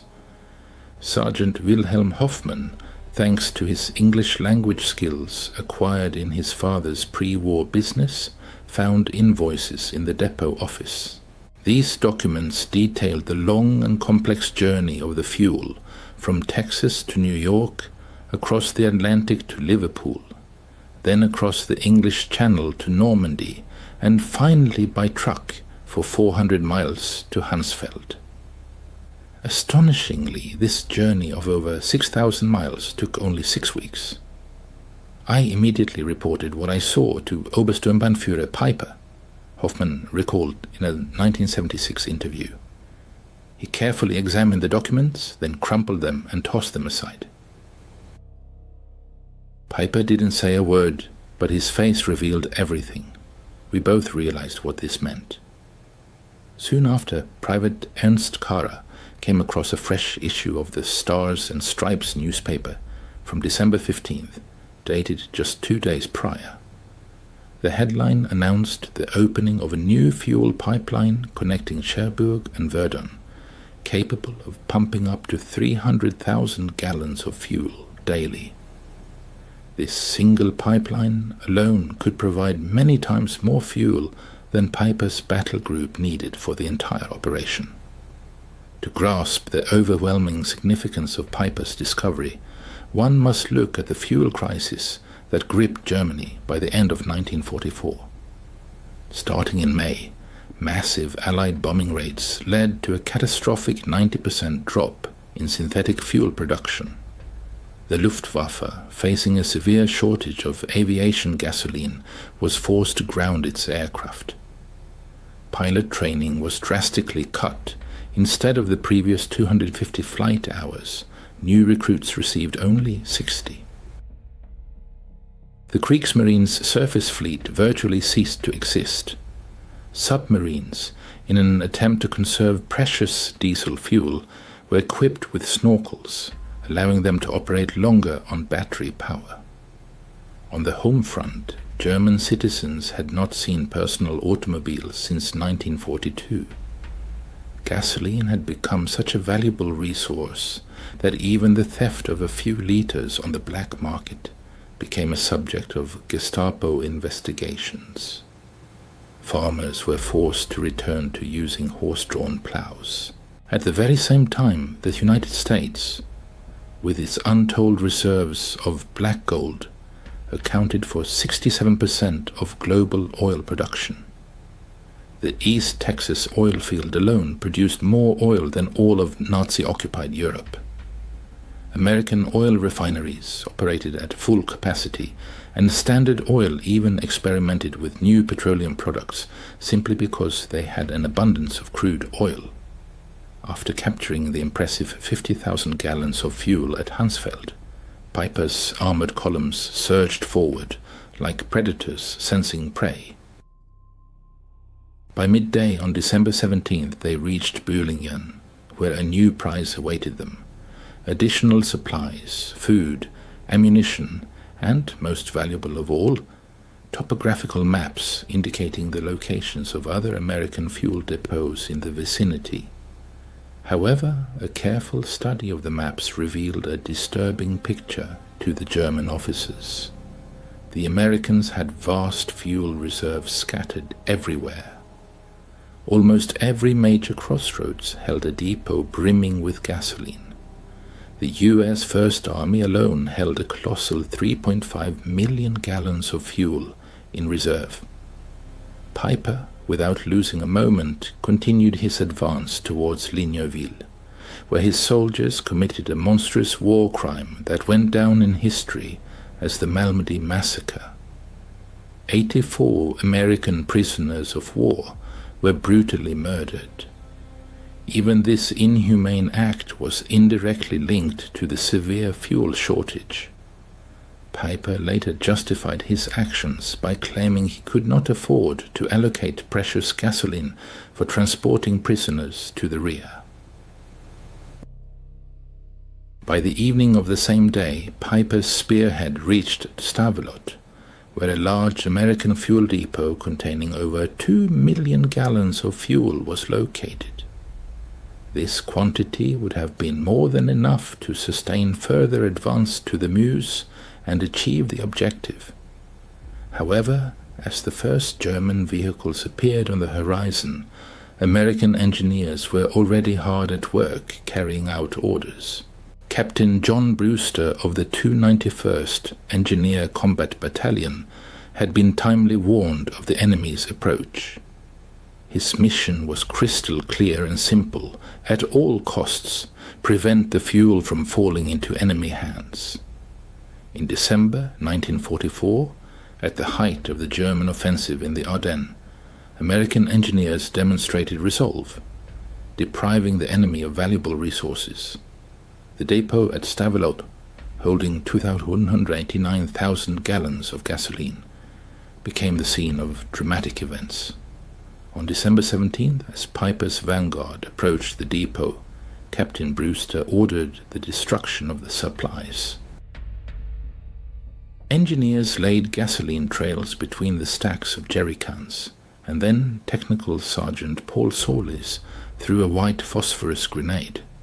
According to Solis, the explosion was instantaneous and colossal, a wall of fire erupting 100 feet into the air. Soon, the entire depot became a blazing inferno. Piper's arriving tanks saw a column of black smoke rising 1,000 feet.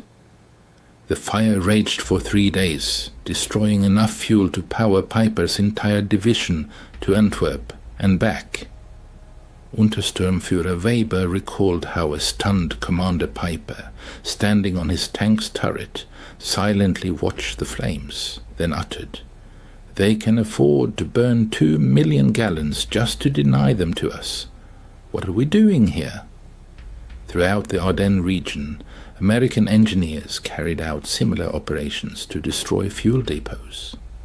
At Trois Ponts, 1.1 million gallons were destroyed, and at Spa, 2.5 million gallons. In total, during the first week of the offensive, the Americans deliberately destroyed over 8 million gallons of fuel, an amount exceeding what Germany had allocated for the entire operation. These actions, though painful in terms of resource loss, played a crucial role in thwarting the German offensive plans. The Allied forces' incredible ability to consume millions of gallons of fuel daily was due to an unprecedented supply system that surpassed all German command's understanding. The legendary Red Ball Express became a symbol of this logistical might, delivering a colossal 412,000 tons of supplies, using a fleet of 6,000 trucks operating 24/7. Notably, each truck consumed about 40 gallons of fuel daily, and the total fuel expenditure for the Express exceeded the monthly supply for the German Army Group B. By December 1944, the motor transport service employed 230 companies operating on clearly defined routes, daily delivering approximately 20,000 tons of various goods, including 3,000 tons of fuel. Colonel James Snyder, the First Army's Chief of Logistics, highlighted the system's efficiency in his December 18th records. Yesterday's fuel receipts totaled 147,000 gallons. 1,923,000 gallons were issued, resulting in a net increase of 224,000 gallons in reserves. But an even more impressive element of the system was the pipeline network. Operation Pluto enabled pipelines to be laid directly across the English Channel, ensuring the transfer of up to 1 million gallons of fuel daily from Britain. This network continued to expand inland. The Cherbourg-Paris line supplied 800,000 gallons daily, and the Saint-Lô line 650,000 gallons. Ultimately, by December 1944, Allied forces in northwest Europe consumed 7.5 million gallons of fuel per day, while receiving 8.2 million gallons. This allowed them not only to sustain ongoing operations, but also to build up reserves in anticipation of new offensives. As Piper's battle group advanced deeper into Belgian territory on December 18th, the critical nature of the German army's fuel shortage became increasingly evident. At Schoppen, German forces captured another fuel depot, but these supplies proved insufficient. Approximately 5,000 gallons of gasoline were consumed in just 3 hours of intense fighting. Heavy Tiger tanks consumed a colossal 2.5 gallons of fuel per mile in combat, while Panther tanks used 1.5 gallons per mile. In the challenging terrain of the Ardennes, with its difficult roads and rugged landscape, fuel consumption increased by another 40%. Hauptscharführer Otto Dingler, responsible for maintenance in the 1st SS Panzer Regiment, noted with concern in his records. By midday on December 18th, we had consumed 67,000 gallons of fuel since the start of the offensive. We managed to capture about 55,000 gallons, which is clearly insufficient to cover our needs. We are facing a severe deficit. Thanks to enemy radio intercepts conducted as part of Operation Ultra, American command was aware of the critical fuel situation within German forces, particularly Piper's battle group. General Courtney Hodges issued a decisive order to all units: the enemy is in dire need of fuel. All gasoline supplies threatened by enemy capture must be destroyed to deny them the ability to continue their offensive. On the same day, American key C-47 transport planes made 316 sorties, delivering much-needed supplies to the besieged town of Bastogne. Among other things, 160,000 gallons of fuel were delivered, an amount significantly exceeding the total fuel available to Piper's entire battle group. Thus, the Americans were supplying the encircled garrison with more fuel than was available to the attacking German forces. By December 19th, as Piper's unit encountered fierce resistance in the Stoumont area, the fuel shortage reached a critical point. Combat vehicles remained immobile, not due to enemy fire, but due to empty fuel tanks. Piper was forced to gather all remaining fuel, approximately 8,000 gallons, which was barely enough for one serious operation, either to advance or to retreat, but certainly not both.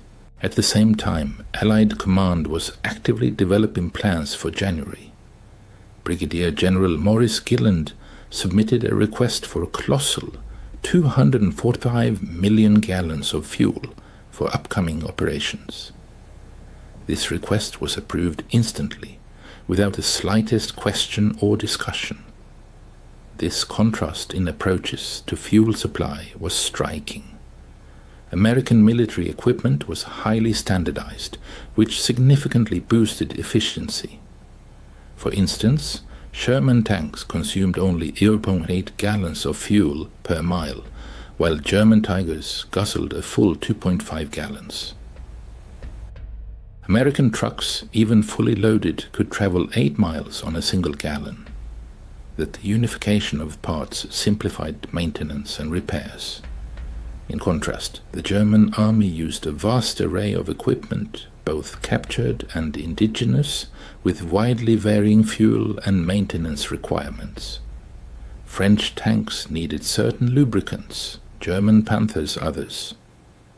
Soviet trucks required completely different spare parts than German Opels.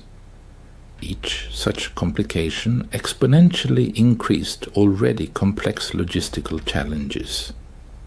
On December 20th, an alarming signal reached Piper.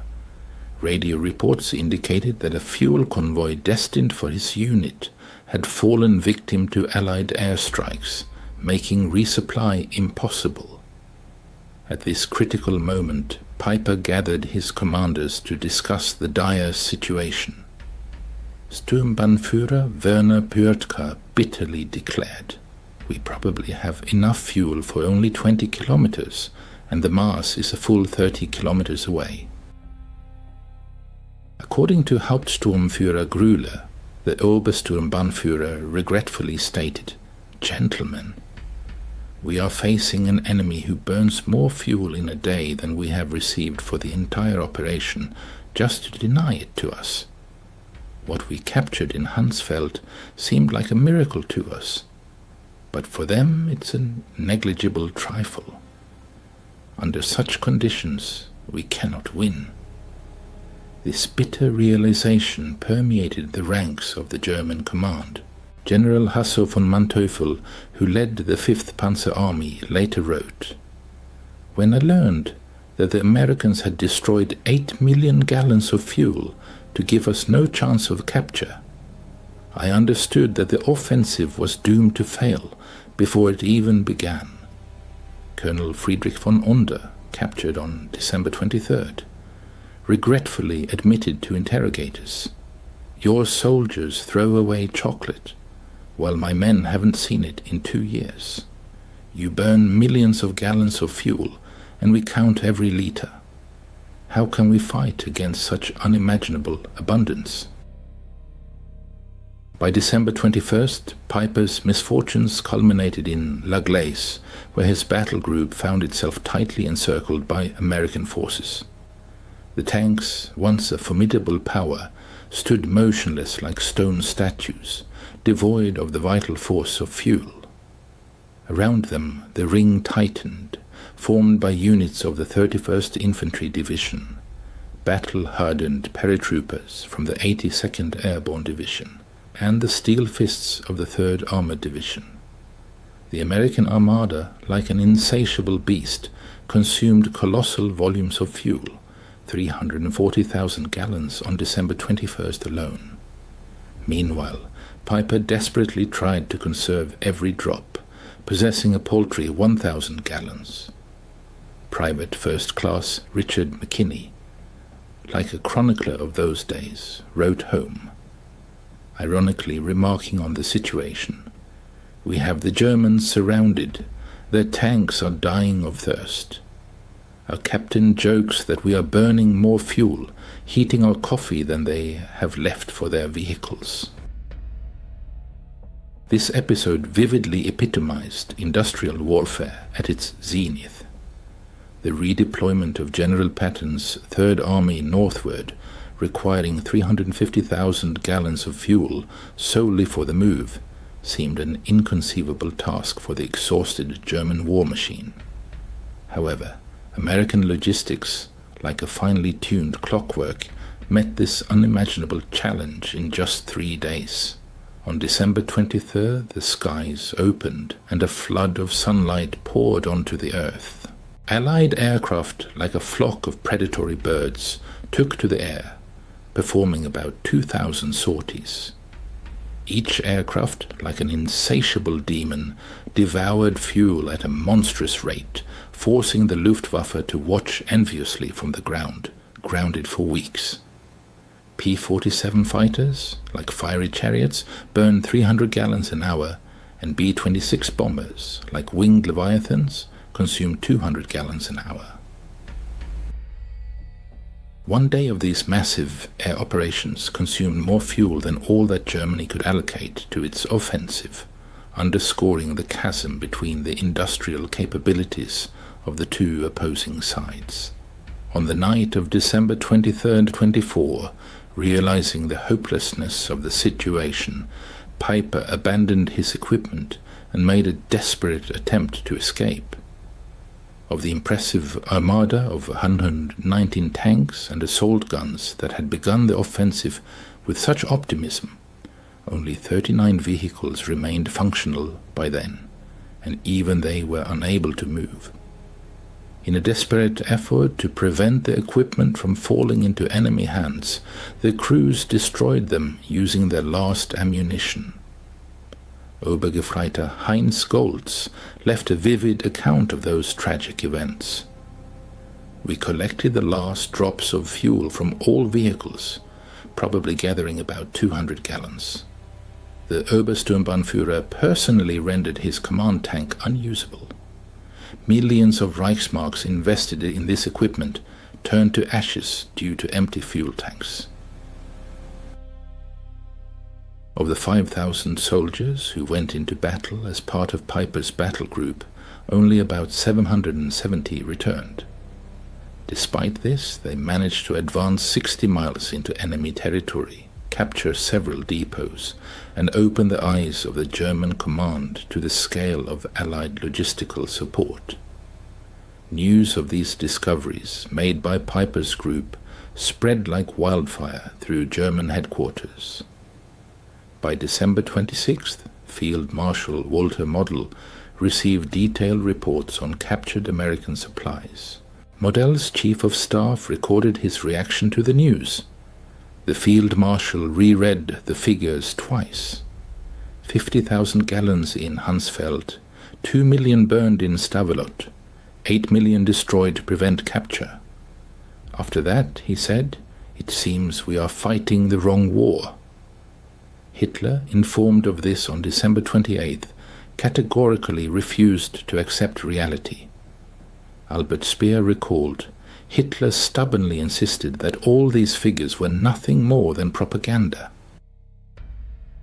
Even when shown photographs of burning Stavelot, he claimed they were just Hollywood special effects. However, ordinary soldiers perfectly understood the seriousness of the situation. Corporal Wilhelm Hoffmann wrote to his wife, "The Americans destroy more fuel daily than we receive monthly. They drive tanks like we march on foot. This war is lost." The fuel crisis that manifested during that period was merely a symptom of a deeper and all-encompassing reality. By 1944, the United States of America had reached the peak of its industrial might, accounting for 50% of all global production. Production lines operated at an incredible pace. New aircraft rolled off assembly lines every 5 minutes. Ships were launched daily, and tanks were produced every 7 minutes. Oil extraction statistics were astounding. The US extracted 1.8 billion barrels, while the Soviet Union extracted 110 million barrels. Germany, including synthetic production, 33 million barrels, and Japan only another 2. 6 million barrels. The Axis powers combined produced less than 2% of the oil extracted in America. After 1942, every major German offensive was constrained by fuel shortages, while American operations were supported by an abundance that German strategists could not even imagine. Lieutenant Colonel Chester Hansen recorded an eloquent episode that occurred on December 27th. A logistics officer reported that due to unfavorable weather conditions, fuel deliveries had dropped to 500,000 gallons per day.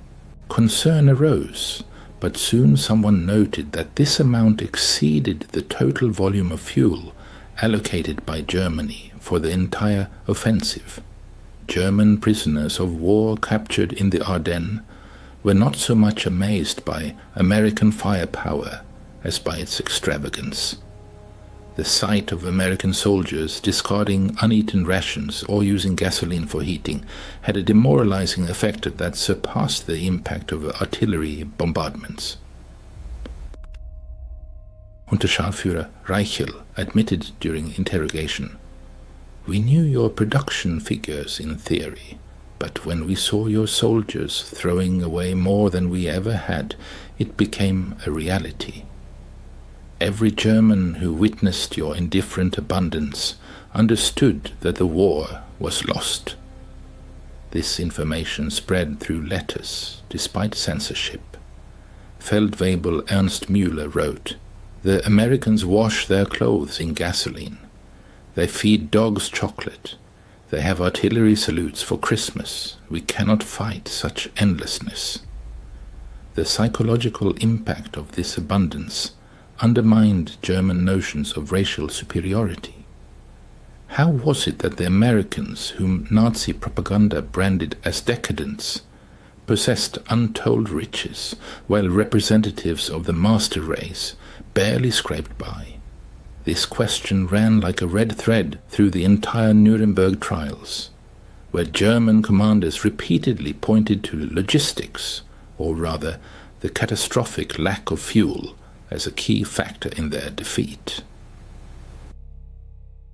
Field Marshal Keitel, testifying at the tribunal, admitted, "In 1940-41 we had operational superiority, but by 1944 we were unable to move troops due to an acute shortage of fuel, while the Americans moved entire armies like chess pieces on a board." Piper, convicted of atrocities at Malmedy, frankly stated, "Every decision we made after December 17 was made under the pressure of the fuel crisis. We could neither maneuver nor pursue the enemy, nor retreat in an organized manner. The Americans, on the contrary, enjoyed complete freedom of movement, while we counted every liter." General Guderian bitterly stated, "When Piper captured 50,000 gallons of fuel, it was of immense significance to him, but for the Americans it meant absolutely nothing. At that moment the war was lost."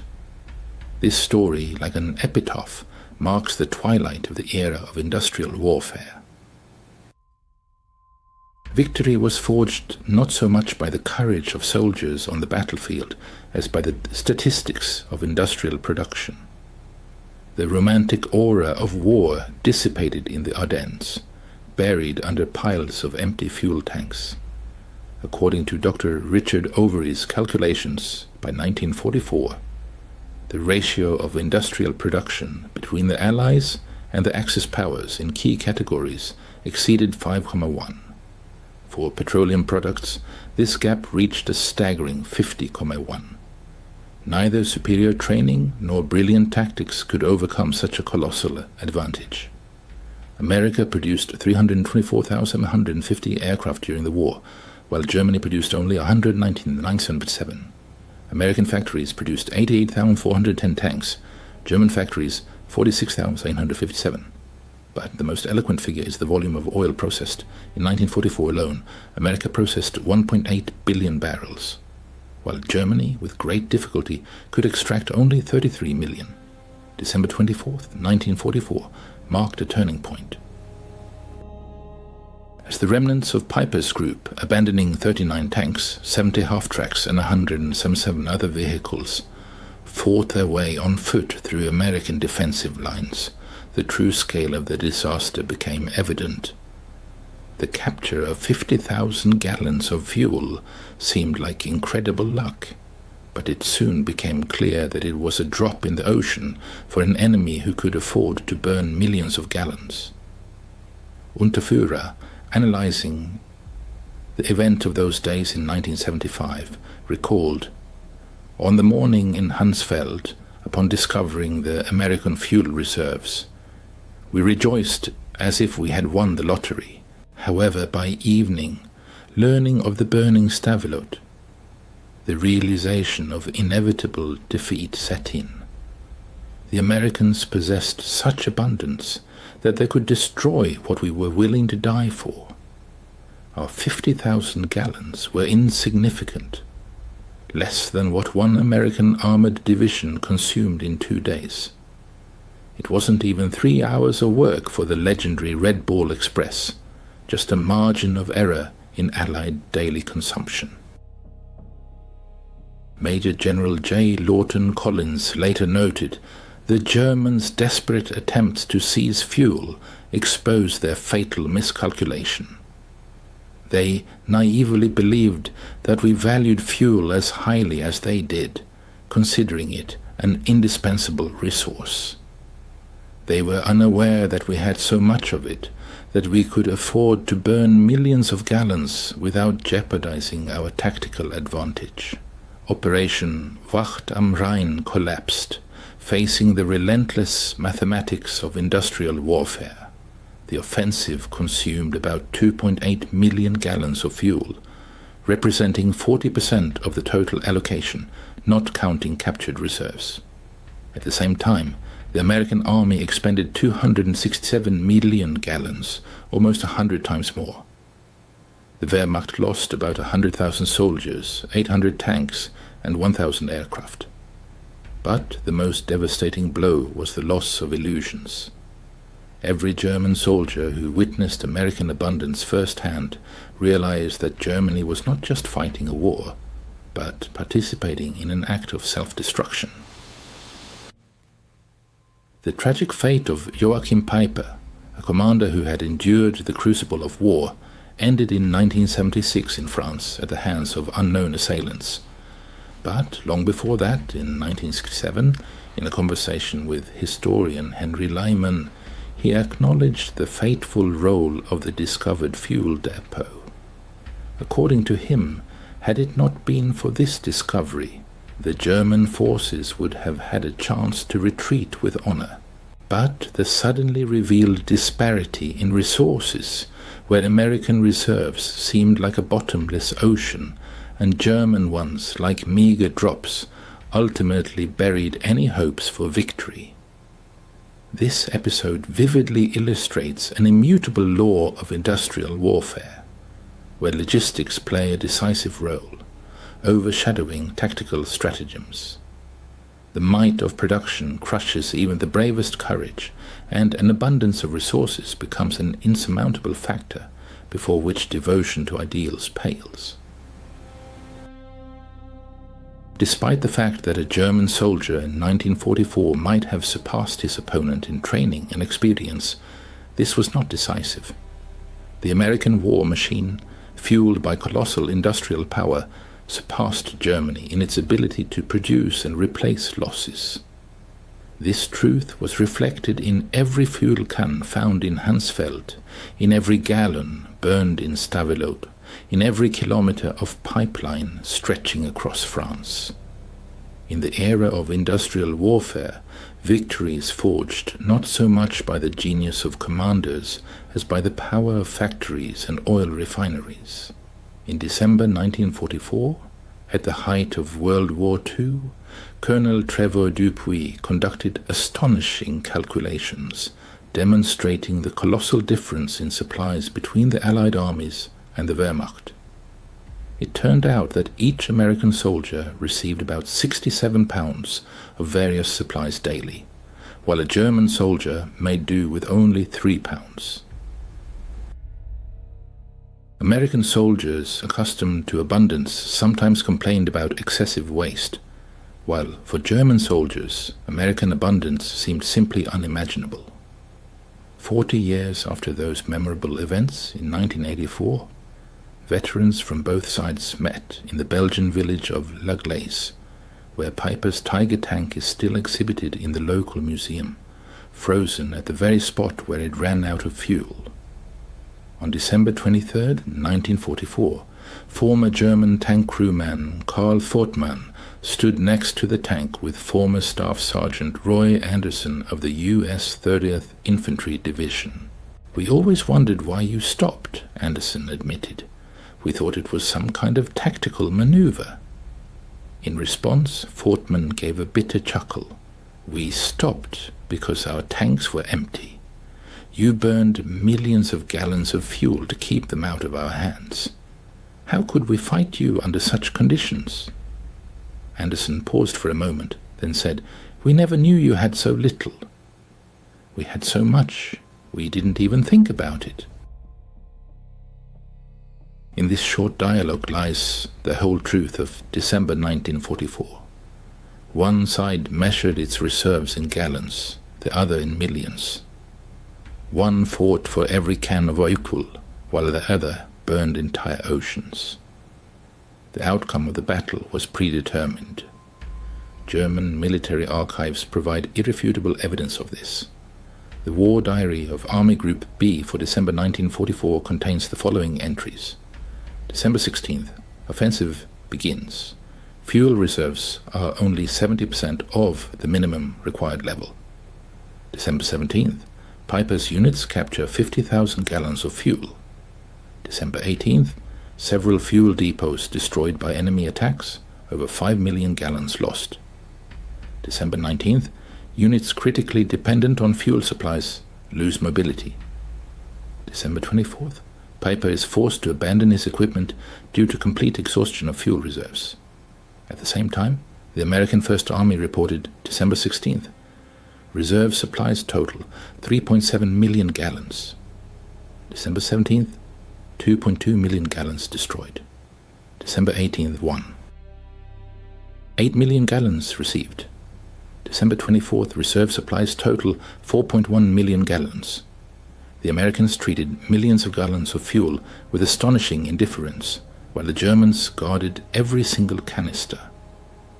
In addition to its significant volume, American fuel demonstrated undeniable technological superiority. U.S. refineries made breakthroughs in catalytic cracking, allowing them to produce high-octane fuel more efficiently than German hydrogenation technology.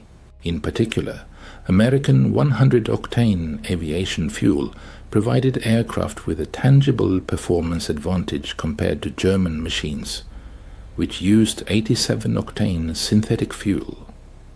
American engineers also developed unique additives that Germany could not replicate, such as tetraethyl lead, ethylene dibromide, and detergent additives. German engines, designed to run on lower quality fuel, often malfunctioned when using captured American gasoline. The fuel shortage profoundly affected every soldier's experience.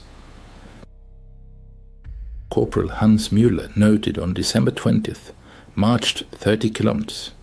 No fuel for trucks which drive past abandoned American vehicles with engines running for heat.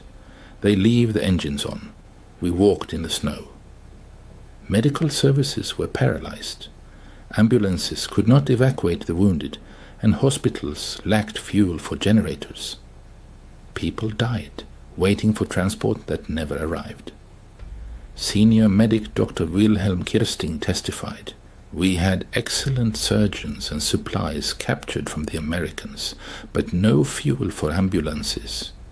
People died who could have been saved if they had been transported just 10 kilometers. The triumphant march of American military might shattered Nazi propaganda, which portrayed U.S. soldiers as weak and fragile warriors.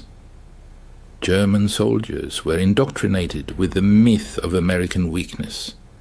Yet the reality proved entirely different. The U.S. Army demonstrated a capacity for destruction that surpassed Germany's own capabilities. As recorded in Goebbels' diary entry of December 28th, the morale of German troops began a steady decline. Soldiers, contrary to official propaganda, reported American superiority, undermining the carefully constructed Nazi narrative. Despite censorship, the truth permeated the ranks of the Wehrmacht, and the myth of German invincibility crumbled under the pressure of American logistics and military might. The failure of the German offensive in the Ardennes became a turning point, stripping Germany of any hope for victory and forcing it into a desperate defense. General Jodl, speaking at the Nuremberg trials, admitted, "After the Ardennes, we realized that everything was lost. We had played our last card and found that the enemy held all the aces."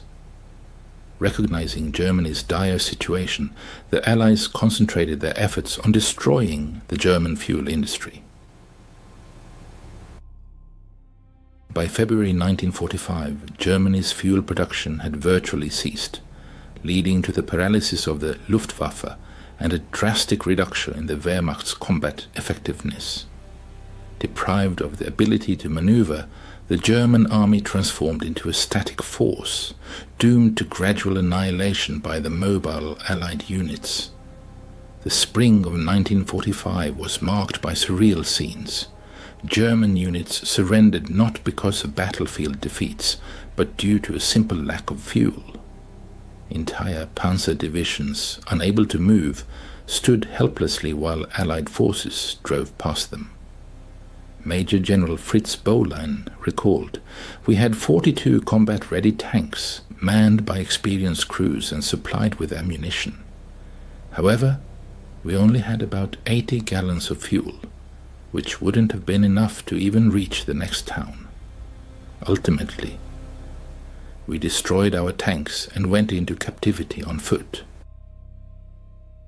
Meanwhile, the triumphant advance of American troops across Europe was hindered only by colossal traffic jams caused by the countless number of vehicles. The Third Army alone boasted a fleet of 15,000 machines. The fuel crisis that crippled Piper's battle group vividly illustrated how industrial power predetermined the outcome of World War II. Standing among captured jerrycans on that frosty December morning, Piper grasped a bitter truth. They were fighting an enemy whose losses were more than offset by inexhaustible resources. The stark figures spoke volumes. The Germans allocated 5 million gallons of fuel for their offensive, while the Americans destroyed 8 million gallons. The daily fuel consumption of the American army reached 7.5 million gallons. Piper's capture of 50,000 gallons in Honsfeld represented a meager 0.6% of daily American supplies. The Battle of the Ardennes claimed the lives of 19,000 American soldiers and perhaps around 100,000 German soldiers. It exhausted the Wehrmacht's last reserves, but its long-term significance lay in the German soldiers' realization of the unfathomable abundance possessed by America. Piper's discovery was not just about fuel, but about the very essence of industrial warfare. Victory was destined for whoever produced more oil, steel, and aluminum. Germany never stood a chance from the outset. The irony was that American soldiers, inventorying abandoned German equipment in Laglis, discovered 39 brand-new operational tanks left behind due to a mere lack of fuel. Major Robert Harrison's salvage report noted, fuel required 8,000 gallons, classification minimal, source local reserves, time 4 hours. What was an insurmountable task for the Germans, finding 8,000 gallons to save their best tanks, was of no concern whatsoever to the Americans. A minor request, fulfilled from local reserves, exceeded the peak supply of Piper's battle group. This was Piper's epiphany in Honsfeld. It wasn't simply that America had more fuel, but that American abundance had reached such a scale that Germany's shortage became utterly irrelevant. The war was lost by Germany the moment American industrial potential gained momentum. Honsfeld merely confirmed what had become evident as early as 1942. Germany was fighting a hopeless battle, measuring defeat in gallons, while America measured victory in oceans. The Tiger tank standing in the Laglis Museum with an empty fuel tank serves as a silent monument to how tactical superiority was defeated by logistical reality. Visitors often ask why such formidable machines were abandoned. The answer is simple. There was no fuel. March 17, 1943. Under the top-secret classification, in room 76 to 78 of the Berlin headquarters, an event unfolded that shook the very walls of the Abwehr. a folder of intelligence reports crashed onto the polished mahogany desk, and hot coffee from Admiral Wilhelm Canaris. His delicate porcelain cup spilled onto secret documents, whose discovery by the Gestapo would have inevitably led to severe retribution. This cannot be. The Americans are trying to feed us disinformation through their agents of influence, the Admiral exclaimed, disbelieving his own eyes. From the vast windows of the Abwehr headquarters, a view opened onto the Landwehr Canal, where Rosa Luxemburg's life had ended a quarter-century earlier. Now, in the hands of Germany's head of military intelligence, was a report that called into question not only Nazi propaganda slogans, but also the fundamental tenets of German military strategy. According to intercepted radio messages and agent reports from Mexico City, the Ford Motor Company's Willow Run plant was producing one B-24 Liberator bomber every hour at an incredible speed. The B-24 Liberator was an intricate design, comprising 1.5 million parts fastened by 450,000 rivets, including 30,000 individual components and assemblies. This 18-ton aerial giant rolled off the assembly line faster than German industry could produce the unpretentious Kübelwagen military vehicle. Major Friedrich Wilhelm Heinz, standing perfectly still before the Admiral's desk, had personally triple-checked the intelligence. Yet the numbers remained undeniable. At that moment, none of them realized they were witnessing the beginning of the most devastating failure in the history of modern warfare intelligence operations. This refers to the systematic inability of German intelligence services to comprehend, believe, and convey to the highest Nazi leadership the true scale of the United States industrial might. This fatal error predetermined the collapse of the Third Reich in the face of an unyielding mathematical reality. The failure of German intelligence to assess American industrial potential had begun 2 years earlier. In 1941, Luftwaffe General Karl Kohler presented Hermann Göring with reports received from military attaché General Friedrich von Boerticher in Washington. These documents claim that the American aviation industry was reaching a production level of approximately 2,000 aircraft per month. Göring, meeting this information with outright laughter, declared that Americans were only capable of producing refrigerators and razor blades, but certainly not combat aircraft. "The Americans are bluffing," Göring told Hitler at the Wolf's Lair in December 1941, just 4 days after the tragedy at Pearl Harbor. "Their democratic system makes them vulnerable. Their multinational population reduces their effectiveness. Jewish influence corrupts them. They are utterly incapable of producing what they claim." By spring 1943, the German intelligence network, spread across America, began reporting information that contradicted the established notions of Nazi racial doctrine and economic views.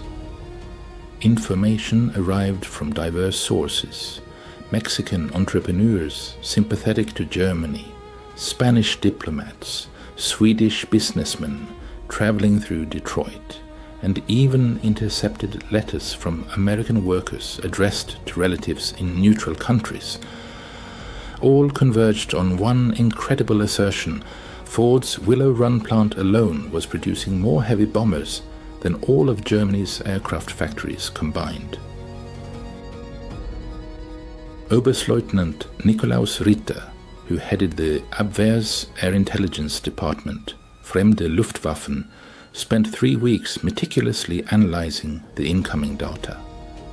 As a former Lufthansa pilot who had spent 10 years in America before the war, Ritter understood the United States industrial potential better than many German officers. In the 1920s, His Manhattan apartment windows overlooked the construction of the Chrysler Building. He had witnessed Americans erect the world's tallest building in less than 2 years. Within the highest echelons of the German Navy, an ominous forecast was brewing. Admiral Ritter reported to Canaris, "If the presented data is accurate, and I have no reason to doubt its authenticity, then Germany's fate in this war is sealed. All that remains is to await the inevitable, for it is a matter of time and relentless mathematics." The information reaching the Admiral forged its path through complex and risky routes. Georg Nikolaus, the experienced head of a key Abwehr network based in Mexico City, skillfully established contacts with American entrepreneurs who regularly traveled between Detroit and Mexico's rich oil fields. These businessmen, unaware of the hidden danger, casually shared their impressions and observations, not realizing that their informal table conversations were being meticulously recorded by German agents. On February 3, 1943, a reception was held in Mexico City within the German-Mexican Trade Association, attended by American oil magnate Harold Morrison. Under the influence of a considerable amount of tequila, Morrison enthusiastically recounted his recent tour of the Willow Run plant. This tour had been organized by Ford to demonstrate the facility's impressive capabilities in fulfilling government contracts to potential investors. In one of the reception rooms, where the fates of the world were being decided, Morrison, unaware that his words were being absorbed by Wolfgang Blau, a German spy disguised as an Argentine businessman, began his story. What he had seen, he claimed, surpassed all imagination. Before him was a conveyor line stretching for many miles, and a building so colossal that clouds formed inside it, occasionally raining. 42,000 workers toiled in this giant factory, including thousands of women, among them African-American women, engaged in creating the most complex machine ever seen by humankind. Morrison, engrossed in his narrative, grabbed a pencil and began sketching a diagram on a simple napkin. The bomber, he explained, had 2 bomb bays, each capable of holding up to 4,000 pounds of explosives. 4 powerful engines, each delivering a 200 horsepower, provided it with incredible speed and payload capacity. Production was organized on the principle of assembling individual sections, which Ford called sub-assemblies, much like rivers merging into a single mighty current. Wing sections arrive from one direction, fuselages from another, and tail sections from a third. All converged at strictly defined points along the conveyor line, forming a complete unit. Blau, striving to maintain a casual demeanor, inquired whether such complex processes led to frequent breakdowns and production delays. Morrison merely laughed in response. He reminded Blau that Consolidated Aircraft had initially been skeptical of Ford's idea, claiming that planes could not be built like cars. However, Ford had managed to break down the bomber assembly process into 60,000 individual operations. Each worker performed the same task repeatedly, honing their skill to perfection. A woman who had been preparing breakfast for her children yesterday was today deftly installing hydraulic lines in the aircraft's tail. Training took only a few days, not months, as was previously the norm. Perhaps the most comprehensive intelligence seeped through Spain, led by Francisco Franco. Colonel José Ungría, serving as the Spanish military attaché in Washington, maintained trusted connections with American aircraft manufacturers. Secretly, he transmitted intelligence to Germany in exchange for tungsten supplies vital for Spanish industry. In March 1943, Ungria attended a reception at the Argentine embassy, where he had the opportunity to meet Charles Sorensen, head of Ford's production department and the visionary behind the Willow Run plant.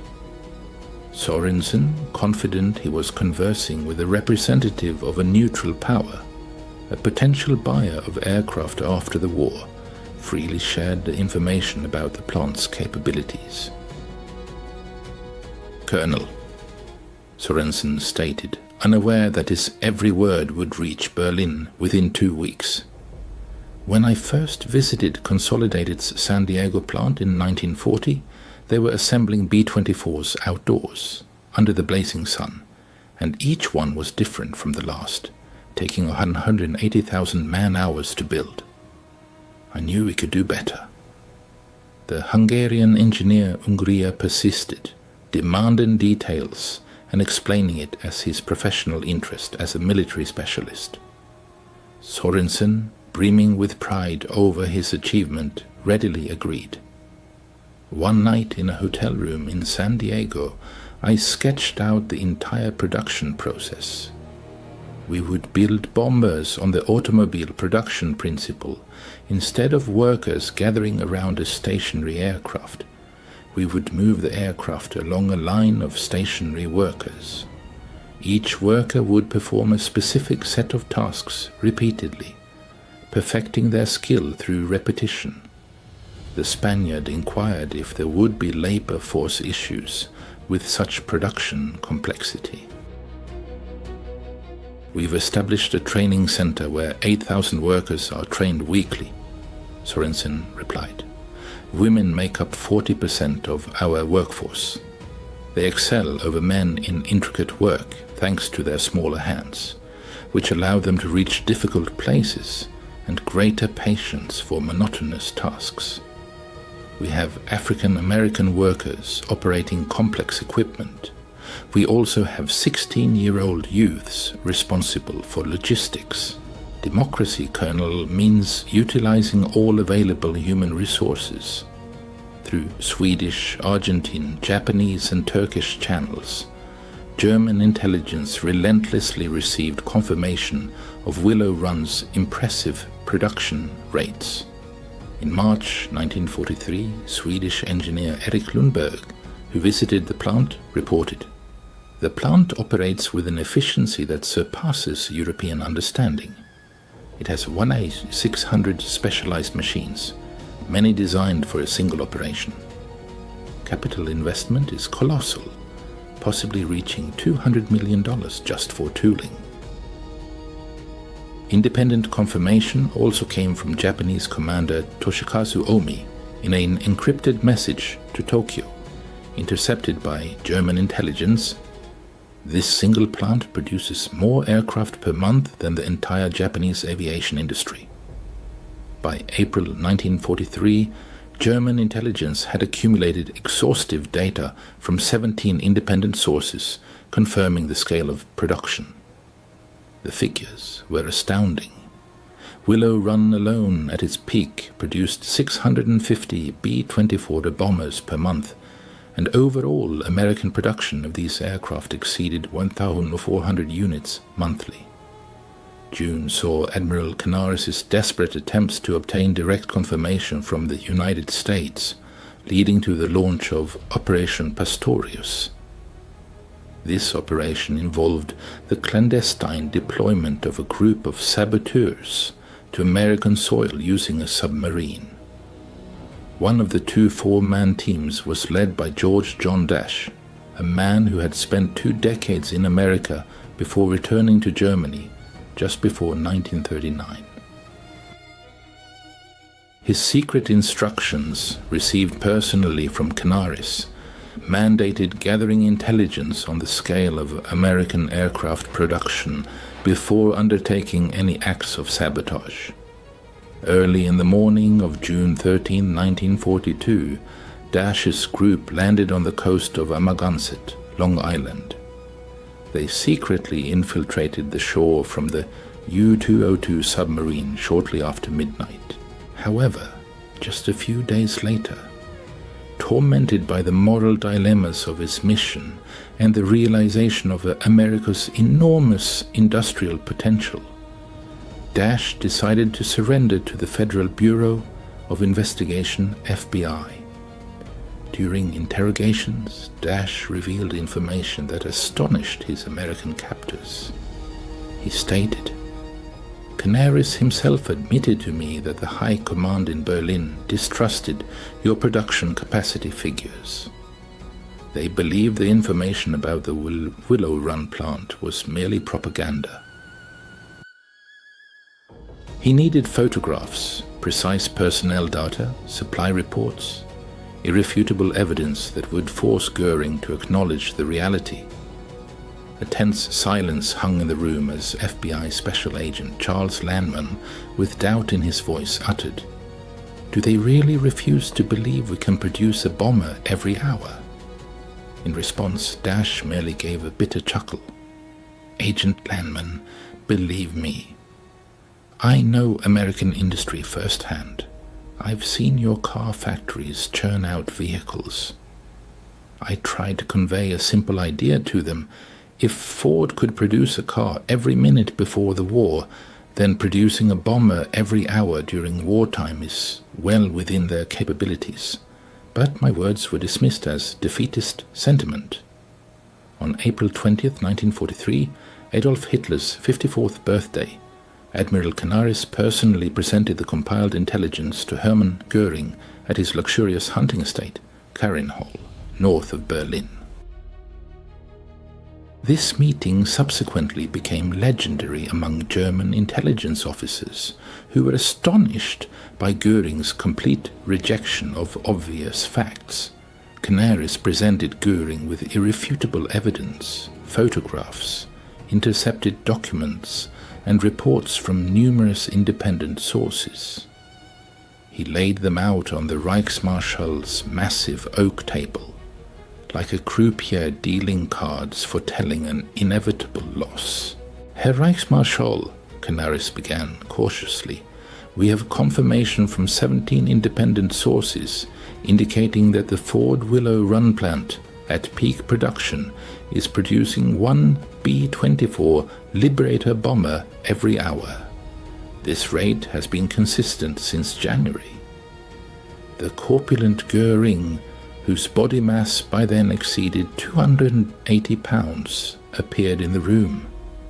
He casually picked up one of the photographs, depicting a conveyor line stretching into the distance, and mockingly addressed Canaris.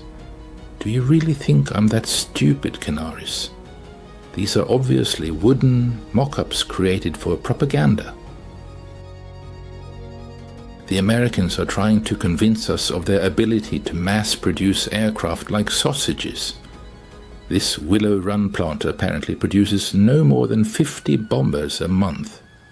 Canaris, maintaining his composure, produced another document, an intercepted Pennsylvania Railroad manifest indicating enormous aluminum shipments. "Herr Reichsmarschall, this plant consumes 16 million pounds of aluminum monthly. That exceeds our entire monthly production." In response, Goering burst into loud laughter. "And where do you suppose they get this aluminum? Perhaps they smelt it from their African-American workers or women riveters. Canaris, you've fallen victim to American propaganda." A week later, Canaris was summoned to the Wolf's Lair for a personal report to Hitler. Generals Jodl and Keitel, as well as propaganda minister Joseph Goebbels, were present at the meeting. Hitler focused on studying maps of the Eastern Front, where the Wehrmacht was preparing for Operation Citadel, the massive Battle of Kursk. Listened to Canaris' intelligence presentation with barely concealed impatience. The head of German military intelligence, Admiral Canaris, aware of the immense risk, conveyed disheartening data to the Führer. He emphasized that the colossal scale of American aircraft production, reaching 1,400 B-24 bombers monthly, combined with similar B-17 output, fighter production and British capacity, would inevitably lead to a situation where airstrikes on the Reich would overwhelm German defenses. Hitler's reaction was predictably dismissive. The Führer declared that Americans had undoubtedly succeeded in the mass production of simple goods, such as automobiles and refrigerators. But a bomber was a fundamentally different product, requiring high precision, skill, and dedication. He expressed doubt that Americans could have achieved such production figures in such a short time, while Germany had required 6 years to prepare for war. General Jodl, having analyzed the figures presented by Canaris, attempted to convey a realistic assessment of the situation to the Führer. However, Hitler categorically rejected this data, stating that the Americans had only entered the war in December 1941, and building a miracle factory and establishing such large-scale production in such a short period was simply impossible. The head of the Abwehr, Admiral Canaris, thanks to his connections with American intelligence in Switzerland, managed to obtain newsreel footage of the Willow Run plant, a fact that remained a secret from the Nazi High Command. The 5-minute film, smuggled through Spanish diplomatic channels, captured the functioning assembly line. Canaris and his deputy, Hans Oster, watched these frames in the strictest secrecy at Abwehr headquarters. The camera dispassionately glided along the mile-long assembly line, demonstrating B-24s at various stages of production. Workers of different races and genders, like mechanisms, performed their tasks with impeccable precision. The time, captured on clocks in several frames, confirmed the authenticity of what was happening. "Unbelievable," Oster whispered, stunned. Canaris, without losing his composure, destroyed the film, watching it turn to ash. "We cannot show this to them," he declared. "They will accuse us of forgery or treason." In November 1943, aerial photographs of Willow Run, taken by a Spanish diplomat, fell into the hands of German intelligence. Analysts painstakingly studied the images for several weeks. The results of the analysis spoke for themselves. Parking lots filled with approximately 12,000 cars indicated round-the-clock 3-shift operation. At the adjacent airfield, 47 B-24s were visible, ready for shipment. The assembly line, visible through skylights, showed aircraft positioned in strict accordance with previously obtained data. Railway tracks were jammed with dozens of freight cars delivering necessary materials. Expert Hedman Vernard concluded, "Photographic evidence fully confirms the data received from the agent network. Production rates appear credible. Immediate strategic reconsideration is strongly recommended." However, Göring, to whom these photographs were presented, dismissed them, calling them a clever American falsification, possibly using scale models. Albert Speer, Hitler's Minister of Armaments, and perhaps the only member of the Nazi leadership who truly understood the intricacies of industrial production, had access to secret American intelligence data. His diary entry from May 15, 1943, discovered after the war, reveals his despair. If even half of the figures for the Willow Run plant are accurate, we face not just defeat, but total annihilation. They are producing more planes in a month than we are in a year. But I cannot speak openly about this. It would be tantamount to signing my own death warrant. Meanwhile, Dr. Otto Ohlendorf, who headed the SD in land and possessed a strong economic background, meticulously studied the economic indicators of the United States. His report, presented to Himmler in December 1943, was disheartening. In peacetime, 1941, the Ford Motor Company produced 1.1 million automobiles. These capacities are now reoriented towards bomber production, and the pace of output is constantly increasing. By June 1944, the Americans will have enough B-24s to drop a tonnage of bombs on us daily, equivalent to what was dropped on London in 1940. During the Christmas period of 1943, Admiral Canaris, head of German military intelligence, received alarming information about the American aviation industry's production plans for the upcoming year, 1944. According to this data, the United States planned to produce a colossal number of combat aircraft: 18,000 B-24 Liberator bombers, 12,000 B-17 Flying Fortress bombers, 1,000 of the new B-29 Super Fortress, and approximately 40,000 fighters of various types. The total production volume was projected to be an impressive 86,000 aircraft. When these figures were presented to Adolf Hitler, his reaction was one of skepticism and disbelief. The Führer declared that the Americans were merely boasting and that they could not possibly produce more aircraft in 1944 than all countries combined had produced in the entire history of aviation.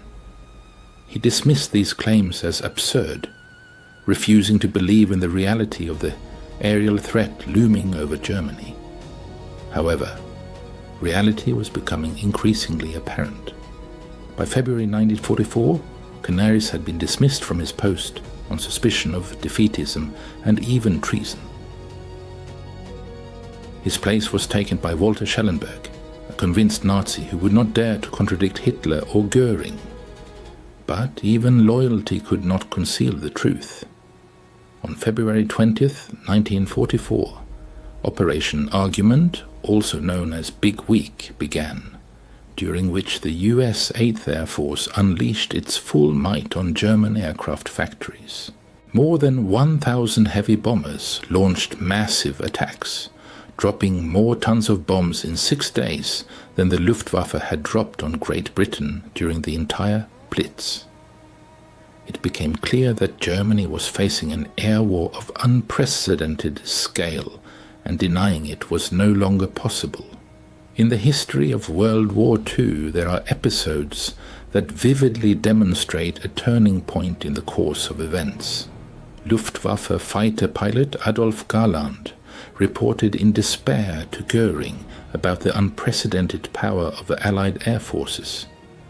Herr Reichsmarschall, I personally counted over 800 bombers in battle formation, and these are not training targets, they are dropping real bombs. On June 6, 1944, D-Day, over 11,000 Allied aircraft filled the skies over France. The Luftwaffe could only muster a mere 300 fighters against this armada. Field Marshal Hugo Sperle, realizing the catastrophic situation, sent a message to Berlin full of bitterness and disappointment. The enemy's air superiority is absolutely overwhelming. Our intelligence was correct, but it wasn't the Americans who deceived us, it was ourselves, our own illusions. By April 1944, the Willow Run plant had reached its peak production capacity. Working 2 9-hour shifts, 6 days a week, the workforce churned out 453 aircraft per month, meaning one completed B-24 Liberator every 63 minutes. The plant employed 42,231 people, including 11,000 women, 26% of the total workforce, 3,800 African Americans, about 9%, and 1,200 people with disabilities, 0.3%. This diverse and multicultural workforce, through its labor, delivered a devastating blow to Nazi racial ideology. Inferior races and weak segments of the population outproduced the German master race many times over, proving the fallacy of racist theories in practice. After the end of World War II, surviving German intelligence officers shed light on the catastrophic scale of the errors made. Walter Schellenberg, testifying at the Nuremberg trials, stated that as early as the beginning of 1943, German intelligence possessed accurate data on American industrial potential. He emphasized that any professional intelligence officer recognized the reliability of these figures, but reporting the truth up the chain of command was tantamount to a death sentence for defeatist sentiments. Hans Bernd Gisevius, in his memoirs, bitterly noted that the problem was not a lack of information about American industry, but rather an abundance of it. The tragedy was that Germany's top leadership refused to believe this data because it contradicted their racial beliefs and ideological dogmas. German intelligence officers who dared to report truthful information paid a terrible price. Admiral Wilhelm Canaris, head of the Abwehr, was executed on April 9, 1945, at Flossenbürg concentration camp. Hans Oster suffered the same fate, also executed on April 9, 1945, at Flossenbürg. Alexis von Roener was executed in October 1944 for his involvement in the July 20th plot against Hitler. Only Hans Bernd Gisevius managed to escape this tragic fate, fleeing to Switzerland and surviving the war. The US Strategic Bombing Survey confirmed what German intelligence had previously reported, revealing the impressive scale of production at the Willow Run plant. Between 1942 and 1945, 8,685 B-24 bombers were produced there, with peak production reaching 650 aircraft per month. Notably, this rate of output was sustained for several months. Thanks to process optimization, the total cost of a single aircraft significantly decreased from $238,000 to $137,000. During his post-war interrogation, Albert Speer was asked why Germany did not trust intelligence data regarding American production. His answer revealed the deeply ingrained prejudices of the Nazi regime. To admit that Ford could produce a bomber every hour would have meant acknowledging the fallacy of our entire worldview. It would have meant admitting that democracy is not weak but strong, that racial mixing creates not weakness but strength, that women are capable of performing men's work.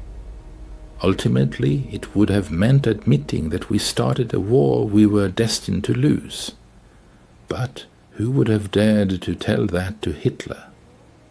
Rose Will Monroe, who became the real-life prototype for Rosie the Riveter, worked with a rivet gun on the B-24 production line. She and thousands of other women who previously had no industrial experience came to the factories after the tragic events at Pearl Harbor. We knew we were building something extremely important, Monroe recalled in a fan 1984 interview. Every rivet we installed was meant to bring the war closer to an end. Often we worked 2 shifts, finding rest in the parking lot between them. Our brothers, husbands and loved ones flew in these planes, and we knew we were contributing to their safety and victory. Collapse on the horizon, Nazi Germany's tragic miscalculations based on underestimating American industrial might.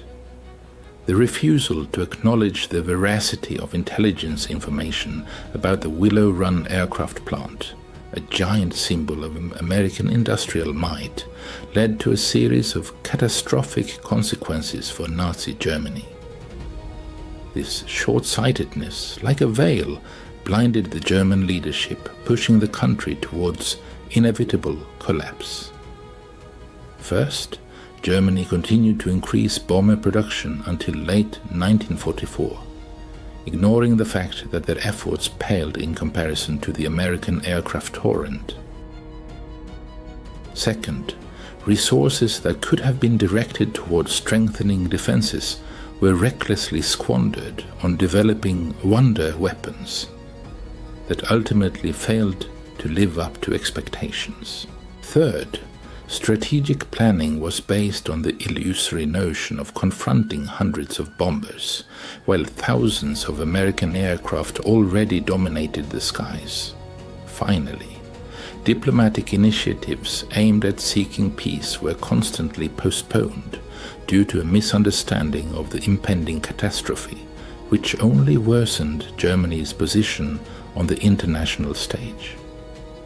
German economists, upon gaining access to captured documents, were stunned by the true scale of the American industrial giant. The Willow Run plant, valued at $200 million, overshadowed the entire German aviation industry, which had received only $400 million in investment from 1933 to 1945. Willow Run's area was 3.5 million square feet, while the total area of all German aircraft factories combined did not exceed 8 million square feet.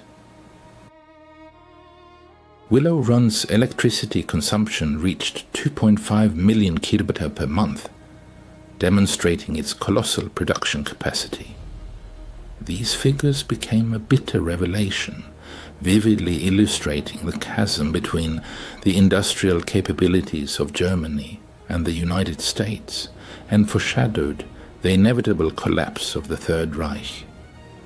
During World War II, American industry reached unprecedented scales, astounding with its production volumes. A single factory built by the Americans consumed more resources than entire German cities. By the end of the war, when the final tally was made, the true extent of production became evident. A total of 1,888 B-24 bombers were produced, with 8,685 of them rolling off the assembly line at the Willow Run plant. B-17 bomber production reached 12,631 units. Between 1940 and 1945, American industry produced a total of 33,717 aircraft. In comparison, Germany produced 94,700 aircraft during the same period. Thus, the United States, fighting on two oceans, managed to produce 3.2 times more aircraft than Germany. Historians consider the failure of German intelligence to assess America's production capabilities as one of the most serious miscalculations in military history. Notably, this was not a failure in information gathering. German agents obtained accurate and detailed intelligence. The problem lay in the leadership's inability to accept this data because it contradicted their established worldview. Dr. Gerhard Weinberg concluded that German intelligence had accurately assessed the US production potential by early 1943. Had this intelligence been taken into account and appropriate actions taken based on it, Germany could have initiated peace negotiations 2 years earlier, thereby saving millions of human lives. This tragic story offers us several important lessons, still relevant today. First, it demonstrates how cognitive biases can blind reason, leading to the rejection of even the most accurate intelligence data if it conflicts with established beliefs. Second, ideological blindness can obscure rational thought when political dogmas are prioritized over harsh mathematical reality. Third, systemic failures in intelligence structures, where inconvenient truths are not encouraged, but rather falsehoods are rewarded, lead to catastrophic consequences. And finally, the fatal miscalculation of underestimating an adversary inevitably leads to tragedy and immense losses. In 1985, a significant encounter took place at the grand opening of the Yankee Air Museum at Willow Run. Rose Will Monroe, a former aircraft factory worker who went down in history as the symbol of American labor, Rosie the Riveter, met with Hans Rudel, once a renowned Luftwaffe pilot. Rudel, astonished by the scale of American military industry, asked Monroe, "How did you manage to build so many planes so quickly?" Monroe, with a modest smile, replied, "Honey, we just came to work every day and did our job. Nothing special. We just built bombers and went home. Democracy isn't rocket science. It's just free people doing everything they can." Rudel, deep in thought, uttered, "We were taught that democracy made you weak, that your diversity made you inefficient. We were lied to, and that lie cost millions of lives." In May 1945, as Berlin lay in ruins, American intelligence officers stumbled upon an ominous find, Germany's final intelligence report on the Willow Run plant, dated April 20, 1945, Adolf Hitler's birthday. In this report, like a cry of despair, it is stated, "Production at Willow Run is confirmed. We tried to convey this truth 2 years ago, but our voices went unheard." Germany is perishing not from a lack of information, but from an unwillingness to believe what contradicts our prejudices. May future generations learn this lesson. Reality does not yield to ideology. Mathematics does not submit to mythology, and ignoring the truth leads to tragedy. This report never reached its intended recipient. Hitler, confined to his bunker, refused to see the impending catastrophe. The 1,000-year Reich was living its final days, and thousands of American bombers, many having rolled off the Willow Run assembly line, delivered the final irrefutable argument that German intelligence had unsuccessfully tried to convey to the country's leadership for 2 years. History delivered its harsh verdict. German intelligence acted impeccably, but the acceptance of its data proved catastrophic. In this tragic unwillingness to believe inconvenient truths lies a serious warning for all nations. Reality cares nothing for our beliefs. Those who deny it for the sake of their ideological dogmas are doomed to perish. Willow Run produced more than just bombers. It created living proof that democracy is effective, diversity is a source of strength, and freedom fosters prosperity. German spies meticulously tallied all the facts, but German leaders chose not to believe them, and that disbelief destroyed the Third Reich just as surely as any bomb dropped from an American aircraft. February 20th, 1943.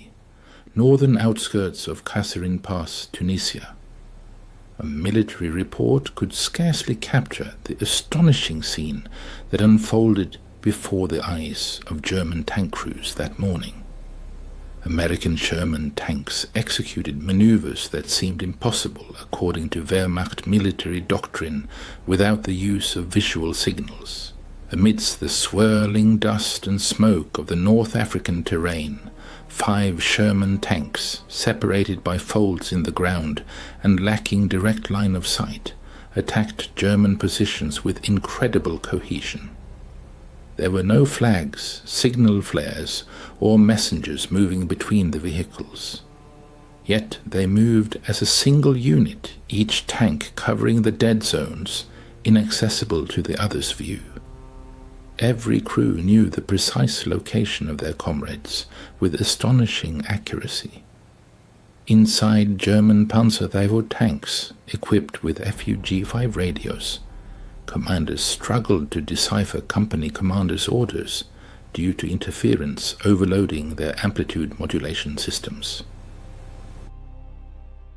German 10-watt transmitters, though advanced by 1930 standards, provided reliable communication only for a few hundred meters while on the move. Most German tanks were equipped only with receivers, denying crews the ability to report detected targets or request support. During pivotal moments of World War II, American forces possessed a technological superiority that the German army could only dream of. This advantage lay in the frequency modulation, .FM, radio communications installed on every tank. Quartz frequency stabilization, 25-watt transmission power, and crystal clear sound allowed American tank crews to communicate with each other despite engine noise and the chaos of battle. This technological marvel created 8,000 kilometers from the assembly lines of Detroit, became a decisive factor in victory. The advantage was not in the thickness of the armor or the caliber of the gun, but in the invisible electromagnetic waves that united American tank crews into a cohesive network, inaccessible to the Wehrmacht. The transformation began on July 27, 1941, when the U.S. Army adopted the Signal Corps radio sets SCR-508, SCR-528, and SCR-538 as standard for all medium tanks, while German forces advanced deep into the Soviet Union, relying on radio communication between command vehicles. American engineers at the Galvin Manufacturing Corporation, later known as Motorola, perfected frequency modulation technology that was destined to render German systems obsolete. The engineering team included Daniel E. Noble, who developed the application of FM technology in military equipment, and Henrik Magnuski, the chief radio frequency engineer, who solved the technical challenges of installing complex electronics in the harsh environment of a tank. Their creation weighed 82 kilograms, 180 pounds, and transformed every Sherman tank into a node of the world's first field network. In the era of World War II, when technological progress determined the outcome of battles, radio communication became a crucial element of military superiority. American engineers made a breakthrough by creating the SCR-508 radio, which changed the rules of engagement on the battlefield. The BC-604 transmitter, the heart of the SCR-508, delivered an impressive 25 watts of power, more than double the capability of its German counterpart, the Few G5.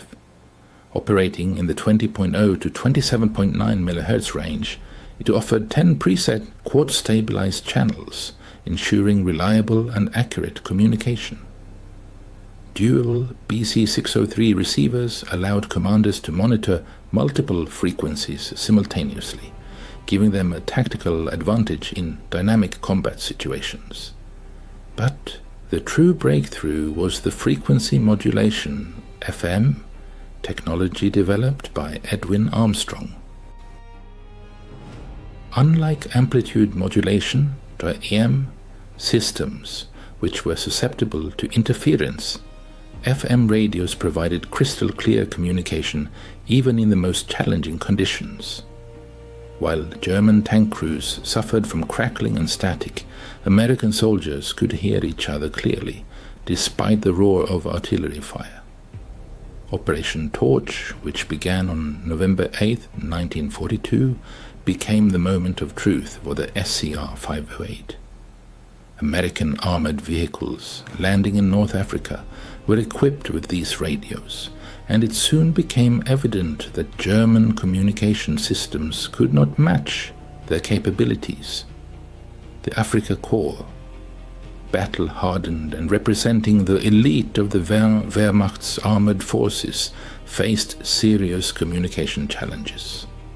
A typical German tank platoon, consisting of 5 vehicles, had only 1 or 2 tanks equipped with full Few G5 radio sets, capable of both transmitting and receiving messages.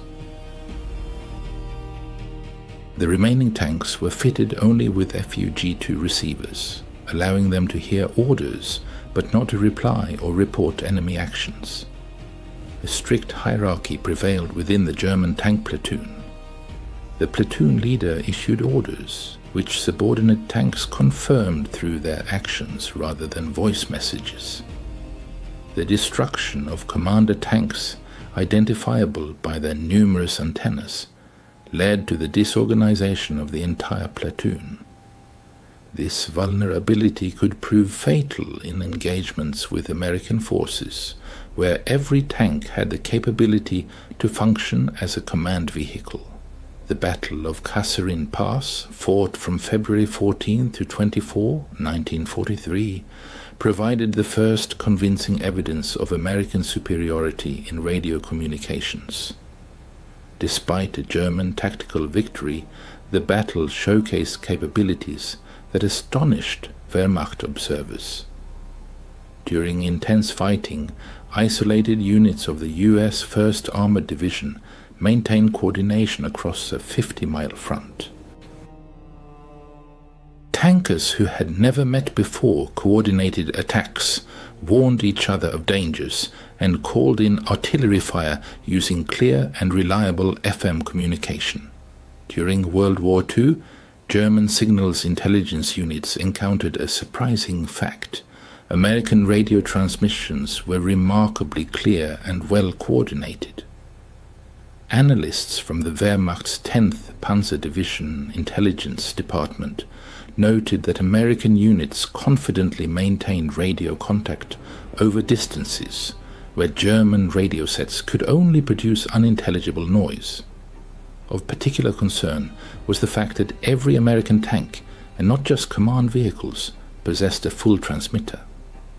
German Fuji 5 radio sets operating on amplitude modulation (AM) in the 27.0 to 33.3 MHz frequency range had several significant drawbacks. Their 10-watt transmitter provided a communication range of only 2 to 3 kilometers, 1.2 to 1.9 miles, under ideal conditions, which reduced to a few hundred meters while on the move. Any spark from an ignition plug, any electric motor, or the grinding of tracks created interference that AM systems could not effectively filter. In September 1943, American armor arrived in Italy, where the complex mountainous terrain was expected to negate the advantages of radio communication.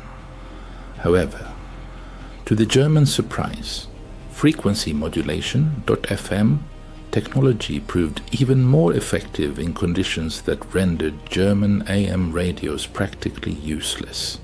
The SCR 508 FM system was significantly more resistant to multipath interference in mountain valleys than AM radios.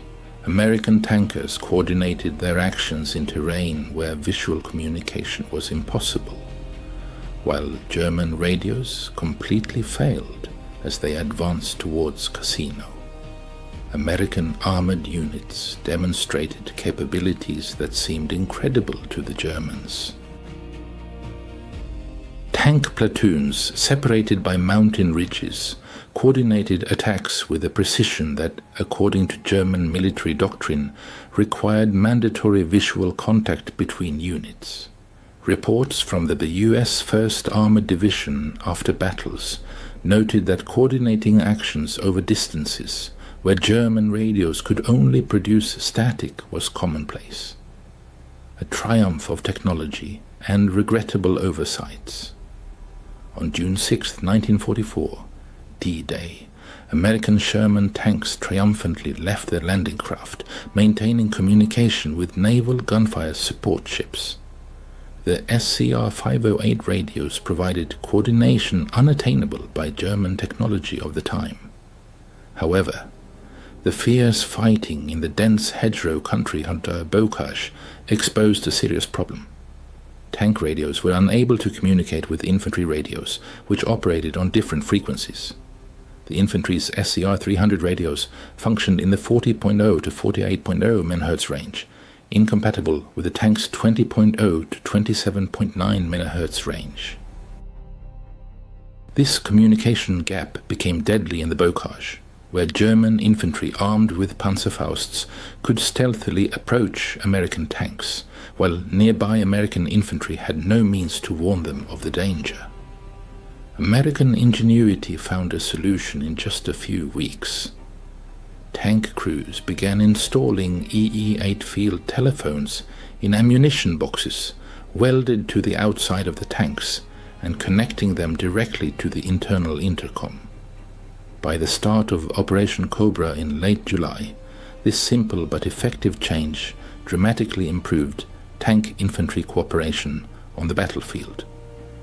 between July 25 and 30, 1944, during Operation Cobra, American forces demonstrated their outstanding capabilities in radio communication.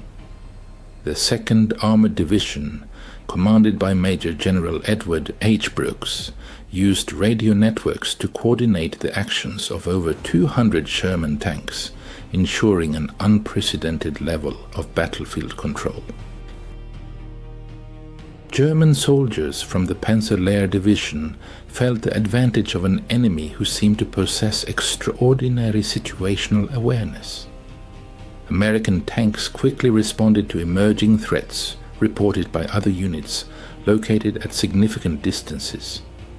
Artillery strikes, coordinated via tank radios, were executed within minutes of target detection.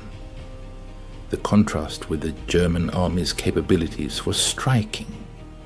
The Panzer-Lehr Division, once considered Germany's most advanced armored division, found itself in a state of communication poverty.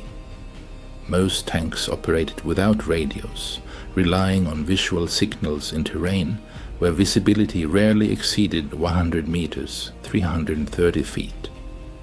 The few working radios suffered from interference and had limited range, hindering effective coordination. The irony of the situation was that Germany was one of the first countries to employ radio communication in tank warfare. Heinz Guderian, the architect of the Blitzkrieg, had insisted on equipping tanks with radio equipment as early as the 1920s. In his book Achtung, Panzer, published in 1937, he emphasized the importance of communication as the foundation for conducting armored operations. Guderian developed radio communication systems that allowed tank officers to coordinate attacks. He understood that the rapid advance of armored vehicles required reliable communication. However, by 1943, German tank production could not provide radios for all tanks, as Guderian's doctrine demanded. An analysis of German production statistics revealed serious problems in the war industry. In 1943, despite producing approximately 5,700 medium tanks, Germany managed to manufacture fewer than 2,000 FUG transceivers. A significant portion of these radios was installed on command vehicles and assault guns, leading to a severe shortage of communication equipment in regular tank units. Soviet tank forces experienced an even greater deficit of communication equipment. T-34 tanks, which formed the backbone of the Allied tank fleet, often entered battle without any radio equipment. In the pre-war period, Soviet doctrine relied on flag signals and detailed pre-battle planning, which led to catastrophic consequences in 1941 during clashes with German forces. By 1943, the situation improved somewhat, thanks to Lend-Lease supplies. American radios, particularly SCR-508 kits, were installed on Soviet command tanks. However, even by the end of the war, only about 25% of Soviet tanks were equipped with radio communications. These figures clearly demonstrate the superiority of American industry. While the Soviet Union struggled immensely to provide a quarter of its tanks with radio communication, the United States achieved 100% equipping of its armored forces with advanced FM systems. Motorola's Chicago plant was a true symbol of American industrial might, which became evident during World War II. Before the global conflict, the company specialized in producing car radios. But with the outbreak of the war, the factory was entirely repurposed for the needs of the front, facing the necessity of solving complex technical challenges. Each SCR-508 tank radio was a high-tech device, consisting of 2,548 individual components manufactured to the strictest military standards. The BC-604 transmitter, part of the radio set, included 474 capacitors and 385 resistors. Special attention was paid to quartz oscillators, which had to ensure the stability of the transmitter's frequency despite extreme temperature fluctuations and severe vibrations, inevitable in combat conditions. The production volumes of the SCR-508 family of radios vividly demonstrate the industrial power of the US. 3,800 units were produced in 1942, 11,400 in 1943, and an impressive 24,000 units in 1944. In total, over 50,000 tank radios were produced during the war years. This manufacturing triumph allowed all 49,324 Sherman tanks produced during the war to be equipped with modern radio equipment, an achievement unmatched by other participating nations in the conflict. The superiority of the SCR-508 was not limited solely to frequency modulation. Thanks to quartz frequency stabilization, tank crews had the ability to preset communication channels before a battle and maintain them in working order, despite the chaos and unpredictability of combat conditions. At the same time, German Fuji-5 radios, which used variable capacitor tuning, were prone to constant frequency drift, creating significant problems in coordinating actions.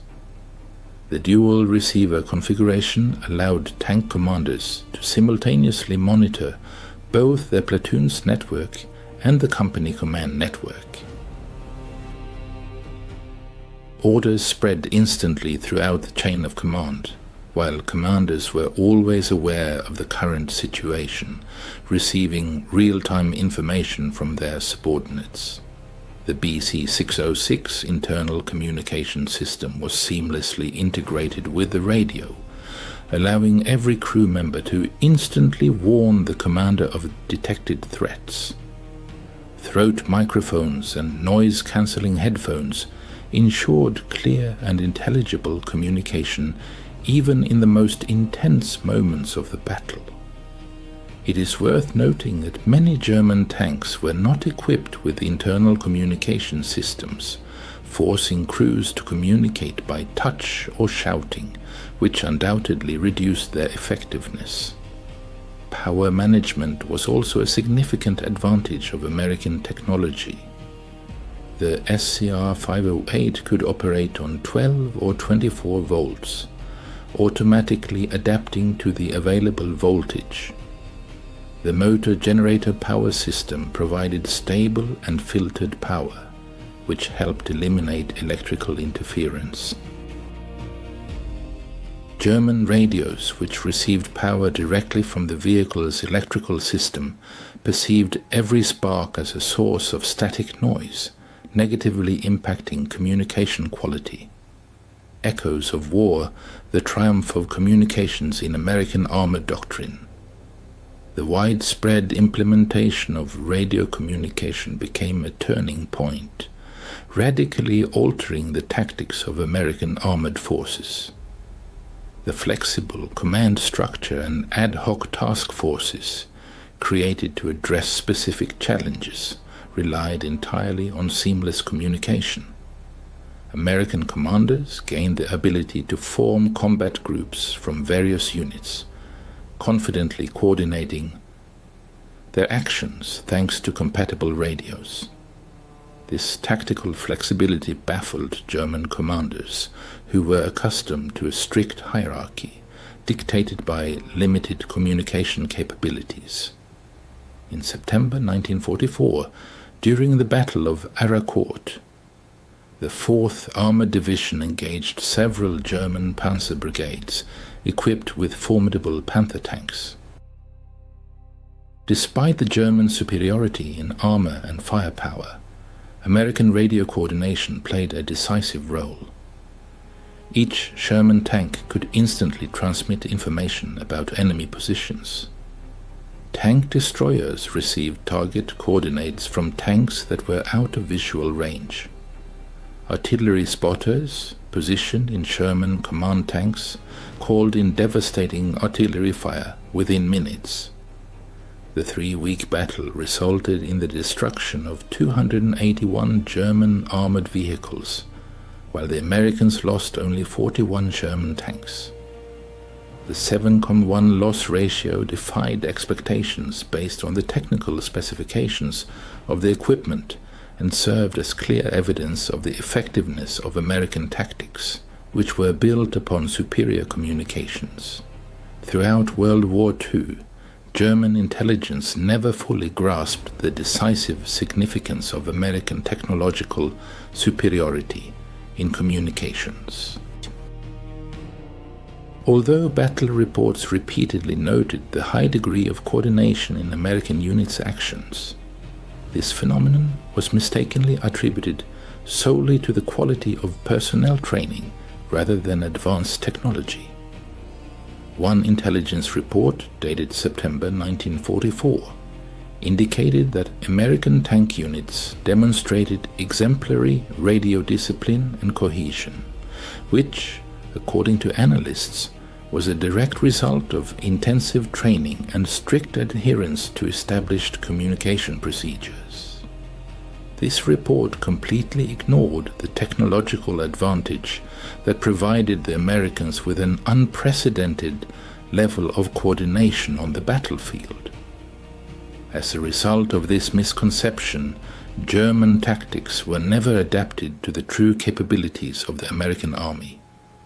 German forces continued to identify presumed command tanks by their antenna configuration, unaware that every Sherman tank was capable of coordinating actions in battle. When planning ambushes, the Germans naively believed that American tanks would lose coordination when separated, failing to consider that radio communication allowed units to maintain cohesion even without visual contact. By March 1945, as American forces approached the Rhine, American communication superiority reached its peak.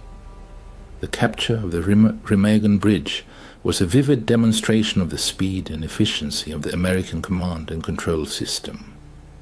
When the 9th Armored Division discovered the Ludendorff Bridge intact, the message reached the 1st Army headquarters within minutes.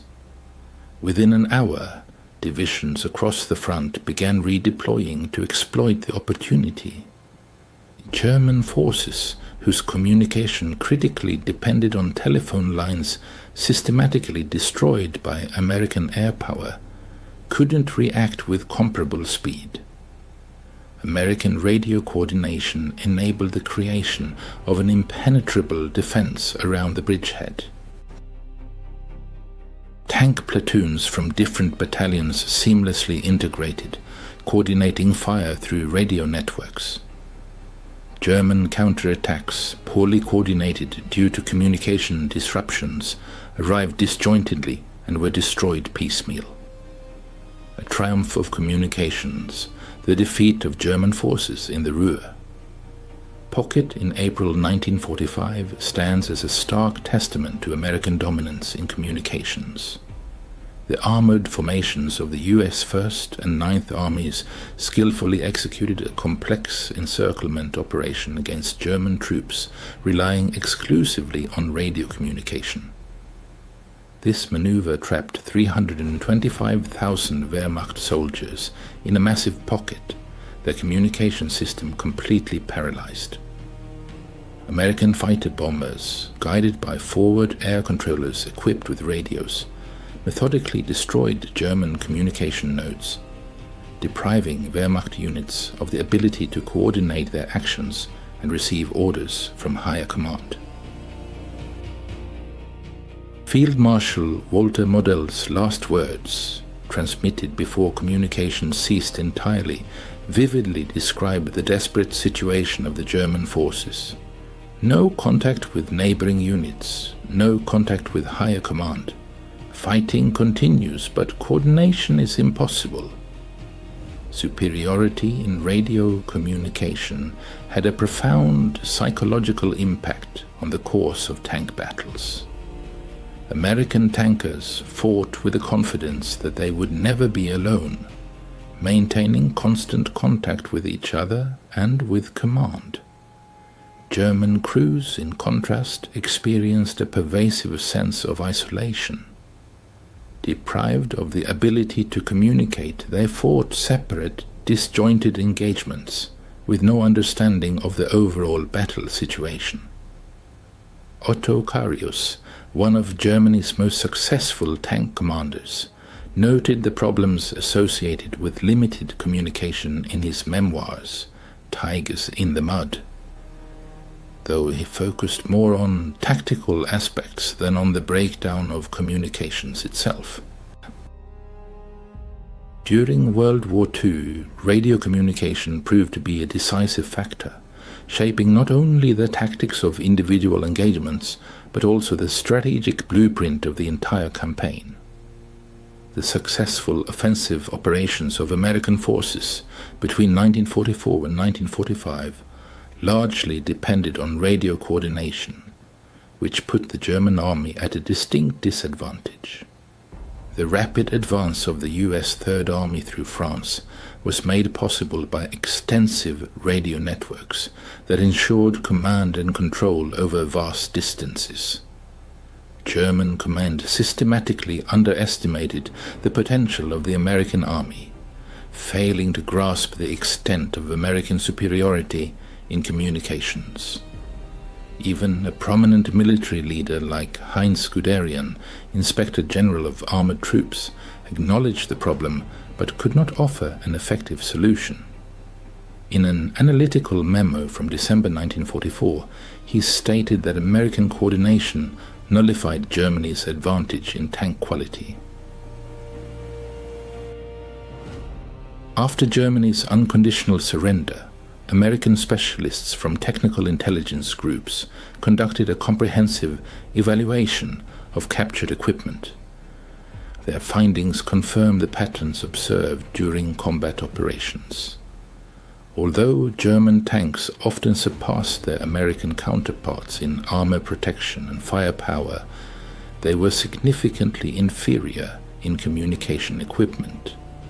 U.S. Army Technical Intelligence Report number 76 concluded that German tank communication equipment lagged behind American developments by approximately 5 years. The use of outdated amplitude modulation, a limited number of radios, and poor protection against electromagnetic interference created critical vulnerabilities. Soviet experts who gained access to captured German equipment reached similar conclusions. As a result, when developing post-war military equipment, the Red Army chose to copy American radios' electronic systems rather than German equivalents. An analysis of the production and deployment of radio equipment in armored forces reveals significant differences between American and German capabilities. Let's examine statistical data demonstrating the scale of the American Army's technological superiority. Specifically, the production of American SCR 508, 528, and 538 series radios exceeded 50,000 units, indicating a large-scale approach to ensuring communication. Concurrently, 49 324 Sherman tanks were produced in the US, each 100% equipped with a radio. These radios boasted a transmission power of 25 watts and frequency stability of plus 0.01% thanks to quartz stabilization, providing a communication range of up to 7 miles while moving and up to 15 miles when stationary. In contrast, German industry produced approximately 6,000 FUG-5 transceivers. The number of medium and heavy tanks produced was roughly 12,000 units. However, the equipping rate of these tanks with full transceivers barely reached 20%. German radios had a transmission power of 10 watts and exhibited lower frequency stability, plus 1%, which limited their communication range to 0.5 to 1 mile while moving and 2 to 3 miles when stationary. Comparing communication effectiveness reveals substantial differences in fire mission completion times. American tankers accomplished this task in an average of 3 to 20 minutes, whereas German tankers required 15-30 minutes. Furthermore, 100% of American tanks achieved coordination, while only 20% of German tanks with full communication capabilities could do so. The contribution of radio communication to the victory of Sherman tanks in World War II is difficult to overstate.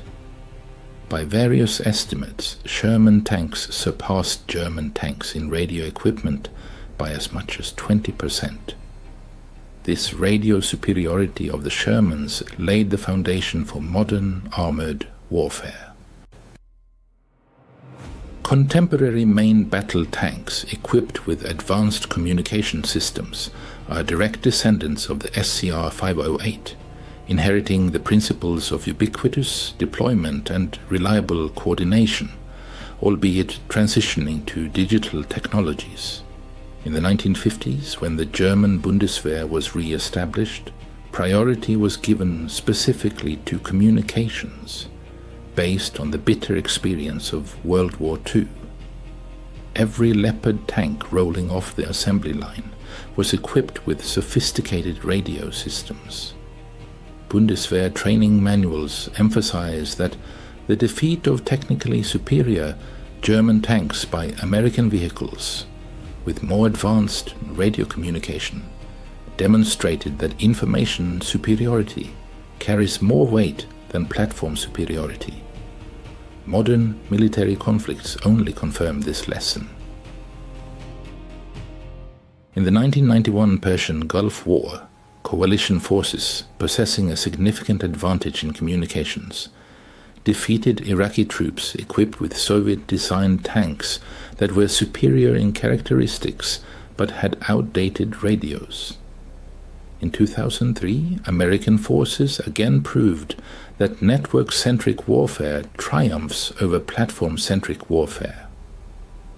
The success story of American Sherman tanks in radio communication represents a victory in the electromagnetic spectrum that proved more significant than advantages in armor or firepower. German tankers did not immediately grasp this revolution, realizing too late that every Sherman tank was not just a fighting vehicle, but a node in the first field network in history. The SCR 508 radio transformed the M4 Sherman from an ordinary medium tank into a key element of a weapon system that unified all American tanks on the battlefield. The revolutionary breakthrough in armored warfare was not the modernization of armor or an increase in firepower, but the equipping of tanks with radio communication. Each Sherman tank became a carrier of advanced technology, where 181 pounds of radio equipment played a key role, uniting crews into a single network. This created a kind of collective intelligence that no German tank, even one superior in protection or armament, could match. German forces learned this through bitter experience. In battles at Kasserine Pass in Italy, among the French hedgerows, and in the final battles within Germany, American tanks demonstrated unprecedented coordination that seemed impossible without direct visual contact, contradicting German military doctrines. The Wehrmacht never found an effective answer to this, failing to comprehend the scale of the enemy's technological superiority. A telling phrase attributed to Field Marshal Wilhelm Keitel during Germany's surrender is, "We knew how to build the best tanks, but you knew how to make them work together." Regardless of the quote's authenticity, it reflects a crucial truth. America created not just 49,324 Sherman tanks, but 49,324 elements of the world's first armored battlefield network.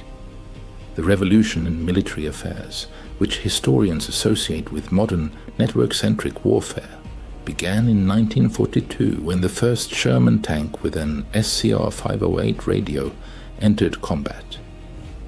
From that moment, the course of the war changed forever. communication advantage became more important than armament superiority. The network prevailed over individual platforms and interaction over isolation. The technological transformation of the American army occurred almost imperceptibly to German forces, who focused on the enemy's tactical superiority without realizing the technological foundation of that advantage. Only when it was too late did German commanders realize that every Sherman tank possessed communication capabilities unavailable to most German tanks. By this point, the outcome of the war was already largely predetermined. The inability of the German military leadership to timely recognize and adapt to American superiority in communications became one of the most significant intelligence failures of World War II. Despite numerous battlefield examples demonstrating the advantages of American coordination, German command never prioritized addressing the critical weakness in their communications. Instead, they continued to develop superior tanks capable of fighting only as isolated units, while American forces relied on adequate tanks fighting as coordinated teams. Ultimately, the electromagnetic waves transmitted by SCR 508 radios proved to be a more powerful weapon than the armor-piercing shells of German 88mm guns. The ability to coordinate actions, instantly exchange information, and fight as a unified force rather than as individual machines became the invisible advantage that determined victory.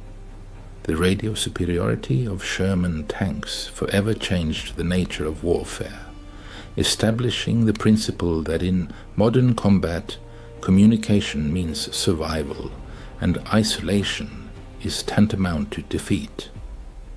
German forces confronted this reality on battlefields across 3 continents, realizing too late that the Americans possessed not only numerical superiority, but also technological superiority in the dimension that mattered most: the ability to fight as a cohesive whole. September 1st, 1943. At Rabaul Airfield on New Britain Island, Lieutenant Commander Saburo Sakai froze, an intelligence report clutched in his hand.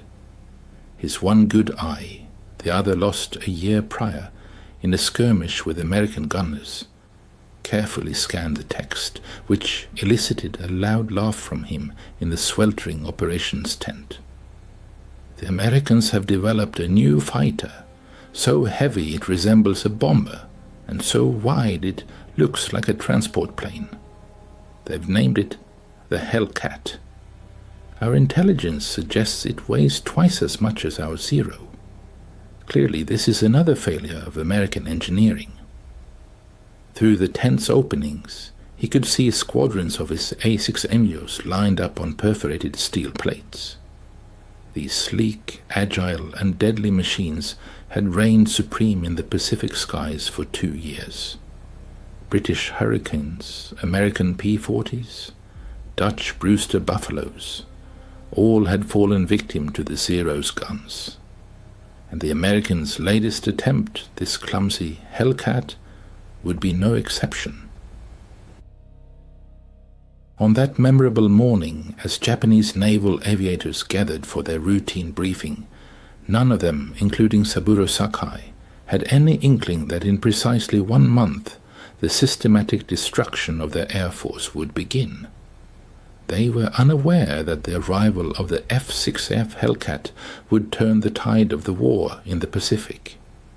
This aircraft, destined to achieve an incredible kill ratio of 19-1, destroying 5,223 enemy planes while losing only 270 of its own in air combat, was about to break the back of Japanese air power. The Hellcat was poised to redefine carrier warfare, proving that the Zero's dominance was built on flawed assumptions. The mathematics of air superiority were about to be rewritten by a plane that seemed to defy every principle the Japanese had perfected.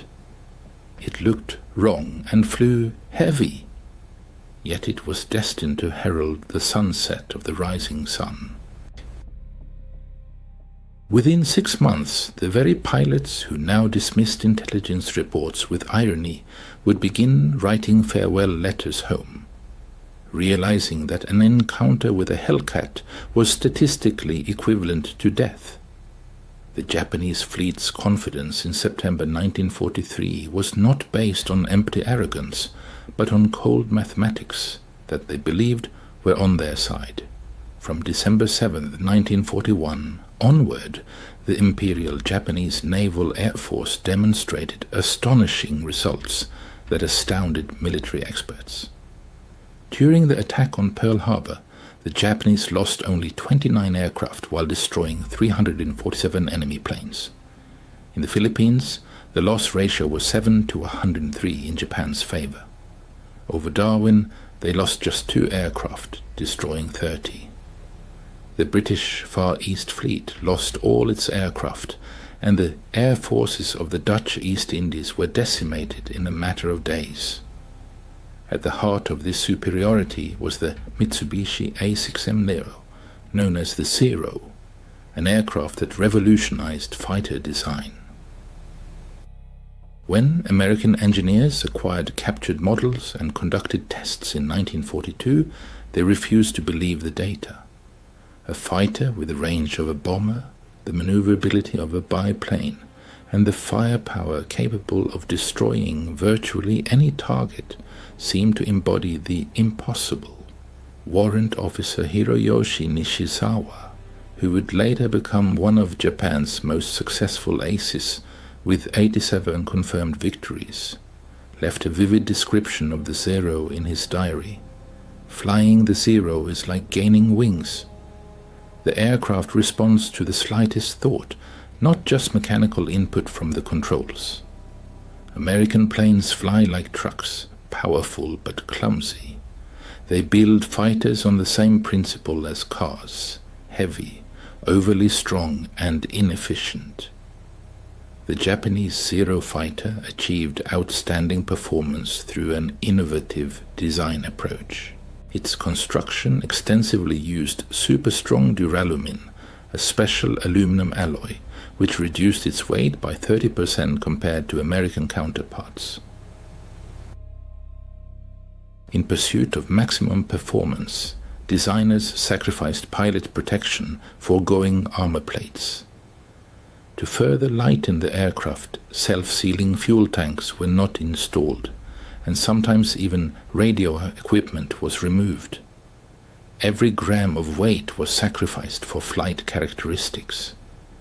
In early 1943, Japanese intelligence received the first information about the new American F-6F Hellcat fighter from neutral Swedish sources. However, the reported specifications seemed incredible and were dismissed as propaganda or disinformation.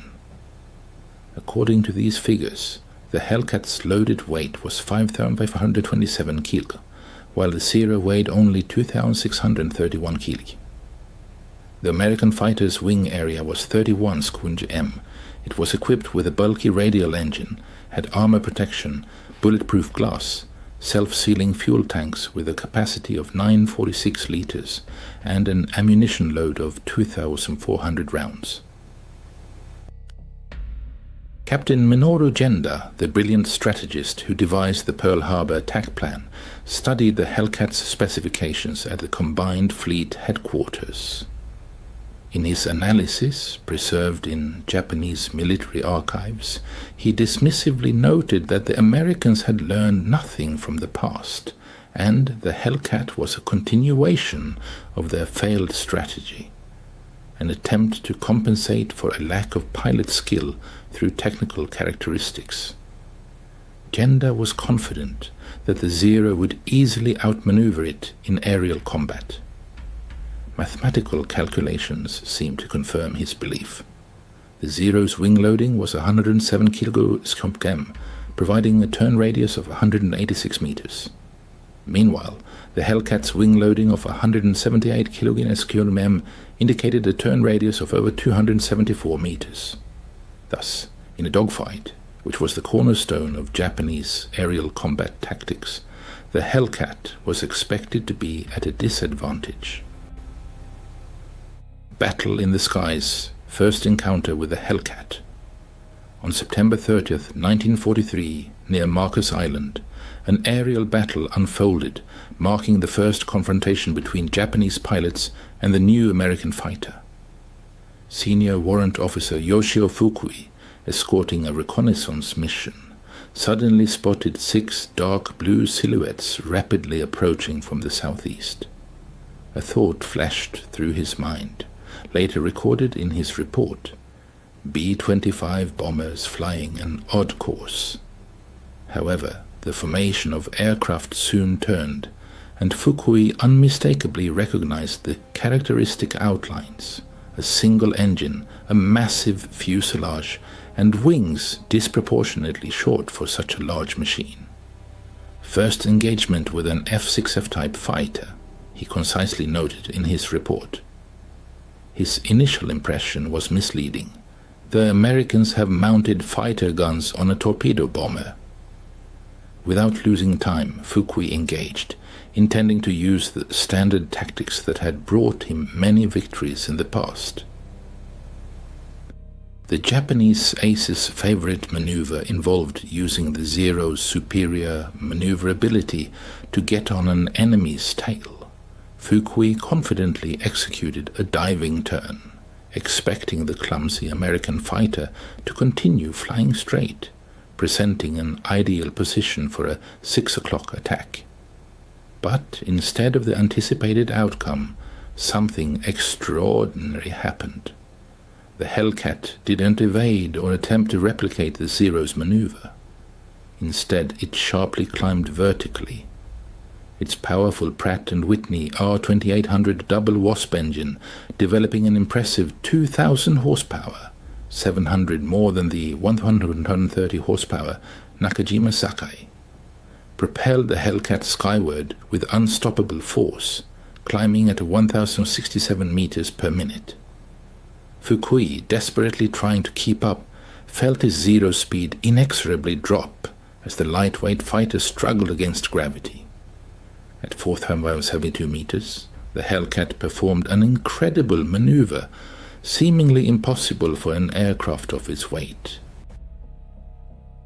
A hammerhead stall turn allowed it to rapidly shed speed and position itself directly behind a stunned Fukui.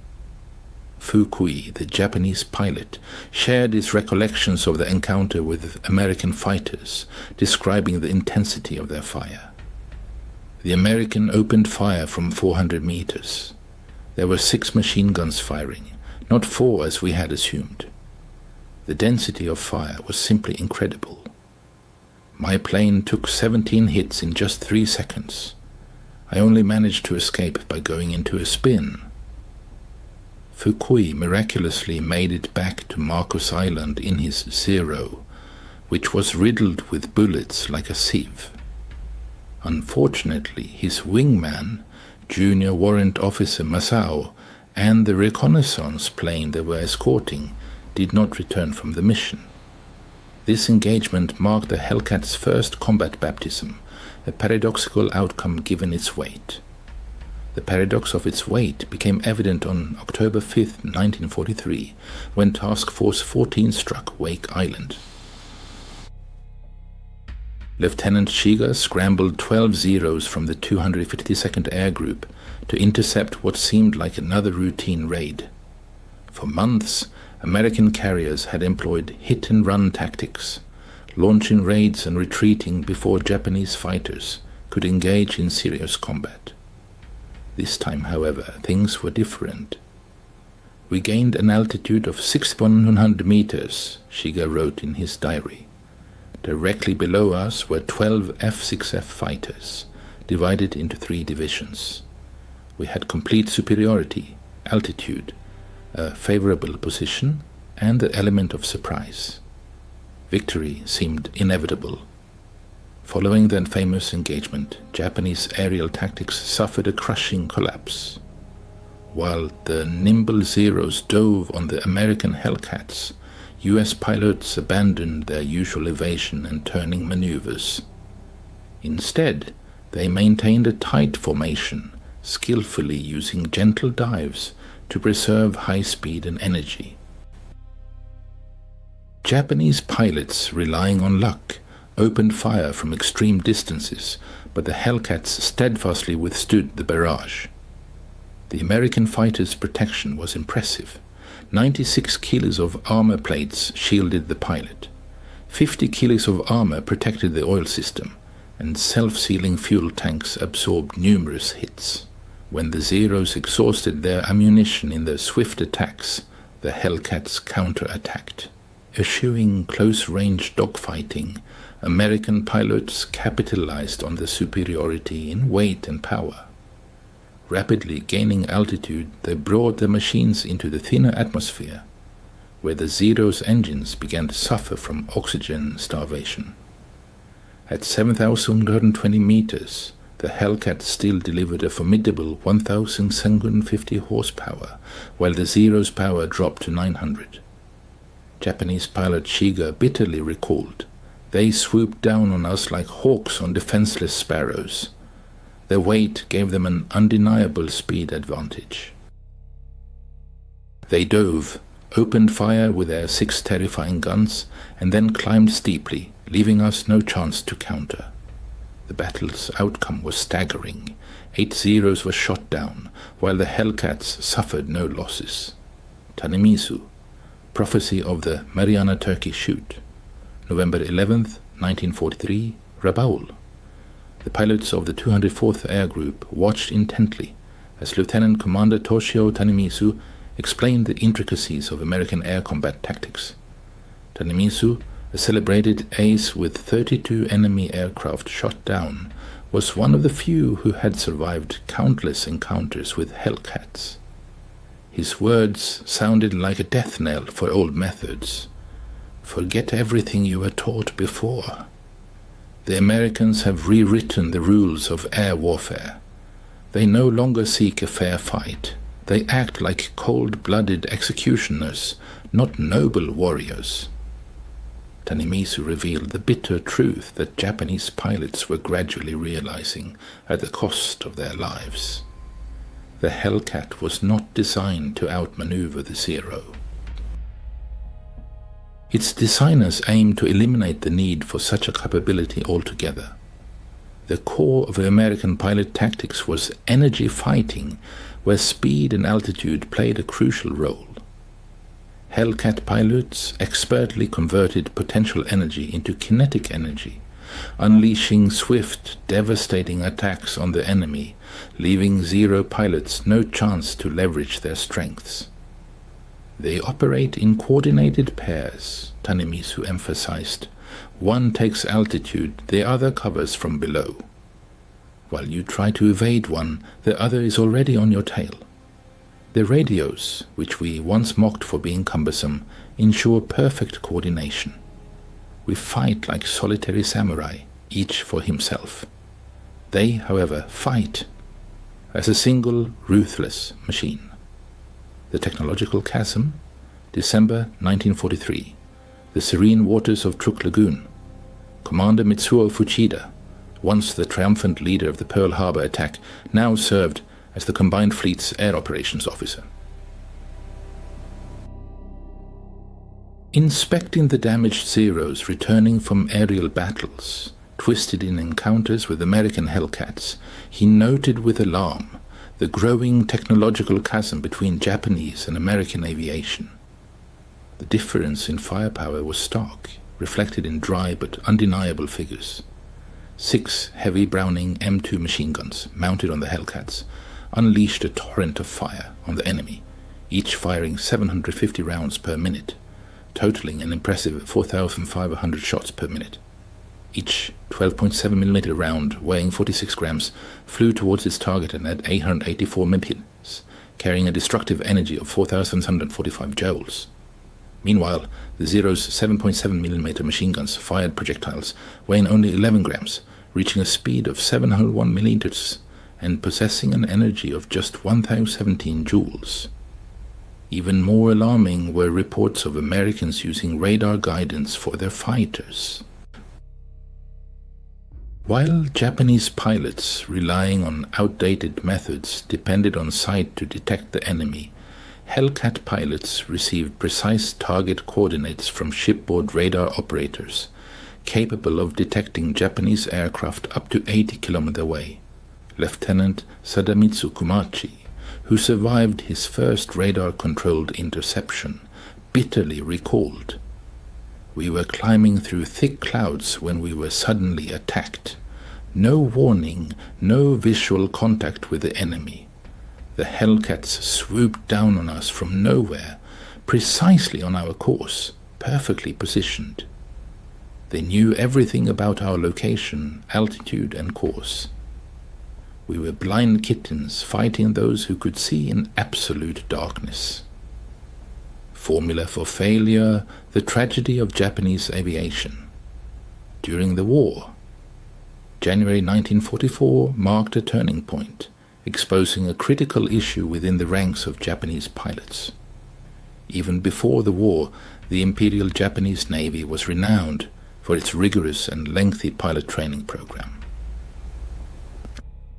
A 3-year course, including 700 flight hours, transformed pilots into true virtuosos of aerial combat.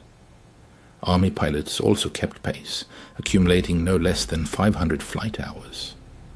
They were not merely pilots, but masters of aerial acrobatics, expert marksmen, and connoisseurs of the spiritual philosophy of war in the sky. By 1944, however, the situation had sharply deteriorated. Naval pilots entered combat with only 300 flight hours under their belts, and Army pilots even fewer, 200 hours. A severe fuel shortage meant that most training had to be conducted in gliders. The number of practice rounds was limited to 50 per pilot. Crucial training elements such as formation flying, instrument flying, and radio communication were eliminated from the curriculum to rush pilots to the front as quickly as possible. Meanwhile, American pilots arrived at the front with substantial experience, boasting at least 300 flight hours, including 50 hours on a specific aircraft type. They fired thousands of practice rounds, mastered carrier landings through repetition, and studied combat tactics safely over Texas airfields. The contrast was stark, and it predetermined the outcome of many aerial battles. The tragedy of pilot training in the Japanese Navy. Lieutenant Commander Yoshihiro Hashimoto, responsible for pilot training at Kasumigaura Naval Air Base, expressed profound concern in his final report. "We are sending untrained youngsters to certain death, pitting them against seasoned professionals."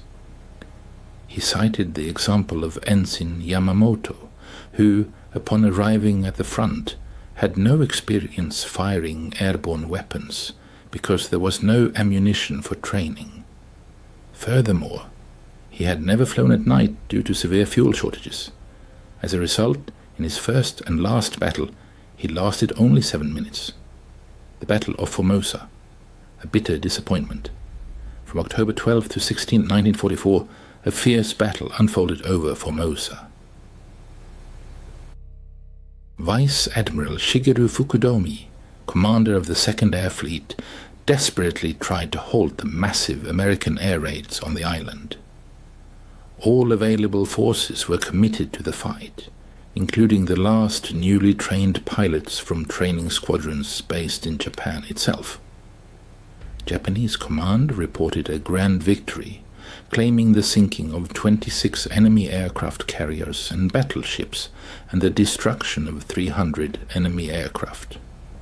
However, as soon became clear after the return of surviving pilots and analysis of gun camera footage, the reality was entirely different. the Americans lost only 89 aircraft, while Japanese losses amounted to 329 machines and almost all experienced pilots, an irreplaceable blow to Japanese aviation.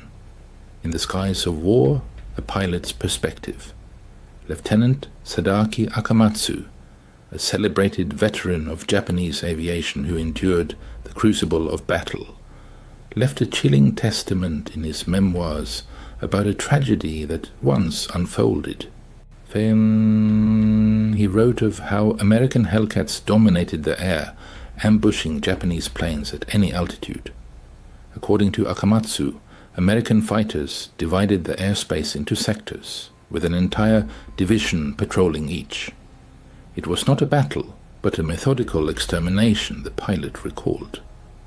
The Great Mariana Turkey Shoot, which unfolded on June 19, 1944 in the Philippine Sea, became the culmination of the confrontation between the Japanese and US carrier fleets. The Japanese fleet, having healed its wounds from previous defeats, committed its rebuilt carrier forces to battle as part of Operation Ago. The objective was to crush American carrier power in the Pacific.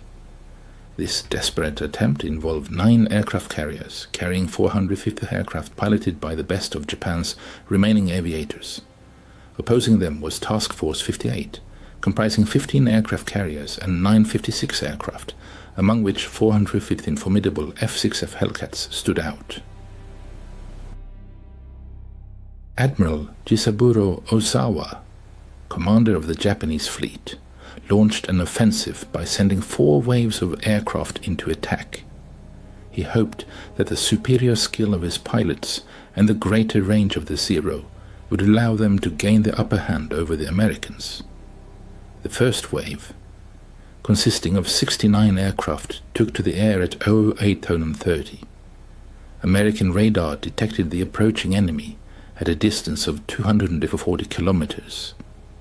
Hellcats were vectored for interception, taking an ideal position for attack. They had the advantage of altitude, the sun at their backs, and approached from the blind spots of the Japanese aircraft. Lieutenant Zenji Abe, leading the fighter escort, noticed the Hellcats minutes before the engagement. They were arrayed in echelons from 6,100 to 9,350 meters, no less than 60 machines, like a steel wall waiting for us. We were at 5,186 meters. All advantages were on their side. The battle lasted only 12 minutes.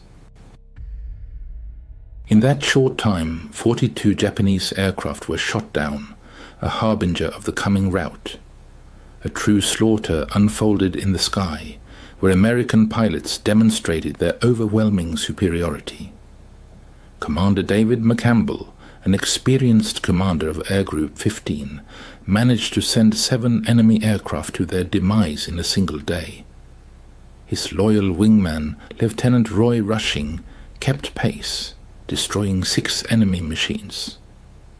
The Japanese Zeros desperately tried to maneuver to escape us, McCampbell recalled, but we were relentless. We came in from above, shot them down one by one, and then rapidly gained altitude. They tried to replicate our maneuvers, lost control, and became easy prey for other Hellcats. By the end of this tragic day for the Japanese, they had lost 346 carrier-based aircraft, as well as 50 land-based machines. American losses were incomparably small, only 30 aircraft from all courses. That evening, in the ready rooms, American pilots, amazed by the ease of their victory, dubbed the event the Great Marianas Turkey Shoot. Enemy planes seemed helpless, like defenseless game before hunters. The Leyte Gulf Record. On October 24, 1944, during the Battle of Leyte Gulf, Commander David McCampbell set his personal record for the number of aircraft shot down in a single mission. Leading a group of 7 Hellcats from the aircraft carrier, USS Essex, he encountered an armada of 60 Japanese aircraft heading towards the American fleet. In a fierce 90-minute engagement, McCampbell personally destroyed 9 enemy machines, 5 Zeros and 4 bombers. His wingman, Roy Rushing, also displayed heroism, shooting down another 6 aircraft.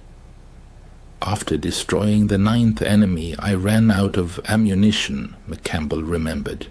The Hellcat performed flawlessly throughout the fight. Not a single bullet hit my plane, despite us being outnumbered 8-1. This battle vividly demonstrated the complete shift in the balance of the air power. 7 Hellcats routed 60 Japanese aircraft, destroying 15 of them without any losses to their side. McCampbell's 2 outstanding missions, in which he shot down 7 aircraft on June 19th and 9 on October 24th, earned him well-deserved accolades, the Medal of Honor and the Navy Cross. The cross that burns the soul. Psychological breakdown. After the crushing defeats in the Philippine Sea and later Gulf, Japanese military psychologists documented a widespread Hellcat psychosis among surviving aces. Admiral Osawa, in his analysis of the events, stated, "The enemy's radar-guided fighter interception reached unimaginable heights, transforming aerial combat into something resembling an industrial conveyor belt. Each Hellcat ceased to be merely an aircraft, becoming a cog in a vast machine. Our pilots, no matter their skill, were no longer fighting individual machines, but a soulless system." The critical shortage of experienced pilots forced the Japanese command by early 1945 to reduce training programs to a laughable 40-50 hours for naval aviation and 60-70 hours for army aviation. Kamikaze pilots, in fact, embarked on their final flight with only 40 to 50 hours of flight time, equivalent to a week of training. Apocalypse over Okinawa. April to June 1945 became the arena for Operation Iceberg. Japanese aviation unleashed approximately 1,900 kamikaze-piloted aircraft against the American fleet off Okinawa.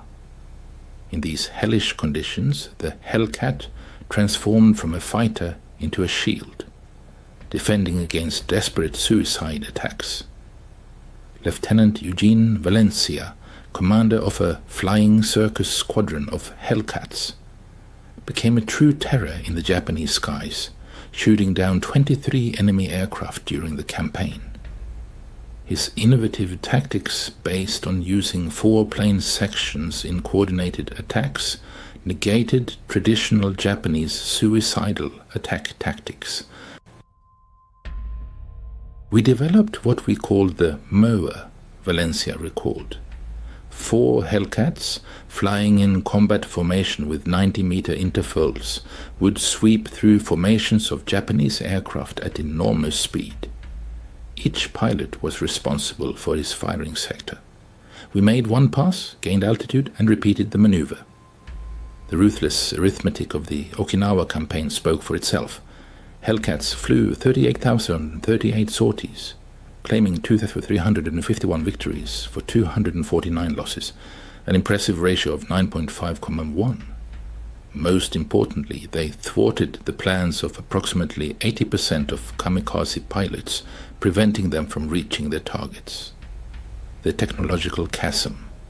By 1945, the technological gap between the US and Japan had reached a critical point, becoming an insurmountable obstacle for Japanese aviation.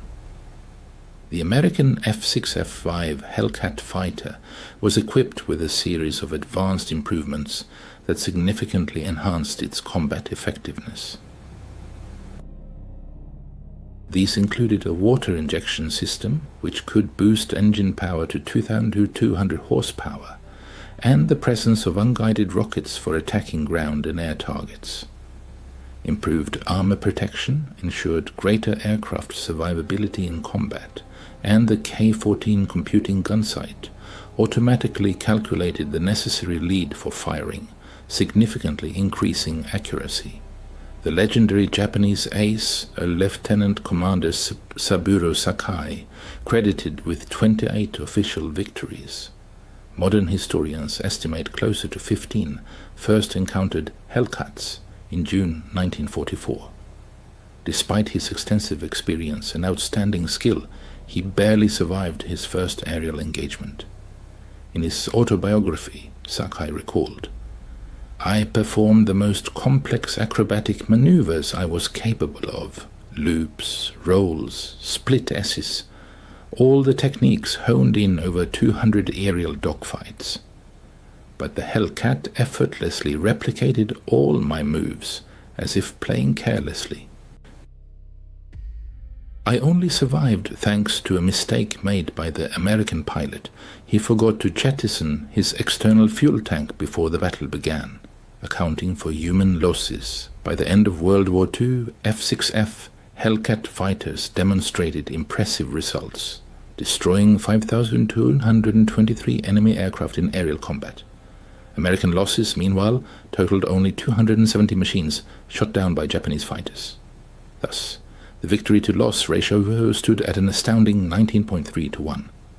Hellcat pilots accounted for 305 U.S. Navy aces, representing 75% of all American naval air victories. At the same time, Japan's human losses were truly catastrophic. Of the 18,000 experienced naval aviators who entered the war, fewer than 100 combat-experienced pilots remained alive by August 1945. The tragic formula of kamikaze. The transformation of Japanese naval aviation, once proud of its elite pilots, into a tool for suicidal kamikaze attacks, was a bitter acknowledgement of the unequivocal superiority of American Hellcats. Recognizing their inability to compete within the framework of a traditional military doctrine, Japan resorted to a desperate measure, turning its aviators into living guided missiles. Vice Admiral Takejiro Onishi, who went down in history as the ideological inspiration for the kamikaze program, cynically justified this step by appealing to the ruthless logic of mathematical calculations. If a Zero pilot attempts to attack an aircraft carrier using conventional combat methods, his chances of success are virtually zero. He will inevitably be destroyed by Hellcats, superior in every parameter. However, if that same zero is packed with explosives and directed at the target as a bomb, the probability of hitting the target increases to 30%. In any case, the pilot is doomed to die. But, at least by accepting death as a kamikaze, he does not die in vain, but for a higher purpose. On October 25, 1944, Hiroyoshi Nishizawa, a celebrated Japanese ace, escorted the first official kamikaze mission led by Lieutenant Yukio Seki. During this sortie, Nishizawa achieved his last 86th and 87th victories, shooting down 2 American F-6F Hellcats. However, the very next day, October 26, 1944, tragic irony befell Nishizawa himself. He perished while a passenger in a transport plane that was shot down by Hellcats from VF-14 Squadron. Japan's greatest ace, rendered helpless without his fighter, fell at the hands of the very aircraft he had so skillfully engaged in aerial battles. The final chord. August 15, 1945 was the day Emperor Hirohito's voice announced Japan's surrender. At Atsugi Air Base, Captain Minoru Genda, who had previously criticized the American Hellcat for its brute power and dominating Japanese elegance, listened intently to the monarch's words. Around him were the remnants of Japanese naval aviation, young pilots with barely 40 hours of flight time, aircraft assembled from salvaged parts, and virtually empty fuel tanks. On that same day, Ensign Clarence Moore of VF-31, taking off from the USS Belleauwood, achieved the last aerial victory of World War II, shooting down a Yokosuka D4Y Judy dive bomber after 14 tone loss. The Japanese pilot, likely unaware of the surrender, was approaching the American fleet when Moore intercepted him. 2 short bursts from the Hellcat's 6 guns brought the air war in the Pacific to a close. Occupation, the moment of truth. In September 1945, at Atsugi Airfield, the first American aircraft to touch down after the surrender were 12 F-5CF Hellcat fighters from the USS Yorktown. Japanese pilots, technicians, and ground personnel lined the runway to get a close look at their recent tormentor. The triumph of the Hellcat, a display of power and engineering. Superiority. American ace Lieutenant Robert Vasco, credited with 19 aerial victories, vividly demonstrated the outstanding capabilities of the Hellcat fighter to Japanese pilots. His masterful piloting, which included breathtaking loops, rolls, and rapid climbs, maneuvers that would have been fatal for a Zero, left the Japanese awestruck. "You must realize," Vasco emphasized through an interpreter, "that this is far from its limit. In combat conditions with water injection, engine power increases by 20%. The aircraft's